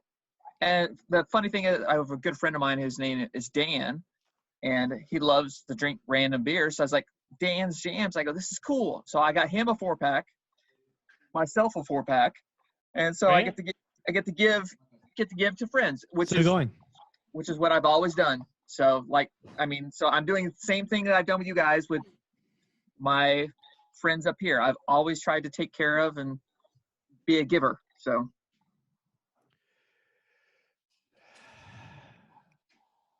Well, congratulations, and that, yeah, well, I mean, that's true to you. I mean, that's just the way it is. You all right, Peak? Yeah. I was thinking about you being a giver in a three-way conversation and you being the person that hands the dick off to the other girl. I was waiting. Sorry. Waiting. I came back to it to give you that opportunity. I could have just let it go. I mean, full mouth, open hearts, whatever, you know. Oh, my God. I hate you. I love you. Mm-hmm. I hate you.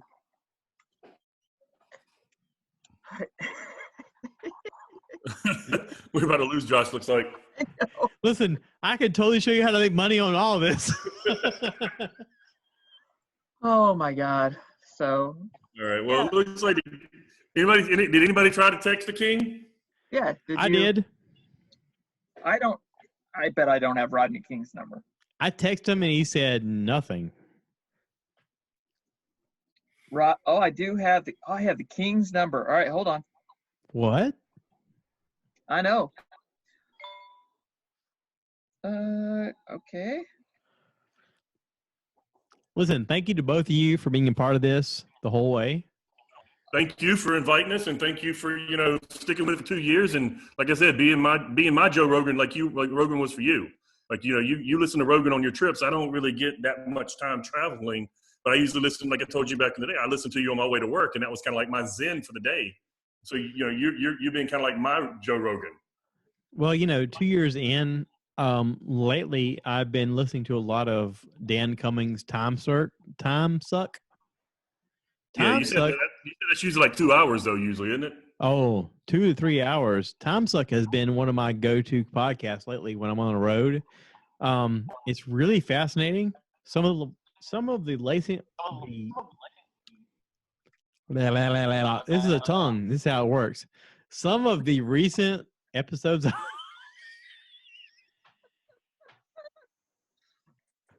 And we've reached that moment of saturation.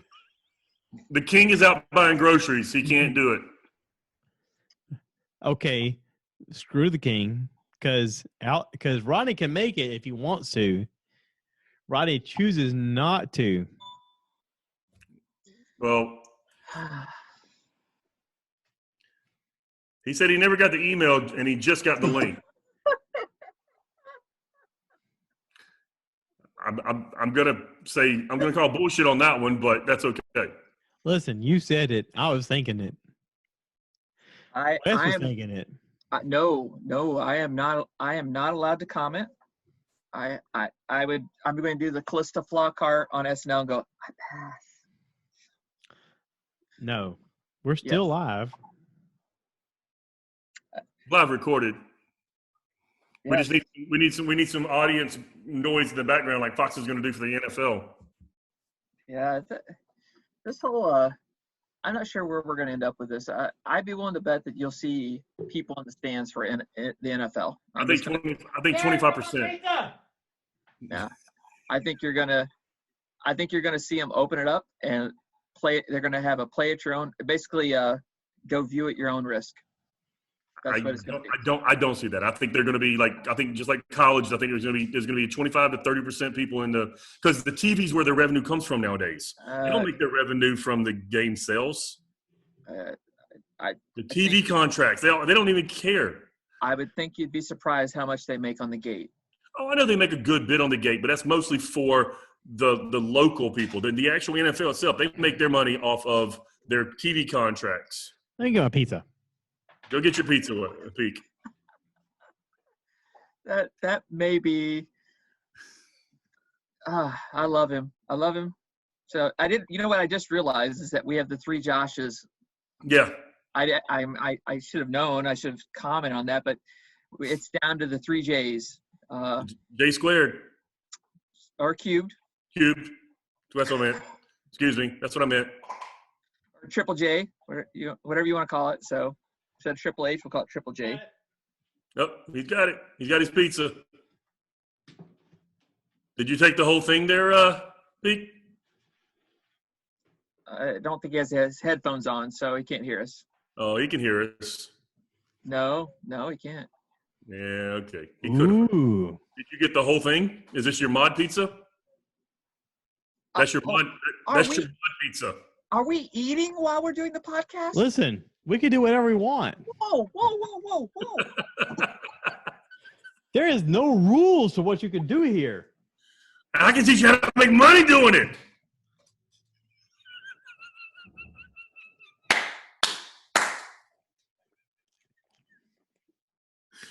Now just follow me. I know the way.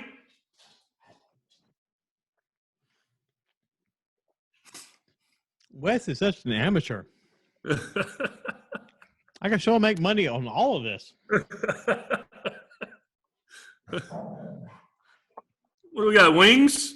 Ooh, that's pretty.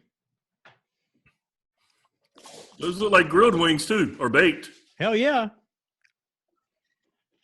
I have. Are those grilled or baked? They look grilled, but are they grilled or baked? I know they're not. I can tell they're not really fried. It is. It's a good question. I don't know how they prepare them, but those are delivery. We're delivery. We've been trying to support local business as much as we can. You know, it's not easy because there's a financial aspect of it. You can't eat out every night. I mean, some people can, but we have tried to support as much local. And when I mean local, I don't mean McDonald's. I mean small businesses that are independent, independent owners, because they're the ones struggling, and they're the places you want to go back to, and you got to help them get through this time. So yeah, I ordered 3 pounds of wings. I'm not sure. Any particular flavor, or are they just? Well, you had to order one. I wanted to order multiple flavors, but I was told by the wife that I could only order one. And so what I is ordered that? like buffalo/hot wings. I was gonna do the mango habanero, but I have to get up in the morning, so I was like, I didn't want to be dealing with that all day tomorrow. So I love mango habanero. Mango habanero doesn't necessarily love me the next day. So Treadaway. I mean, not Treadaway. Peak. How's your pizza? He hasn't Oh stopped. my God. He hasn't stopped to talk about it, so it's very well. He loves. Is that your pizza from Mud? Like your special recipe that you always do? Yeah, Pizza Mio. Yeah, pizza Mio. I'm sorry, not Mod Pizza. Pizza Mio. That's right. But is that the specialty one that you have it on your phone so you know exactly what to order? Yeah. So Pizza Mio, special from Pizza Mio. I've had Kyle Hardy on here. I forget what episode, but anyway, Kyle Hardy, I took him to see Bert in concert in Charleston. And holy crap, this pizza is good. It's really good. Even better after 12 beers, huh? Who's counting? Treadaway is. Hey, I'm not judging. You drink as much as you want. I'm not judging. Trust me. I'm listen, those in glass houses, trust me, I'm not throwing the first stone.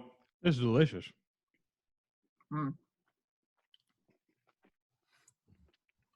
Well, I just have to ask Wes, since you love wings, and again, I'm just curious, did you ever get a chance to try the Treadaway recipe that Peek and Greg seemed to really like from me? Well, there's a funny story about that. Guess who never got that recipe? It was on the feed of all of us. No. Yes, Greg posted it on the feed and on his Facebook page. Look, none of us read what Greg posts. Come on, just be honest. None of us read what Greg posts. And you guys' silence is not helping things. Greg's gonna come back and watch this. He goes,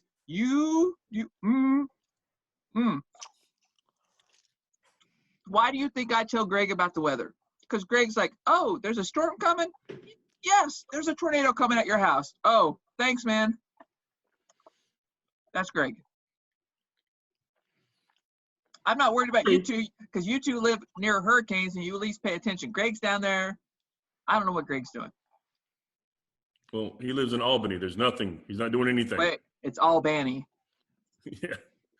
Albany. If he's not seen in a bar, he's sitting at home doing nothing. True that.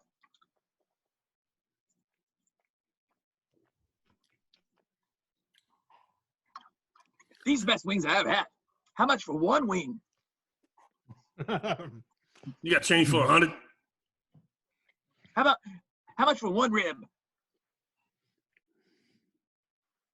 But no, Treadaway, not being serious.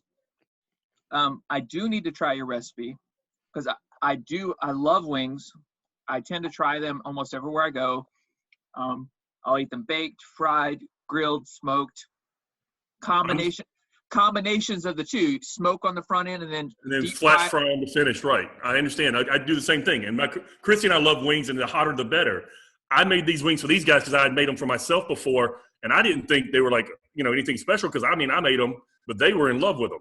Well, don't sell yourself short. No, I didn't sell myself short. I'm just saying I eat so many wings all over the place that the wings, because I made them, I didn't think they tasted as good as other things that I've eaten elsewhere.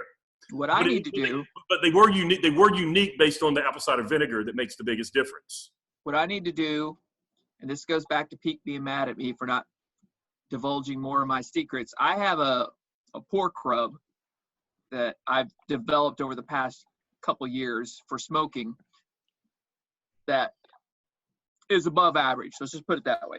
I've never gotten a complaint about it, but I don't really give it out.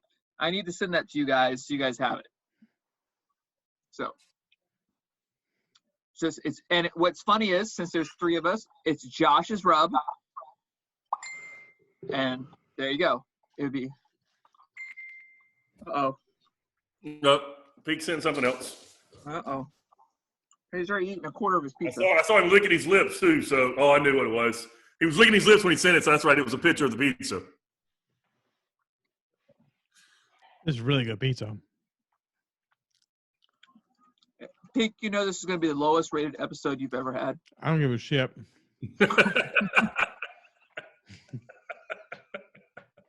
Your viewership is going to spike whenever you had 5 of us on board, and it's just the 3 Joshes, and it's just going to plummet because we're all eating and drinking. Shane is not. Who? I could Shane? I could make the trifecta, and I can go get my pen. Your pin. my little Oh. special pen. Hey, I'm not eating. you do what you want to do. I will be eating afterwards very soon, though. This is a non-judgment space, my friend. Yeah, I know. It's It always has been. It's too early in the day for that. For me, because if I start now, I'll pass out by like 10. Hey, does the day end in Y? Depends on if it's today or tomorrow. No, it is Friday. It ends in a Y. It is okay. Yeah, but I still have a job. I didn't lose my job today.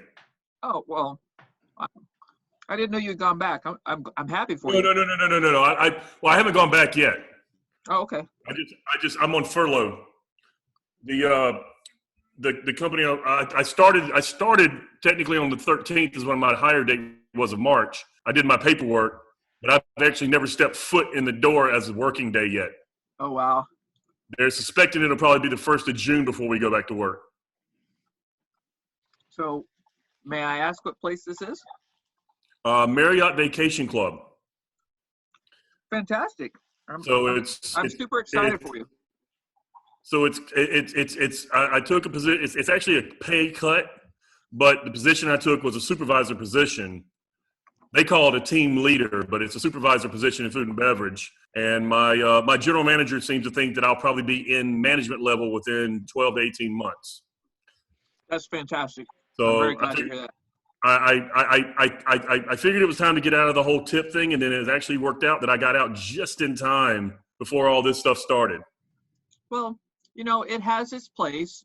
Well, I get it, but the restaurant that I worked at the Hilton was a fine dining restaurant.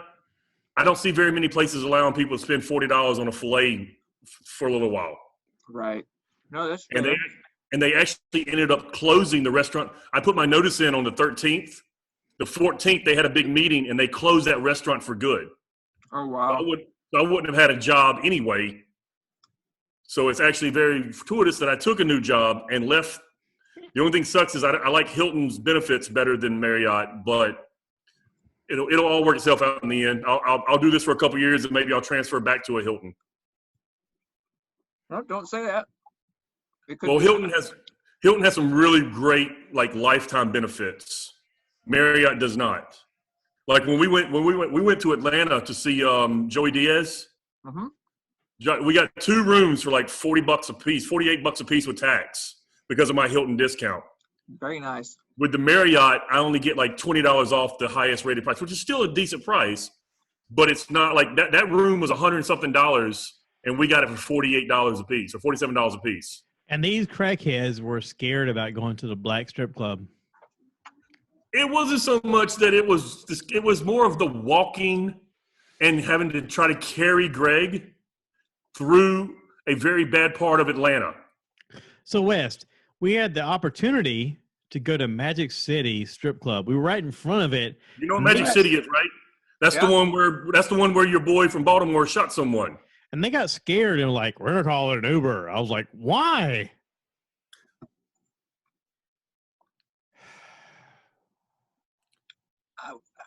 I am surprised Greg did not want to partake in that. Greg was almost passed out. Me and Alex were carrying him down the street.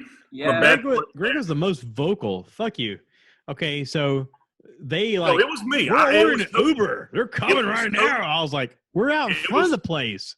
This was totally me. I'm the one that said, let's call an Uber. Let's get the hell out of here. I was somewhat conscious versus the other ones were a little bit drunk. Now, Wes, you can associate with this. Magic City would have been great. I will tell you this. 4 drunk white boys. Whoa. Magic City would have been great. In Magic City. Whoa. I'm telling you, you'd have had the time of your lives, and the fat boy would have had. He would have had the night of his life. Oh, don't worry. We got him a black girl at the other strip club that we went to. We looked for an Asian, but we couldn't find an Asian. No, I found a Guatemalan girl. I was like, no, this ain't happening. And then we had to try to drag Greg out of there because he was sitting down talking to the girl. He tends to do that. Yeah. I know. And then when we get back to the hotel, Josh and Alex go to bed. Greg kind of comes alive, and so we go to Waffle House. We walk over to the Waffle House. And if you hadn't woke up with him, he'd have gone by himself. Greg does these things. At 2 in the morning. Greg and I went to Vegas and blew a whole bunch of money. And I don't mean hundreds of dollars. I mean, could have bought a small used car money. And after a bad night of eats, it was about 3 a.m. We went to bed. I wasn't sleeping well. Woke up. I was the only one there. And Greg went back down to try and win some of his money back at 5 a.m. Not advisable. I would just tell you, that did not go well either. Yeah, I was going to say, he did not probably win. I am glad that we prepaid a lot of our trip. There was Grand Canyon involved, prepaid. Most of our rooms were prepaid, except for the one that I think we ended up at the Riviera or the Circus, but whatever, one of the places was bad. And Greg goes, we're not staying here. And he upgraded us to another hotel, and it was the Rio. Okay. Hey, Rio was fine. But what you don't realize about Vegas is— But now Rio's on the old strip, though, right? No, Rio's still up with the new stuff. The problem with Rio is it's across the interstate. But what Vegas makes everything look small. And it looks like the Rio is right there. And I mean, like, it looks like it's around the corner. The Rio was a good 1.5 miles away from wherever we were at. I don't even remember what hotel we were at. And we're sitting there lugging our luggage behind us across. We're like, no, we'll just walk it. We're like, because we had already blown a lot of money. And so we walked to the Rio, and halfway across the interstate, Greg goes, we should have got a cab. I'll be right back. I mean, at that point, there was no, like, we should just stop and we'll wave down a cab. It was like we were in the point of no return. The cab was not coming. We just had to finish our walk of shame to the hotel that we thought we could walk to. Well, I will be perfectly honest. I was about 85% sure we weren't going to be able to get an Uber to come pick us up at Magic City. But luckily, Alex got us one there pretty damn quick. Dude, the thing you'll find out about Ubers, there's Ubers everywhere. All the time. Doesn't matter. So, Uber or Lyft. Trust me, from a guy who drives or drove, Uber and Lyft. All right, hold on. Pete, you okay there, brother? My pizza fell apart.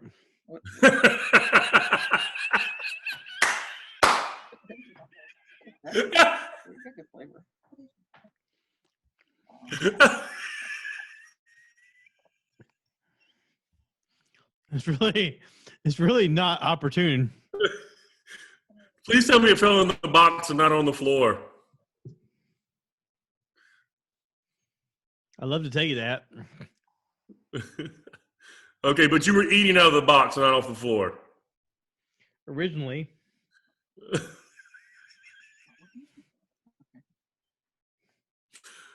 Oh, I love you. That's so unfortunate. What did I miss? Pete's pizza fell apart, and I just got my answer. I asked if it fell in the box or on the floor when he was picking it up and eating it, and it's a little both. At a certain point, it doesn't matter. Oh. I mean, it doesn't matter. I'm so sad. How much pizza's left, Josh? None. A piece None. and this.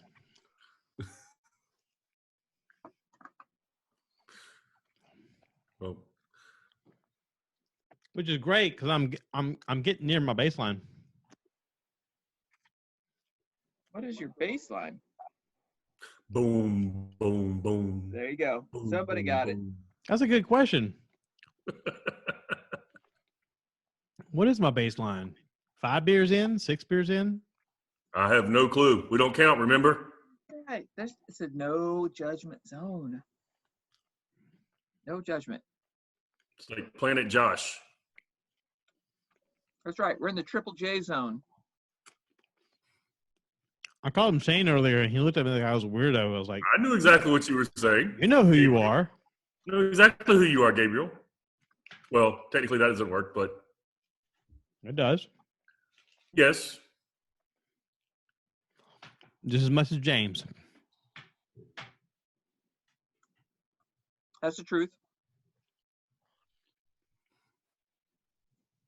These wings are pretty banging. There's pieces on my cooler.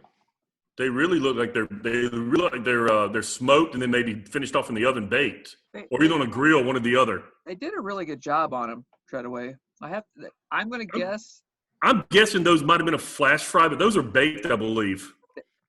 They don't. No, have those are grilled. No, those are grilled. That's grilled for sure. I don't know, dude, but they're really good. They've got char marks, so they've been on the grill. They've got it, or they were broiled. That got them. They got a good crisp to them. No, those are grilled. These are got good flavor, but Those are grilled. I don't see any grill I marks. think they're grilled on a flat top though, like a inside grill. Whoever did that knew what they were doing. Yeah, they're really good. So that's why I'm saying that. I mean, they're very, very good. Listen, we're jealous. We wanted to come visit you and stay at your house and go to the Many happy hour bars on the waterway. The jet ski up bars. Jet ski up bar, yeah. Dolores is not a big drinker. She was like, I'm in. I was like, yeah, me too. All right. Let me see what I can do, guys. And it has nothing to do with caring about you or not. So just let me figure things out. Dude, we don't think that anyway. I mean, hell, worst case, we can get a Airbnb or something. Well, we'll figure it out. I'll show you how to make money on all of that. You keep smiling and laughing, but I'm serious. Okay. I'm willing to listen. I'm 2 years in. Listen. I know. I knew. I couldn't even finish. I was like, I'm willing to listen better than I have historically. Okay. I see your cool pops, Oh my whatever God. behind you. And, I get it. Fans are fans of the Funkos. Yeah, I got fans are fans of Angie more than you. Whatever. But it's because she's awesome. Hey, I got a bonus shrimp. Really? So this All right, thing's fried. I'm going to say they're fried. They are fried? Oh, I'm going to get in trouble. See, they look fried. See, I'm going to go smoked. Or smoked. But I'm going to go smoked. I don't know how you get the crispness from the smoked. Low and slow, and they put a lot. They season them, and that seasoning has some sugar, and that sugar caramelizes. And that's where the black comes from. It's like a butt. When you rub a butt and you got brown sugar, that butt has that crunchy brown on that black on it because it comes from the brown sugar. wait, tell me more about rubbing the butt. Rubbing the butt. Oh, sexy. I found online with Chrissy, and I told her that she sent it to her boss, and he didn't like it. Her slogan at her restaurant is "Every butt deserves a good rub." Yeah. Right. And It's on their marquee, literally. Right. And so I saw one during quarantine. It says, "Don't worry, we wash our hands after every time we rub our butts." And I thought it was cute, but her boss didn't like it. He said it was a little vulgar. I was like, no vulgar than your actual slogan is. Wow. But this is also the same guy that I offered to do delivery for him for free just to keep the tips. And he didn't want to do it. He'd rather use Grubhub or DoorDash that's charging him 30% of the bill. Grubhub is killing people. DoorDash is trying to work with people. Uber Eats is killing people. I know this thing is going to change the delivery. Oh, yeah. For forever. Well, New York's trying to outlaw it that they can charge extra. New York's trying to set a new law where they can't charge more than what the actual price is because apparently the tips that you're giving people doesn't go straight to the driver. It goes to the company and they give you out a percentage of the tip. See, that's BS. That is BS. This should go straight to the driver. And if it's a donation to the restaurant, like some places do donations to the restaurant, There it is. Empty pizza box. the company Gone. keeps that 100%. Nah, that's not right.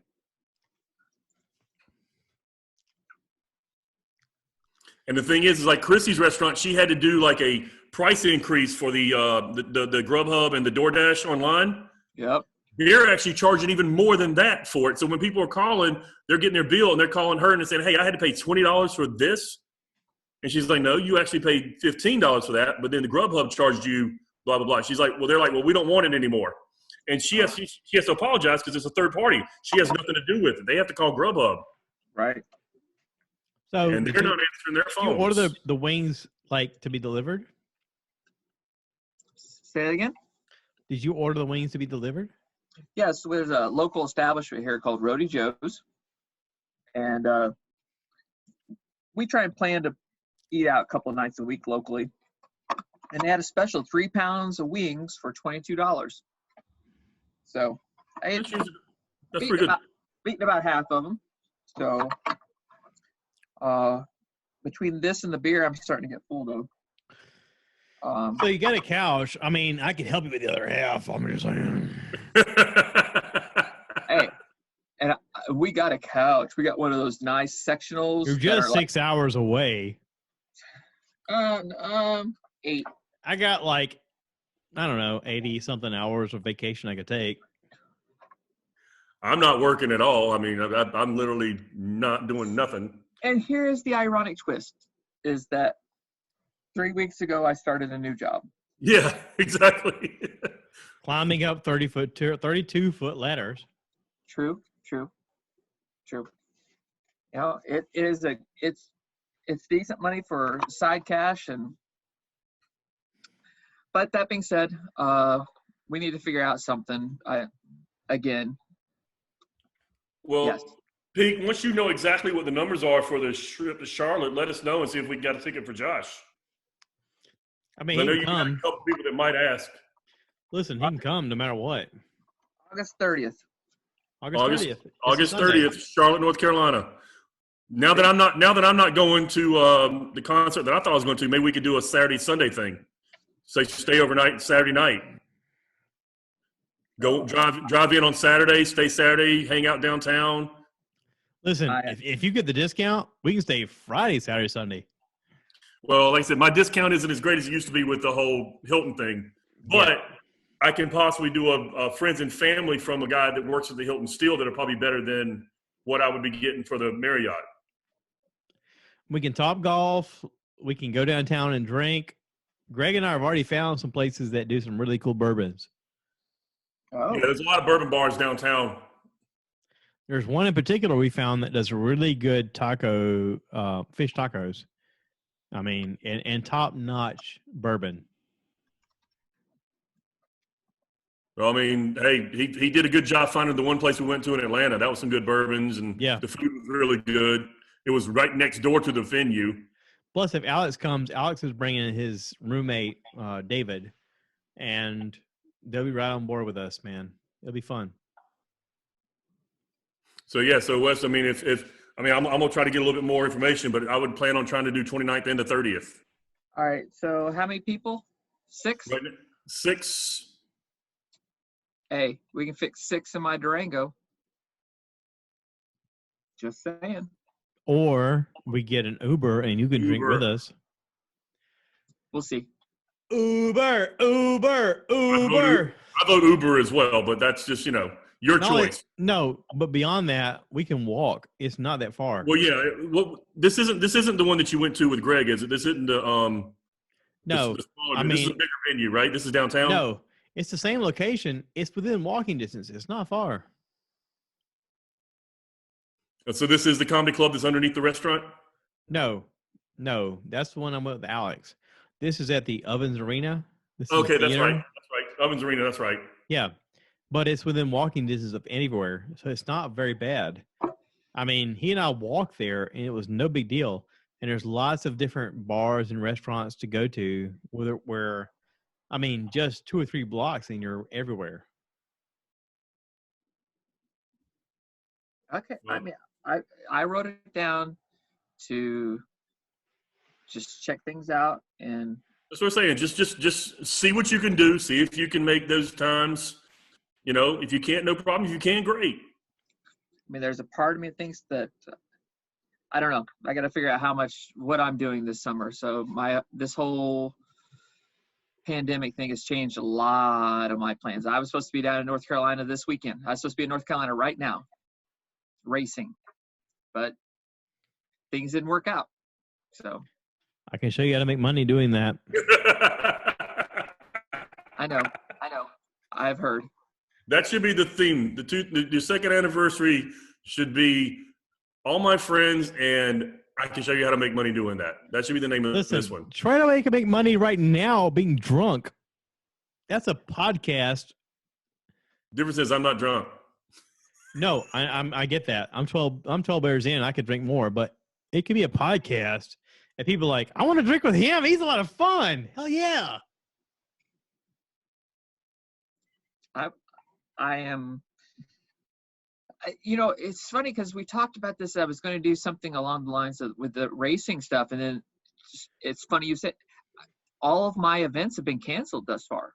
Yeah, and you were going to do a pickleball podcast. And I haven't played pickleball since this thing went down. It's a made up sport. So that's optional. Oh, I mean, whatever. Here we go. People talk about this pickleball like it's a real thing. I mean, Hey, Alex and Greg both went on, and Listen, Alex is wrong, but whatever. Listen, John, is Greg wrong too?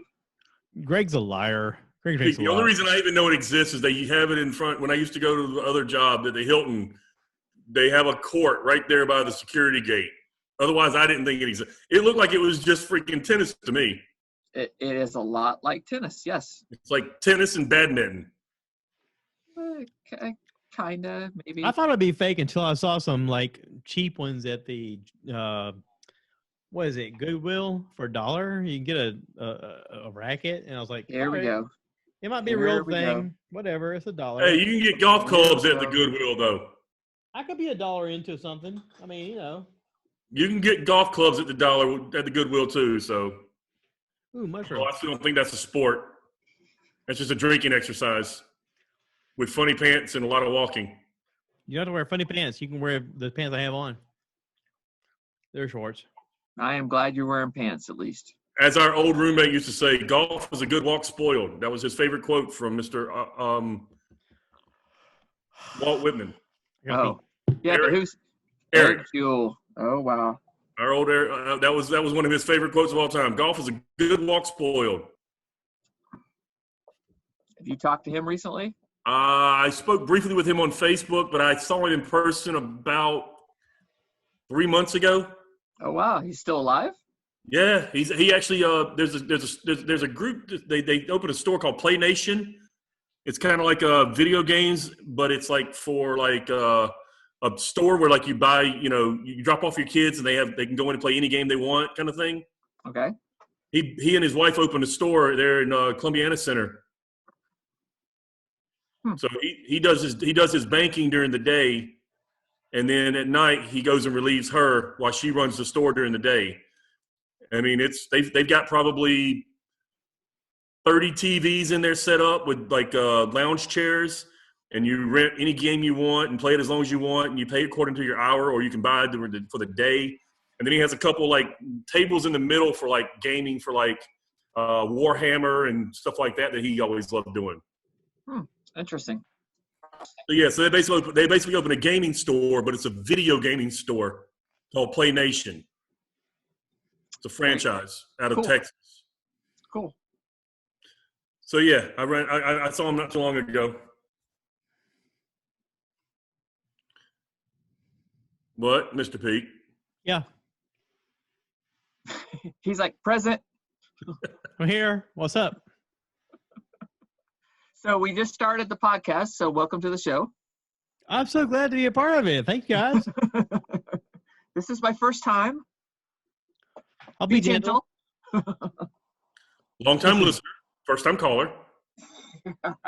The slogan is one inch at a time. So. No, that is not the slogan. No. What? No, it's not. No. Slow and steady. No. No. No. No. No. No. You could be Making money. the receiver of all of this. So, Mr. Wesley, you have anything to say about Mr. He lagged. Yeah, I know, but I got the gist of it.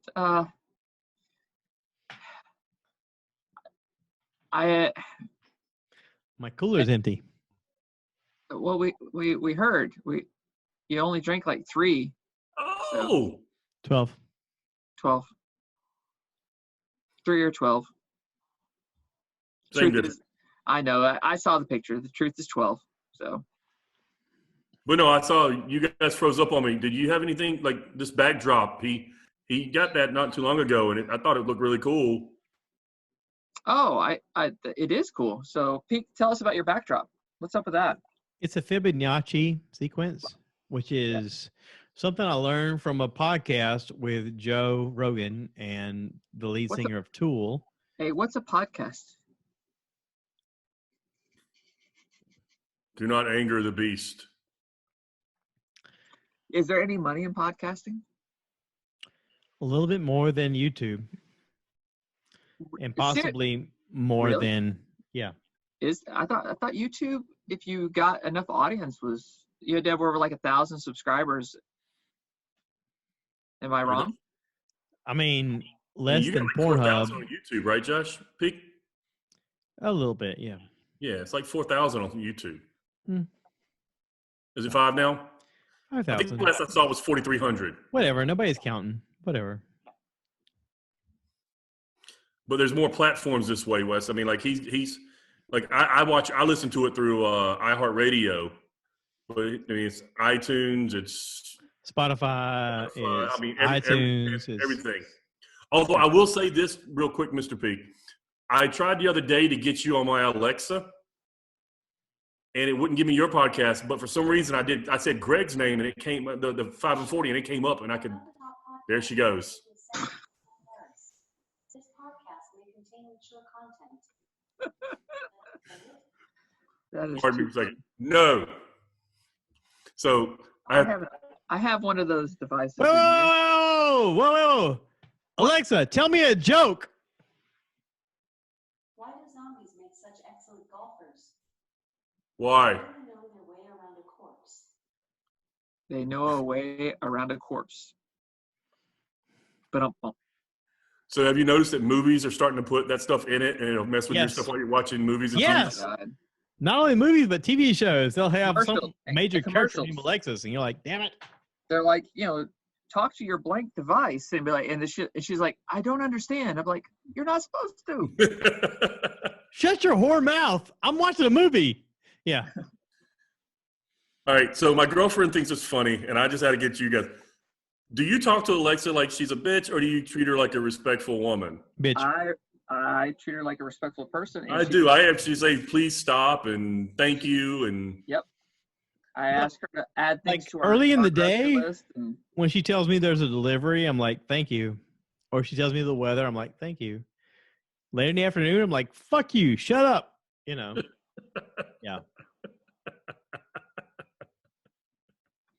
And you're laughing because you do it too. no, I don't actually. No. Liar. I really don't. Like Chrissy literally makes fun of me. Well, Because I get the same treatment. I'll be playing music, and we'll get to sit down and eat, and I'll be like, Alexa, please stop. And then she'll stop, and I'll say, thank you.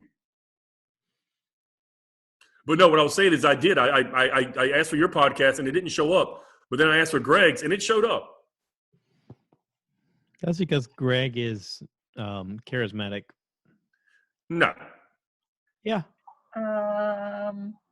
That's not the word I'm I've gonna disagree on that. I mean, like he gets charismatic about certain things that he talks about in his podcast, and we talked about this as well. Sometimes he's just very kind of factual and very monotone. But then he gets talking about music, and then it gets really interesting. He gets involved into it, and But for some reason, his podcast will come up, but I'll ask for yours, and she'll send me to some other weird podcast. I don't know if we have a device in here. Let's see if this happens. So, Alexa, play the Stuff I Heard podcast. Thanks to Bible podcasts. To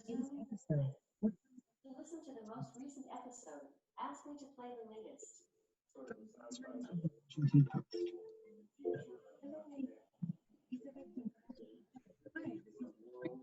So what are you getting? Something from the Washington Post. Right. Now, Alexa, ask her to play 5 and 40. Alexa, play the 5 and 40 podcast. Here's 46 and 2. Friday at 5 and Apple Podcasts. Greg's playing right now on mine. You started mine for me, and it's playing Greg instead of stuff I heard. This podcast was first broadcast on Fresh FM, top of the Sound Community Access Radio Station. For more information on Fresh FM, as well as links to other great local podcasts, Alexa, stop. visit our website, Alexa, Please. cancel. or download the Access Media. Alexa, app. cancel. All right. I don't know. I don't know. Like I said, it'll play mine, and like even when I asked for the Stuff I Heard podcast, it just you just said it, and it played 5 and 40 instead.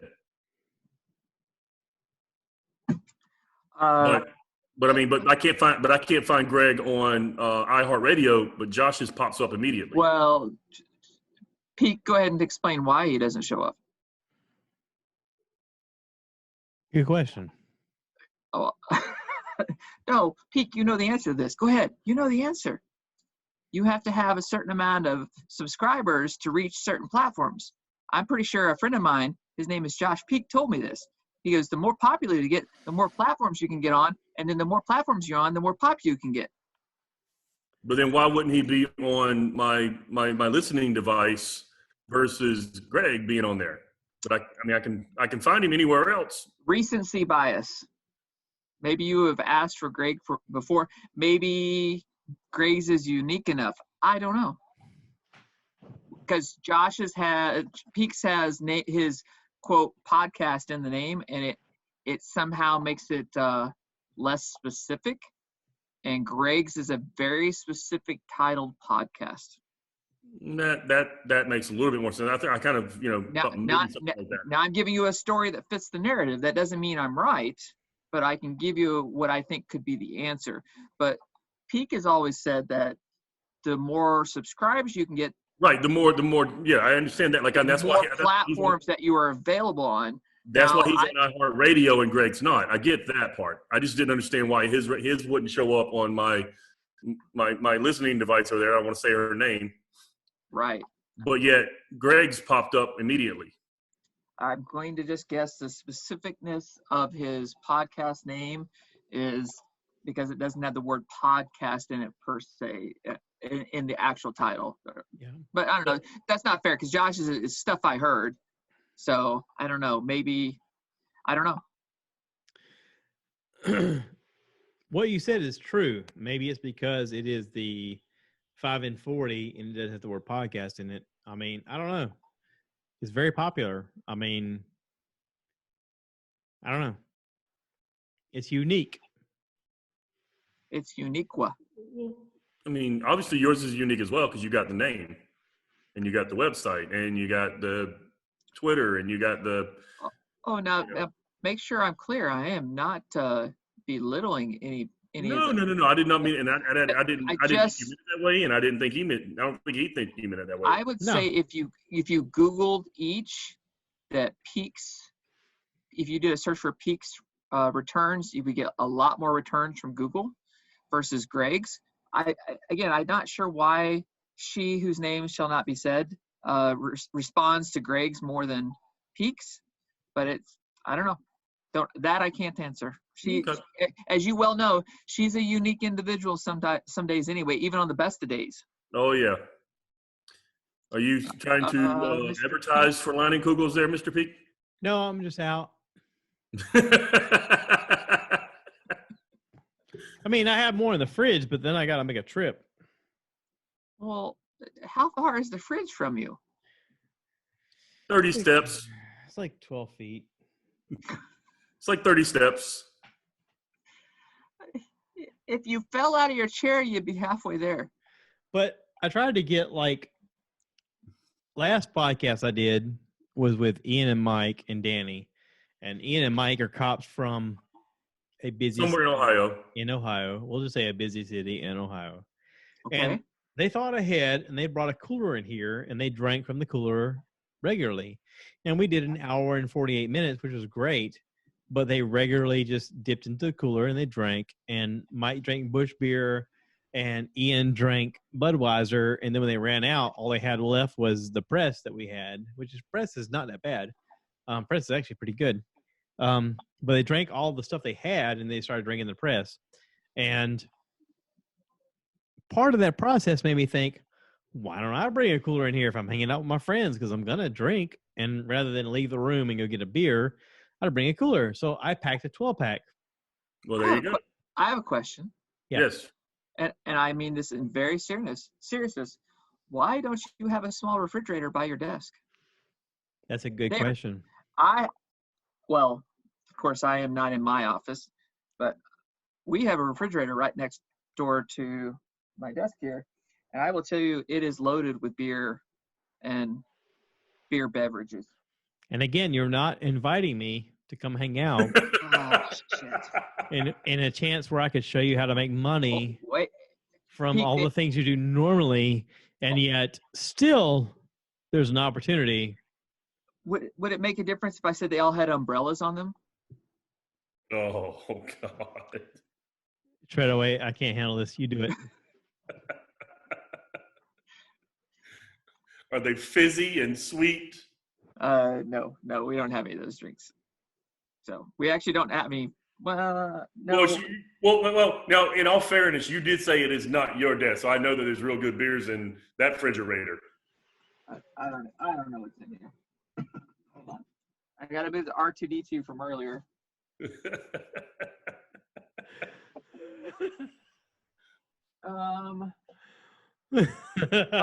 I lied. Here you go. Oh, Lime-A-Rita. Oh, man. That might be one of the worst things you could have showed us. They're not bad. Oh, I have something worse, Treadaway. You ready? You have a strawberry Rita? Bam. Oh, no, not a Clem. Oh, God, that's awful. Yep. Greg loves those. Oh, that's awful. Oh, If you really want to go straight awful, they're straight awful. What is up with the Clamato with Angie? Greg loves that kind of crap. I mean, I guess it's hangover food. I get it. Mine?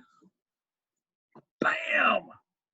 It's just a crowler of one of my beers. I love it. Let's see. It's that cherry lemonade lime sour that I was talking about earlier. Oh, okay. Let's see. How about a raspberry wheat beer? No wheat beers for me. Okay. I'm not a wheat guy. I know. How We know about you drink summer shandy, Josh. How about a peanut butter cup stout Oh, called 10 Layers? you had me with peanut butter. You lost me with stout. Hey, Treadaway, how about we make Pete jealous? Oh, look at that. Yes! In the can. In the can. Crack that baby open. See? delicious. Now he's supposed to be at your house. That's what it is. All right. This one's for Treadaway. Aha, yeah. I'll drink my water. Oh, God. Oh, Shiner. That's a really good Texas beer. Alex loves that.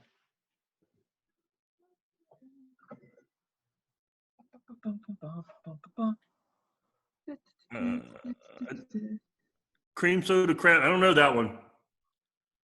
That's just a craft soda. Wait, that name, it reminded me of Latrell Sprewell, and I just wanted to choke a manager. Hold on, guys. I got to answer the phone. I'll be right back. So I love the post on Facebook about Cherry Blossom. I love the Facebook post about Jordan not being the best and yet comparing them to the best. And I'm like, yeah, but you're still comparing him to Jordan. which if he wasn't the best means you need to compare him to somebody else. So, Yeah, look, if he's not the best, who is? he is the best. I mean, He is. I mean, Yeah. whether you like him as an individual, whether you like the Bulls or whether or not, I mean, he has, whether it was, problem is there's still multiple players on a team. He was still an elite all-star on a team that was also very talented. But look, so was Kobe, and Kobe had Shaquille O'Neal. So it's not like Kobe did it all. I mean, Jordan didn't win right away either. It took a team of all-stars put around it, including Scottie Pippen, who, as we Second best found, player in the NBA. which we found out, from the ESPN thing that they did. Called The Last Dance. Right, was One of the best documentaries ever. Was highly underrated. I mean, people don't realize. Underpaid, underrated, Yes. underappreciated. Yes. He Now, he made Jordan. He helped make Jordan the man he played. He made Jordan better defensively, and Jordan made him better offensively. Right, but was he Jordan? No. Could he carry a team like Jordan? No, but he was still superbly talented. oh yeah. He wasn't given the opportunity. To me, That that goes hand in the whole- hand with John Stockton and Karl Malone. Absolutely. As many people as realize that Karl Malone holds a record for most points ever scored, you gotta watch John Stockton take the hits, take the abuse, dish off the pass at the right time. I mean, in the age where the top level NBA players are playing, they played the give and go, and nobody could defend it. Nobody. So the one person I would throw out there as an individual that might not be put near the top, that you would compare Jordan and whatever elite player you want to throw out there. And this person did not truly ever have the talent around him to excel, I think, at least in the playoff manner, is Allen Iverson. I knew you were going to go AI. He took a team by himself to the finals. That is a man who single-handedly carried a team To the finals against the Lakers. Through the regular season, through the playoffs. There was in his prime, there was no one who could handle him one-on-one. There was no one. Jordan could be handled. Jordan could be pressed, but that was because Jordan was a little lanky. Iverson, because of his stature, was just almost indefensible one-on-one. You had to put there had to be a scheme to be able to cover and do double and triple coverage, and you would hope that somebody else would miss. Yeah. Oh, his crossover was legendary. I mean, people talk about it still today. When he crossed you over, he'd break your ankle. He broke Jordan's ankle. But beyond Everybody's that, ankles. you can't mention one player that was teammates with him because he was the team. I can do one, and that's it. And it was only because of defensive. Eric Snow. Who? Eric Snow was the only person on that team that I could recognize. I know who you're talking about, but I would have never come up with that name. I love Allen Iverson. I know that. A little boom boom yeah. But Eric Snow, only because of his defense was he able to. Snow? Yeah, I know what you meant. So you are watching. So you have been watching the Last Dance documentary.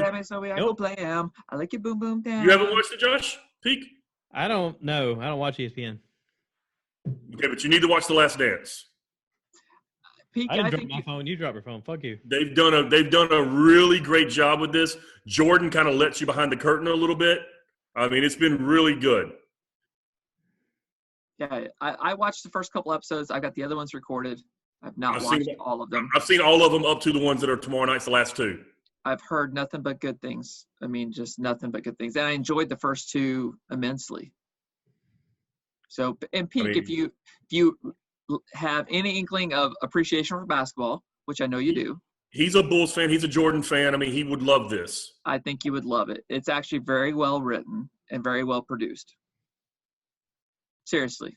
It's the only thing about this whole documentary that I think is a little bit kind of off is that there's so much against Jerry Krause, which it should be, but unfortunately he's not alive to defend himself. but he screwed up what could have been the greatest dynasty in all of team sports. Treadaway, what's there to defend though? He's dead. Jerry Krause, yes. But my point is, he was a little man with a bad complex, and he wanted to be part of the boys club, and they did not let him be part of the boys club, so he broke up the boys club.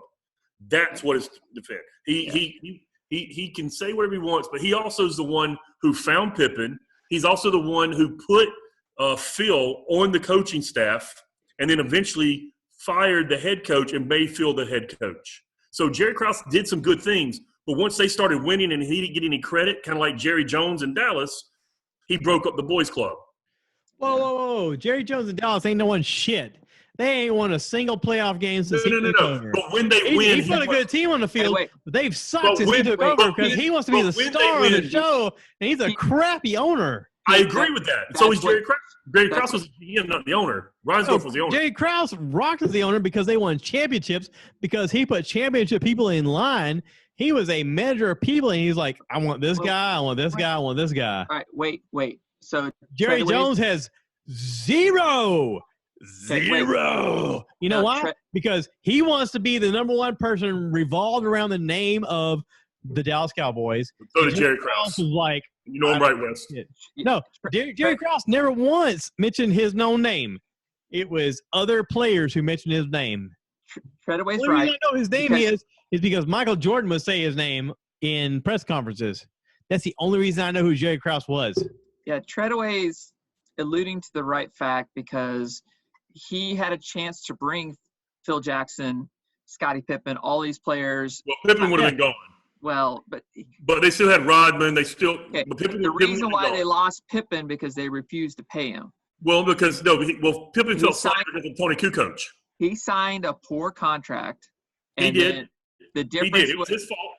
You know, the problem was they were the owner at the time. Jerry Krause was not the owner. He was Reinsdorf. Reinsdorf was the owner. The other Jerry. Right.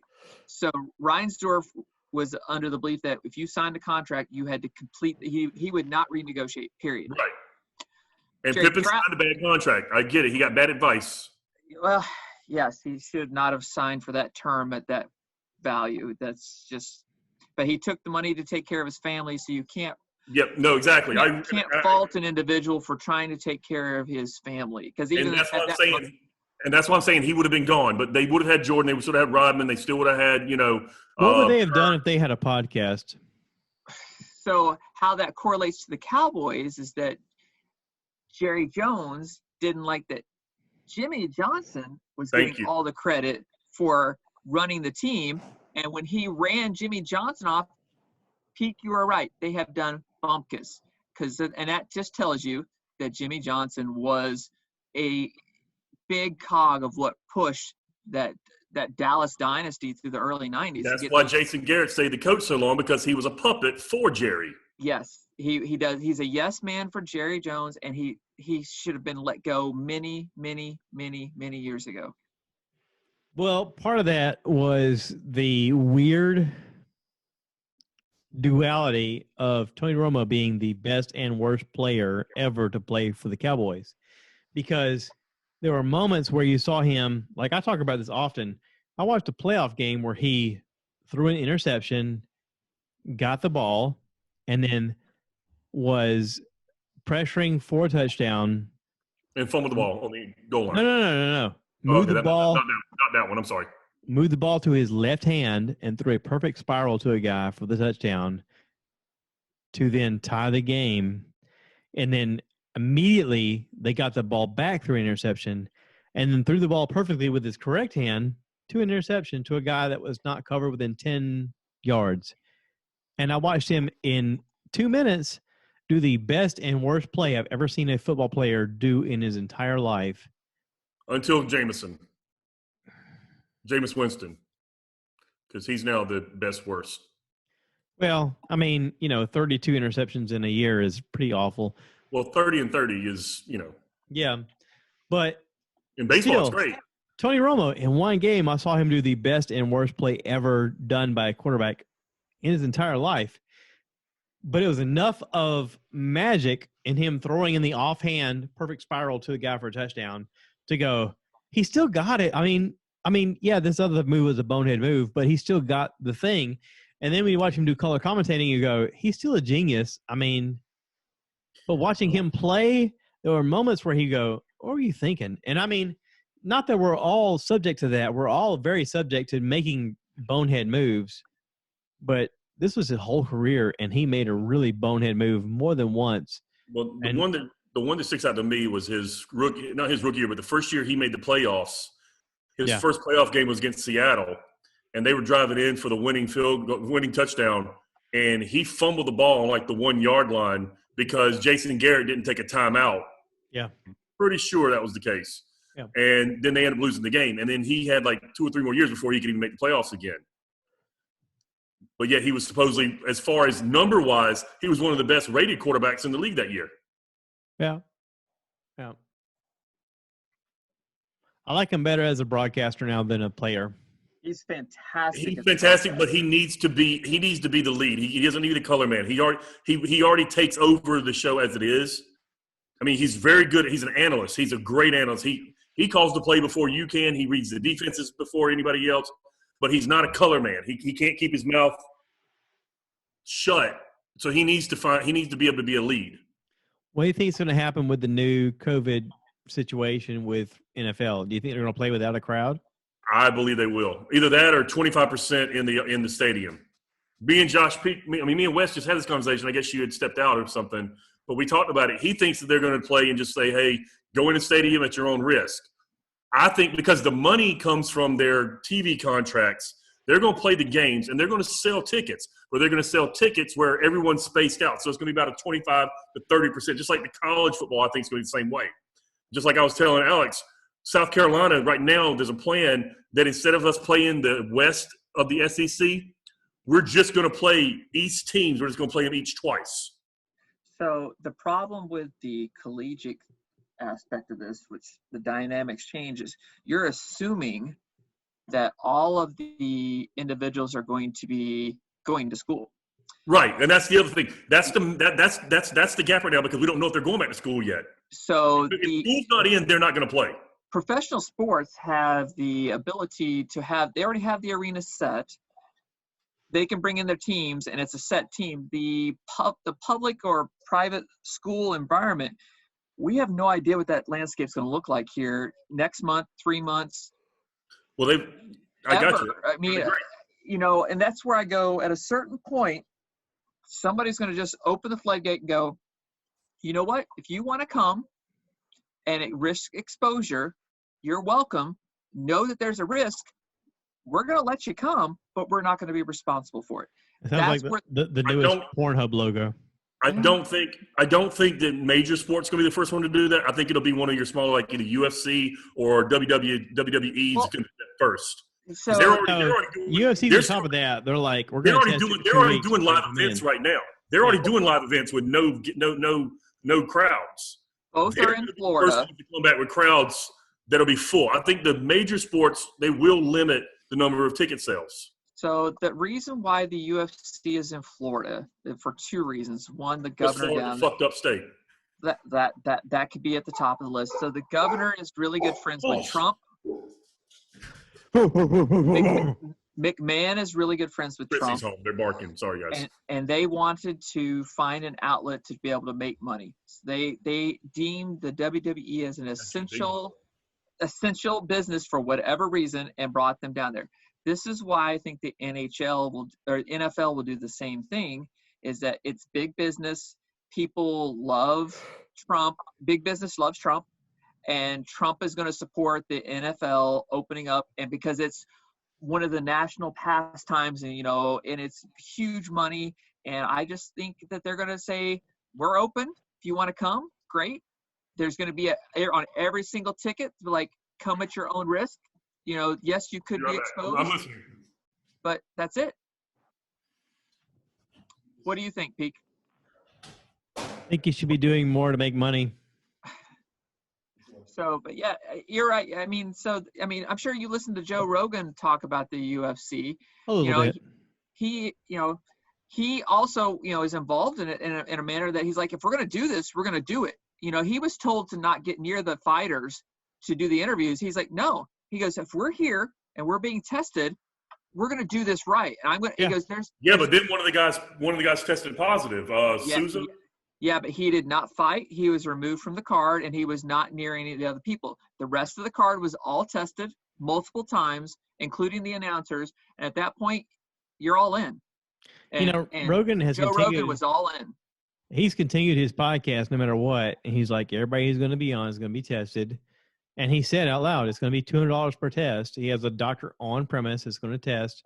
They do a blood test, which is different than the urine test, and is very accurate. It only takes 15 minutes to determine whether or not you have it or not. And he's like, I'm going to test everybody. You're going to be on. That's fine. We'll test everybody. And I'll watch the latest UFC fight. Thank you, Josh Treadaway, for free. And got to watch them talk about the fact that they were. But I can make money doing this. You can make money doing this. So they were broadcasting separately from each other, where they normally sit on a table side by side. Right. They were in different parts of the arena because they're social distancing. And Rogan said more than once, he goes, this is crazy. We've all been tested. There's no reason why we can't hang out with each other. At every end of the fight, I'm in the ring and I'm interviewing these people because Rogan knows they've been quarantined for over 2 weeks. They've been tested. Everybody's clear. Everybody's fine.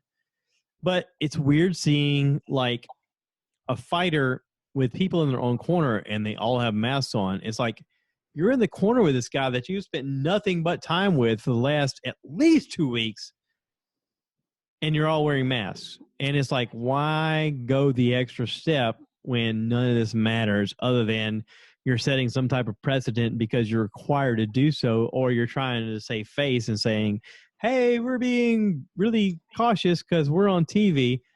Why? There's some optics that, like you said, when you get to a certain point that everybody's questioning what you're doing. They're like, oh, you guys shouldn't even be doing this at all.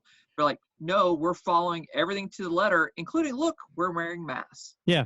But here's the other argument. Those two fighters that are wrestling skin to skin on top of each other aren't wearing masks. So you're right. At a certain point, it's just a charade. Who's a good doggy? Oh, good boy. Good girl. Good girl. Yeah, I mean, that's one of the things about when you watch the fight happen, they're in each other's face. They're literally drawing blood from each other. And it's like, okay, how much testing has gone on before you got to this point? And listen, a testament goes out to the UFC for testing at that level and also for allowing them to compete, knowing what the pandemic means and what all this like really matters for. When you got sports like the NBA, the Baseball Association, the Hockey League, they're all postponing their activities. And you're thinking, okay, out of all these, baseball really has little contact with each other. Why are they being so protective? They're doing it because of money. So, they were in a year where they were doing a contract negotiation anyway. But they could be playing on a field and broadcasting through the internet and still making money, and they choose not to do any of it. And it's like, you guys as players could have been tested on a regular basis, and you still would have been fine playing your season, and you could still all be making money, and you choose not to.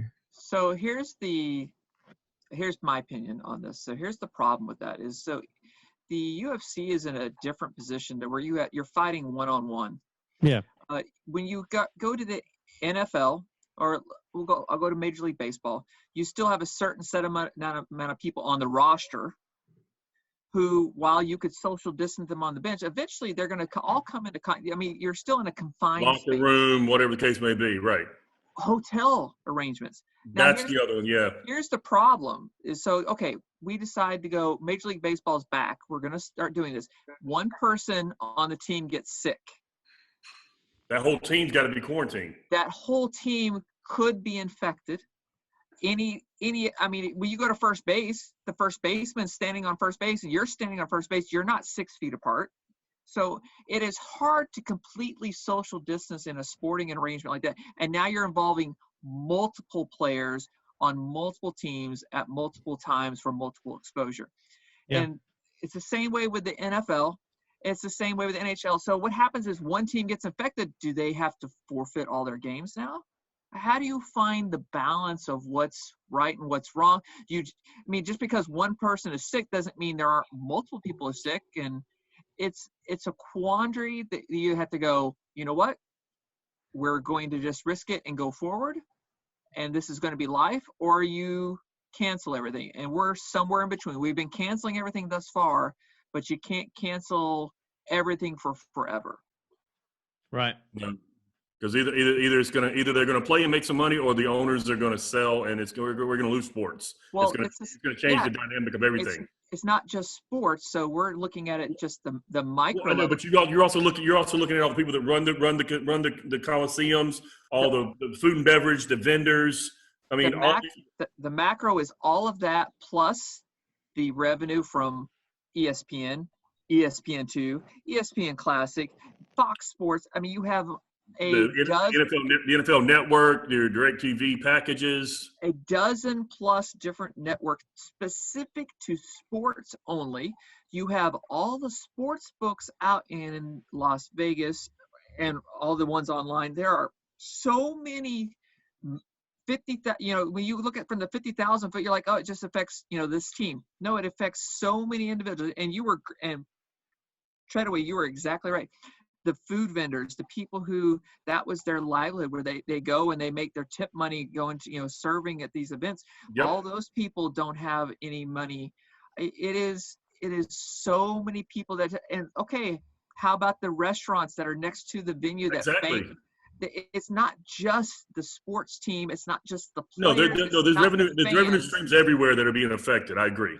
It is a spider that reaches, multiple levels, like an onion. It has so many layers to it that you remove one, there's still another one below it. See, I look at it like a big giant, like think about Mississippi River. Yeah, you got the main vein that comes all the way through, but you have all these. Yeah, that's it, main vein. Yes, I did, Josh. The tributaries that feed it, yes. Well, yeah. I didn't smile. I didn't say nothing. What are you talking about? And then you look at, one of those tributaries is the one that's the floating casino boat in Tunica. You can say his name's Greg. Go ahead. So yeah, but no, I understand. So I mean, I get that. But what my thought process on this is, like baseball, they're already trying to plan on bringing it back. But with baseball, just specifically baseball, they were supposed to have they're in a CBA year anyway.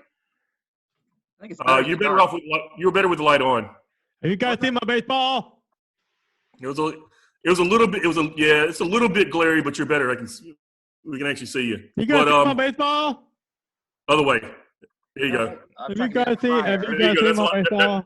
That took a lot of the shine off. You still got a little shine on your head, but that's okay. Have you guys seen my baseball? Yeah, you see my baseball?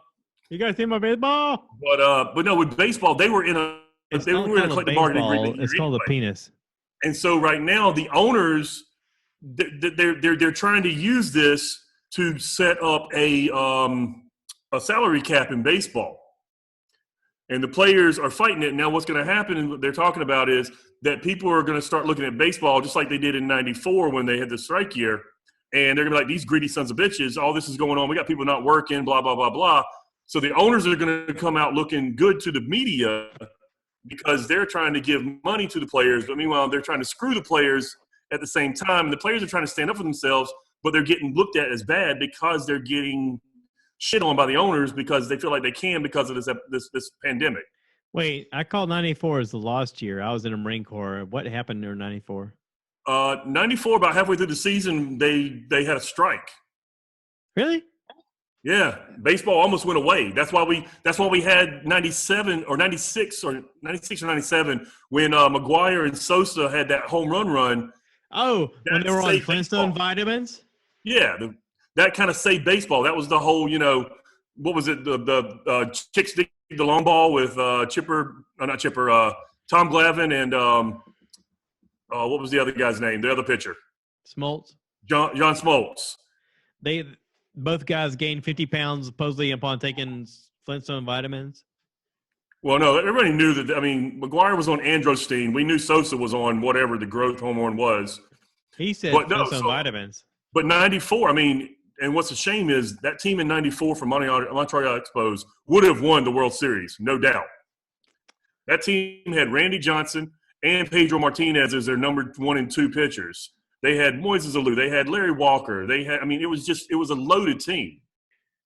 And same thing with basketball this year. If we don't finish the basketball season, it's going to be a shame to see what happens. Because I'm going to tell you, I would love to see, because the thing is next year, Steph is going to be back healthy. So is Clay. Played a game. What So are you talking about? the Lakers and Clippers are going to be a lot less good than they are this year. They can't finish the season. They didn't start the season. Well, they're talking about possibly doing a half season and then doing the playoffs. It's all about the money. Yeah, that's what it comes down to. The owners want to make money. My screen's not stuck. I'm just sitting there like this. They want the players to take a 40% pay cut because it's going to be 40% of the season. But then they want to add a couple, like baseball, they want to add 4 more teams to the playoffs. They want to do a half season. We'll do 82 games or 81 games. And then they want to add 4 more teams to the playoffs so they have more playoff games so they get more revenue. But they want the players to take a 50% pay cut. And then they also, in this collective bargaining agreement, want to add a salary cap, which baseball's never had a salary cap. Guess who's not watching it? I want a baseball salary cap because I hate the Yankees paying for everybody and just buying championships. Billy Bean. Listen, my Oakland A's should have beat those Yankees, but we just didn't have the money to keep Jeremy Giambi. Yeah, so the problem, it's always been a problem with the haves and have-nots, and the salary cap does help. Trust me, coming from a person who supports the Kansas City Royals from a small market team, there has to be some sort of everybody hates the word revenue sharing, but if you want to, the problem is that the market that the Yankees live in, they make such money on the TV contracts because of New York City that Kansas City doesn't have. Yeah. Right. Well, now there is revenue sharing in baseball, but the penalty for spending more money than the revenue calls for is so little. Nothing. Yeah. I mean, the Yankees they have 2 players that are worth over $500 million, which is more than the entire payroll of the Kansas City Royals. Oakland, Kansas City, Pittsburgh. I mean, 2 players. Trust me. I mean, Kansas City is the team that gets all their good players bought from. I mean, every time same thing as Oakland. The only Oakland person gets that was good was George Brett. George Brett was the only one who never left. Same thing with Oakland. I mean, every one of our good players has been gone, bought out by the Yankees or the Red Sox. So I understand. Like I said, and the problem is exactly. So you set a salary cap of, I don't know, whatever you want to call it, $500 million. I'm just throwing a random number. All the excess money is going to the owners. They're not lowering ticket prices. I've always said. So I said, if you put a salary cap on it, let that trickle down the fans, and it never does. No, it won't. They're actually going to raise prices. So the NHL, it helps provide some parity there, but it doesn't really provide any relief to the fans. It just provides a little bit more balance on the teams. I'll be perfectly honest. I think the league that does it the best, and I know it's like kind of ironic, but I think the NBA does it best with guaranteed maximum contracts for certain players. You know, if you're one of the top tiers, you can make this, but this is the max you can make. You know, they don't have a salary cap in baseball, but there's a max. Well, I kind of like what the NHL does is that you can pay a player as much as you want, but your team's salary cap is X. You know, you can only spend whatever it is. I don't want to yell a number because it'd just be wrong, but if whatever that number is, I understand. If it's $280 million and you want to spend $100 million on Alex Ovechkin, which then you got to. It's like when you're. I think they did a 10-year, I think $100 million contract with him back whenever he was, his last contract. Yes, you've got all this money tied up in one individual, but that leaves less money for you to spend on the rest of your team. It's like rotisserie fantasy sports. Like if you go in there, you get $50 million to buy your team. If you want to spend $30 million and get Alex Rodriguez at the time when he was hot, then you've got $20 million left to buy some role players. I get that. Yeah. I'm just saying with basketball, it's not like that. Basketball, because like what you're talking about basically is a salary cap, which is fine, and that works for some places. But I think with baseball, it should be more like the NBA. It's not a salary cap. It's just that every player has a certain max that they can hit if they stay with this person, and they make more money by staying. So it cuts down on free agency as well. Because, LeBron took less money to go to the Lakers than to stay in the East, like in Cleveland. I know. So he wanted a max Blah, contract. blah, but he couldn't. blah, LeBron, LeBron blah, didn't blah, go. blah. I'm just LeBron saying there's other players too like that, but I'm just saying. LeBron Go doesn't ahead. make his money with the team. LeBron makes Well, his no, money. he's like Jordan. He makes his money with his endorsements and all that. But what Yeah. I'm saying is, you take a guy like who was it that just took another contract? Kawhi. Kawhi took less money to go play with the Clippers. He would have gotten a max contract to stay and play with Toronto for another year.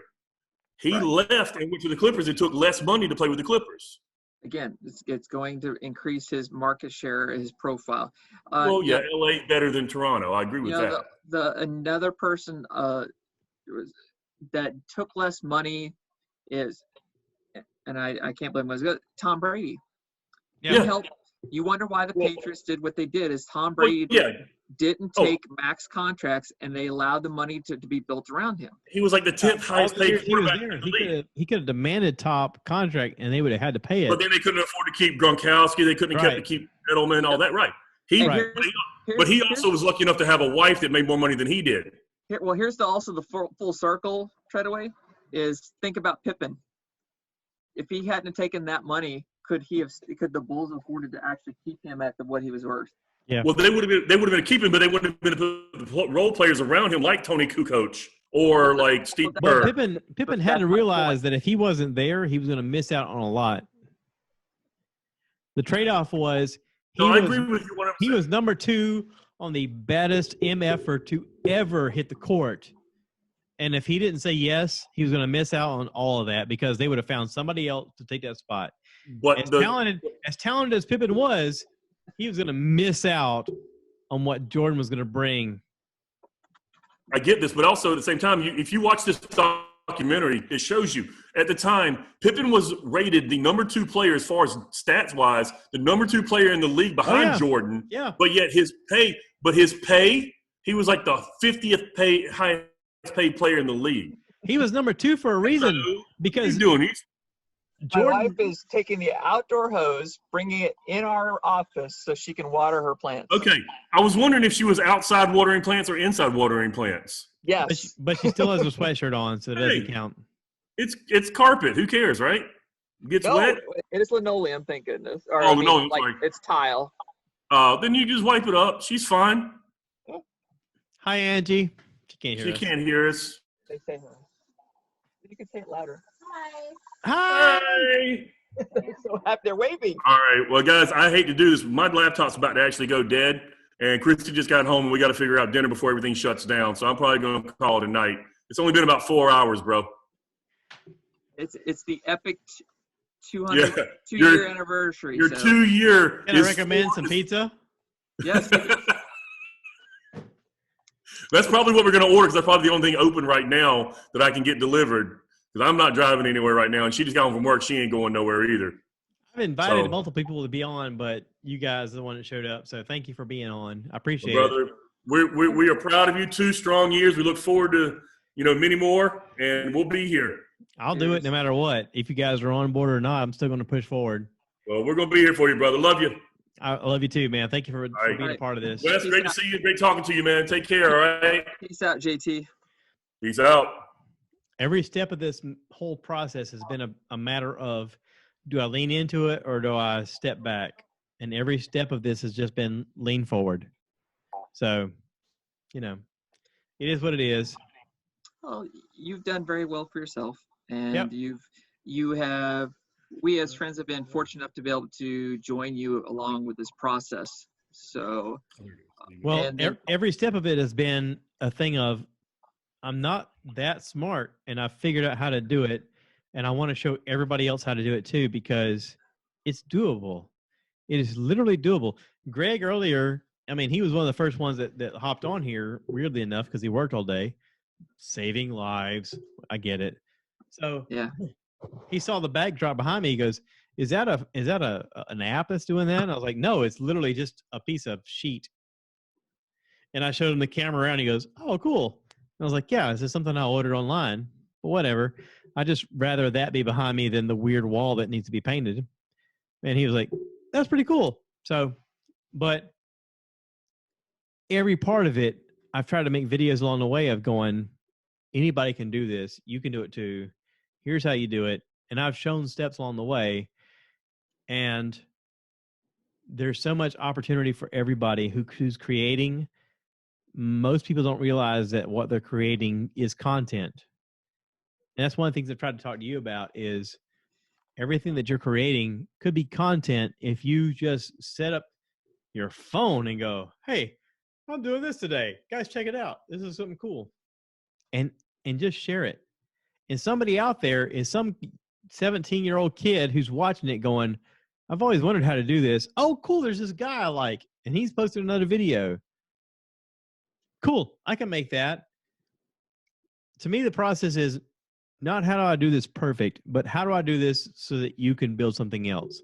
And if I show you something and you can build something else, great.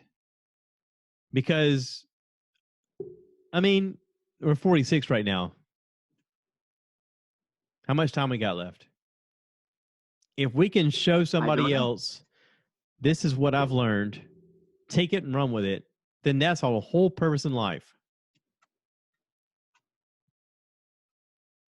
Every step of our path has been, this is what I've learned. Here's the information I've learned. Run with it. Yeah. If it's not for our kids, it's for somebody else's kids who's seriously sitting in their basement or their garage or their bullshit spare bedroom going, I got to figure out a way out of this. What can I do to do this? And they happen upon a video. Let this be the inspiration to them going, I don't need anybody's approval. I can do it myself. That's a fair statement. Right? Yeah. So without anybody's approval, without anybody's thumbs up, without anybody's signing off, I'm 2 years in. This is episode 225, and I have killed it. Yeah, you have. All it takes is perseverance and just stick with it. You've done very well. I'm glad to have been here for the process. Yeah. And listen, for whatever it ends up being, I have no idea what it's going to end up being. I hope this is part of the process that helps other people figure out what to do. Because like I said, there's some kid out there who's going to watch this and be like, I want to learn how to do this. Download the app. It's called Anchor. Just go through the steps. Create your own profile. Create your name. Start hitting record and just talk. And if you have something that's worth saying, it's gonna resonate with other people. Build your community. Build your people around you. Let them all be part of the process. And help others figure out how to do what you know how to do. That's it. Well, I it's funny sitting here for all evening as we have thus far. I've been thinking about the whole process, and you're right. It's just I've always been concerned about where the content was going to come from, and maybe I need to stop worrying about that and start broadcasting, and then find my way. Like you found your way. And no part of it has come from me wondering what I'm going to talk about. I've had, God knows, out of 225 episodes, I've had probably 150 episodes where I hit record going, what am I going to talk about? And I've just been hit record, talk. Right. If it's just me, I mean, in the beginning it was rough. In the beginning it was, how do I continue talking? I'm just me talking to me. But I had to imagine there's somebody out there listening who goes, I need some motivation. I need something to lead me. I need something to lean on. And really, it was today I did a Facebook Live watching a guy named Derek Dove, who is a musician down in the Georgia, southwestern Georgia area. He did a live Facebook thing, and I realized it was the moment where you're supposed to lean into things. And I could have just watched as a spectator. I could have just been like, hey, cool show. Thanks for doing the Facebook Live concert. But I leaned into it, and I was like, hey, man, Really enjoy the show. You're killing it. It's really good. I love to like promote you. I've had him on the podcast before, and I was like, "Can I send you a T-shirt? Is there anything I can do to help promote you?" And there's a moment where you take yourself out of the whole situation, and you go, "This is just a platform I have, and I've created myself. It's organic. It has nothing to do with nefarious means. It has nothing to do with me seeking money. It is just me trying to build community. And from that, he's part of the community. You're part of the community. Greg's part of the community. Treadaway's part of the community. Rodney's part of the community. Everybody that I know is part of the community. What if community bonded together and helped promote each other? Nothing but good can happen from it. Nothing. If you're building a racer in your basement to play video games, or you're out there racing go-karts legitimately, you can film every part of that and go, here I am. I'm going to do this thing today. Y'all check me out. You can make money from people like sitting at their home going, yeah, I live in like Iowa and I got nothing going on, but it's really cool watching this dude race go-karts or build a fucking, video game in his basement. Why don't I do that? I live in Iowa. There's no chance I'm ever going to do what he does, but I can build that in my basement because I have space. Film it. You have a genius computer in your hand that can literally touch every person in the planet and record and live video and make you money. Uh-oh. That's the part I don't think you understand is it can make you money just by going, hey guys, this is what I'm doing. And that's all you have to say. Show what you're doing. I lost you. Whether you're playing with Legos. I don't know what to do. Are you still there? Yeah. I don't know what happened. Oh, there you are. My bad. I didn't mean to do that. I just found a pepperoni in my shoe. Okay. So you're saying my Sudoku machine can do more than that? I'm saying your Sudoku machine could send you to the moon. It's funny. It has more technology than the computers that were on what we sent people on the moon with. That's what's amazing. That's why I said it.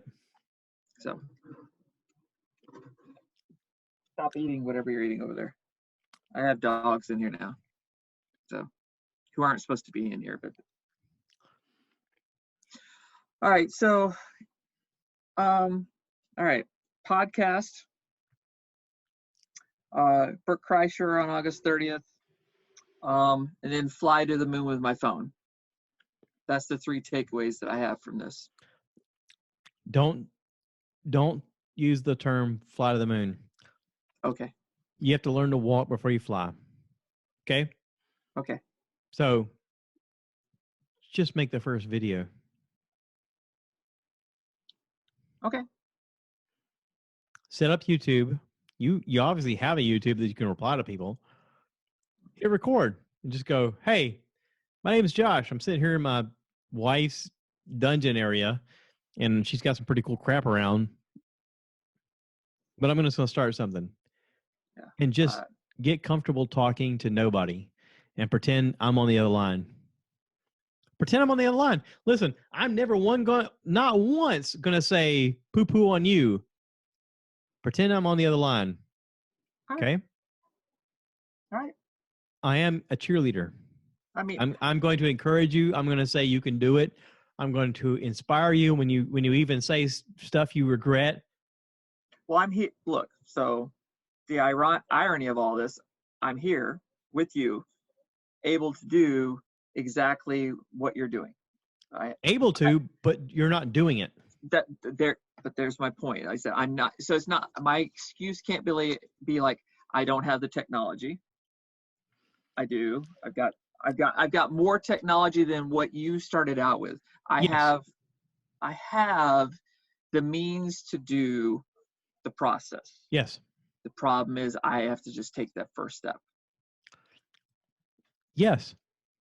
Okay, so here's the thing: is I've shown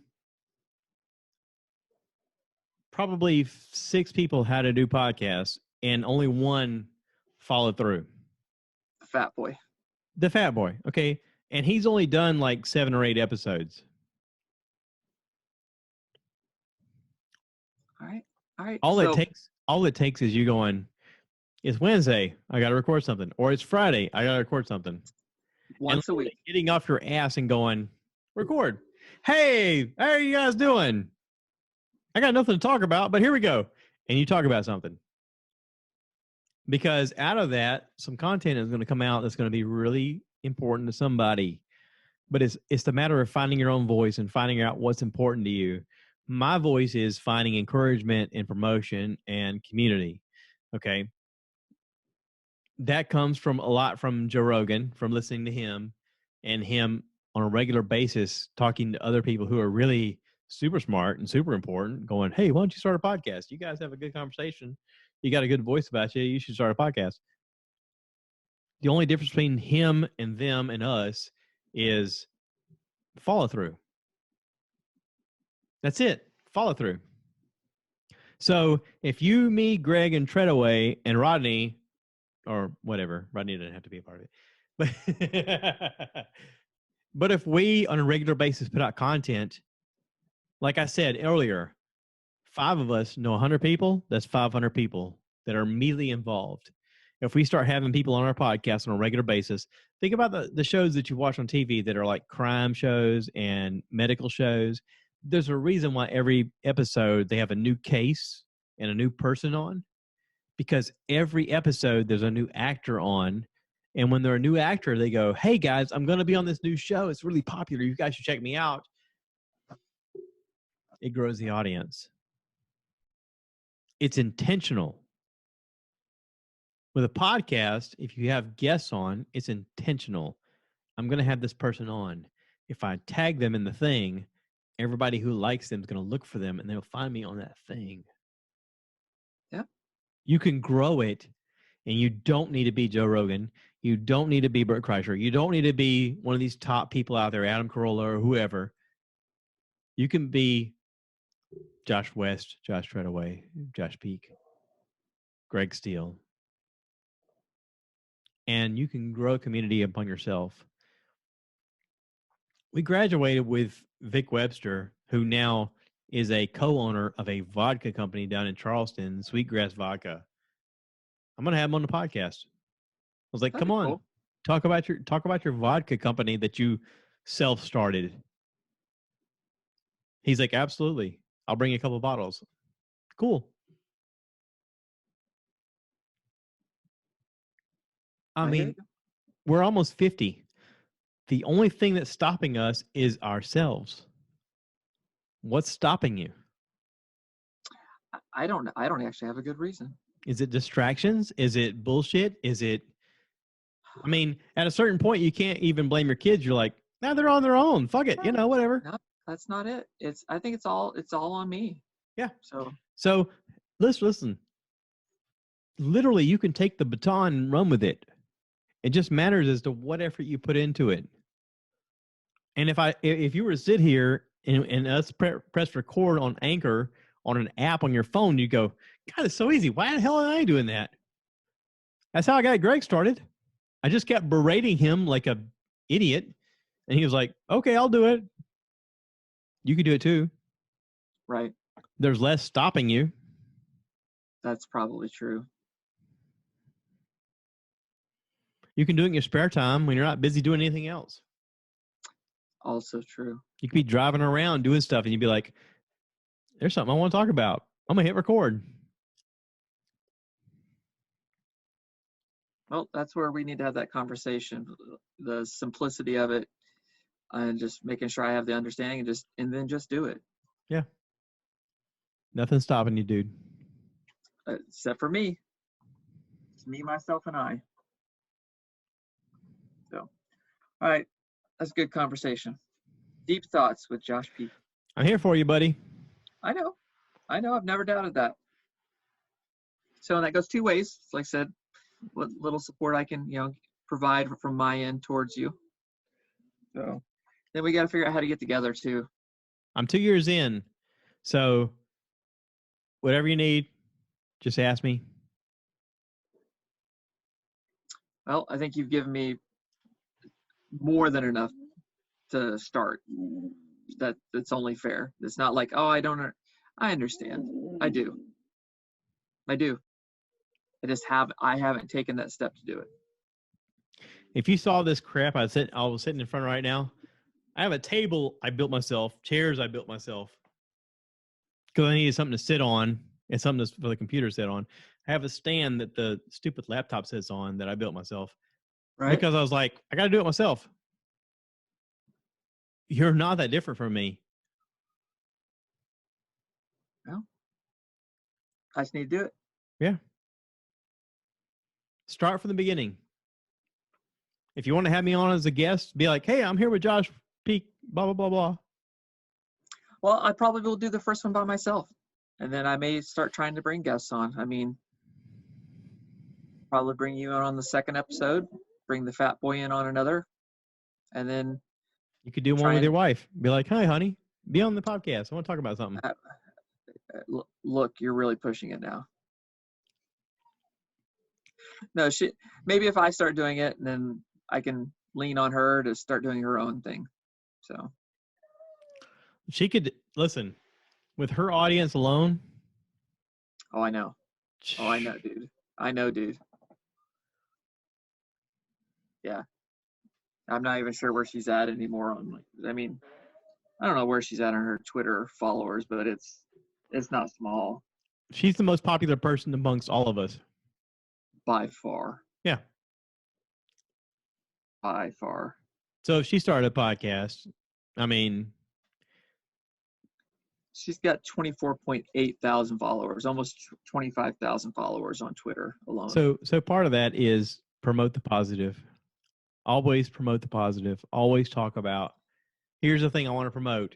And if you promote each other, it's all going to work out for the best. If she does a podcast as a guest and be like, hey, you got to check out my husband's podcast. He's got blah, blah, blah.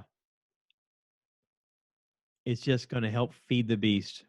And The more you do it, the more it helps perpetuate everything forward. Indeed. So here's the lesson. If anybody out there is still listening after almost 5 hours, this is by far the longest podcast I've ever done. Well, good. I'm part of the record. If anybody's out there still listening after almost 5 hours, drink about 12 Leinenkugel summer shandies, hang out with your best friends, and talk about what is possible and help promote each other, because it is all possible. Everything is possible.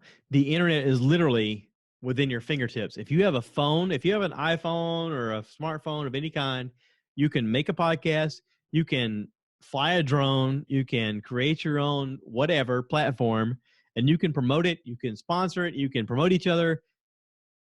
You can have Pornhub, you can have OnlyFans, you can have Twitter, Instagram, you name it. You can find an audience that's willing to listen to whatever it is that you have going on, and you can make money doing it. Whether you're building Legos, which I'm going to do soon. This is cool. This is the Boba Fett Lego. Oh, I know. Trust me. You can build Legos. You can play with toys. You can, if you're on Twitch, you can play, Final Fantasy VII. Shout out to Draven, AVAKITII.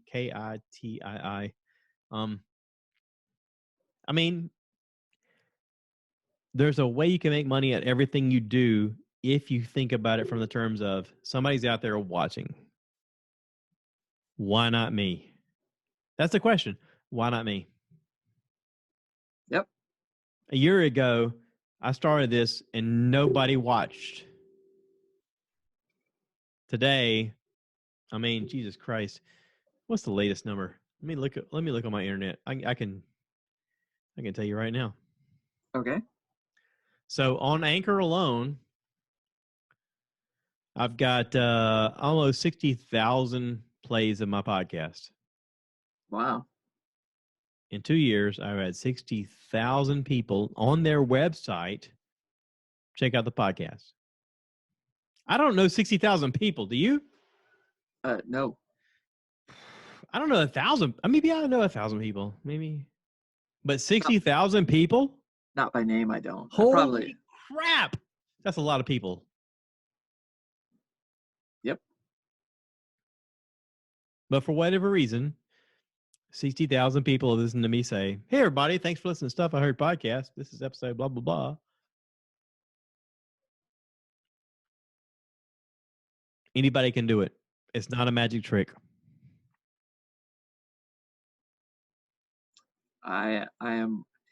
I just need to take that first step, that leap of faith.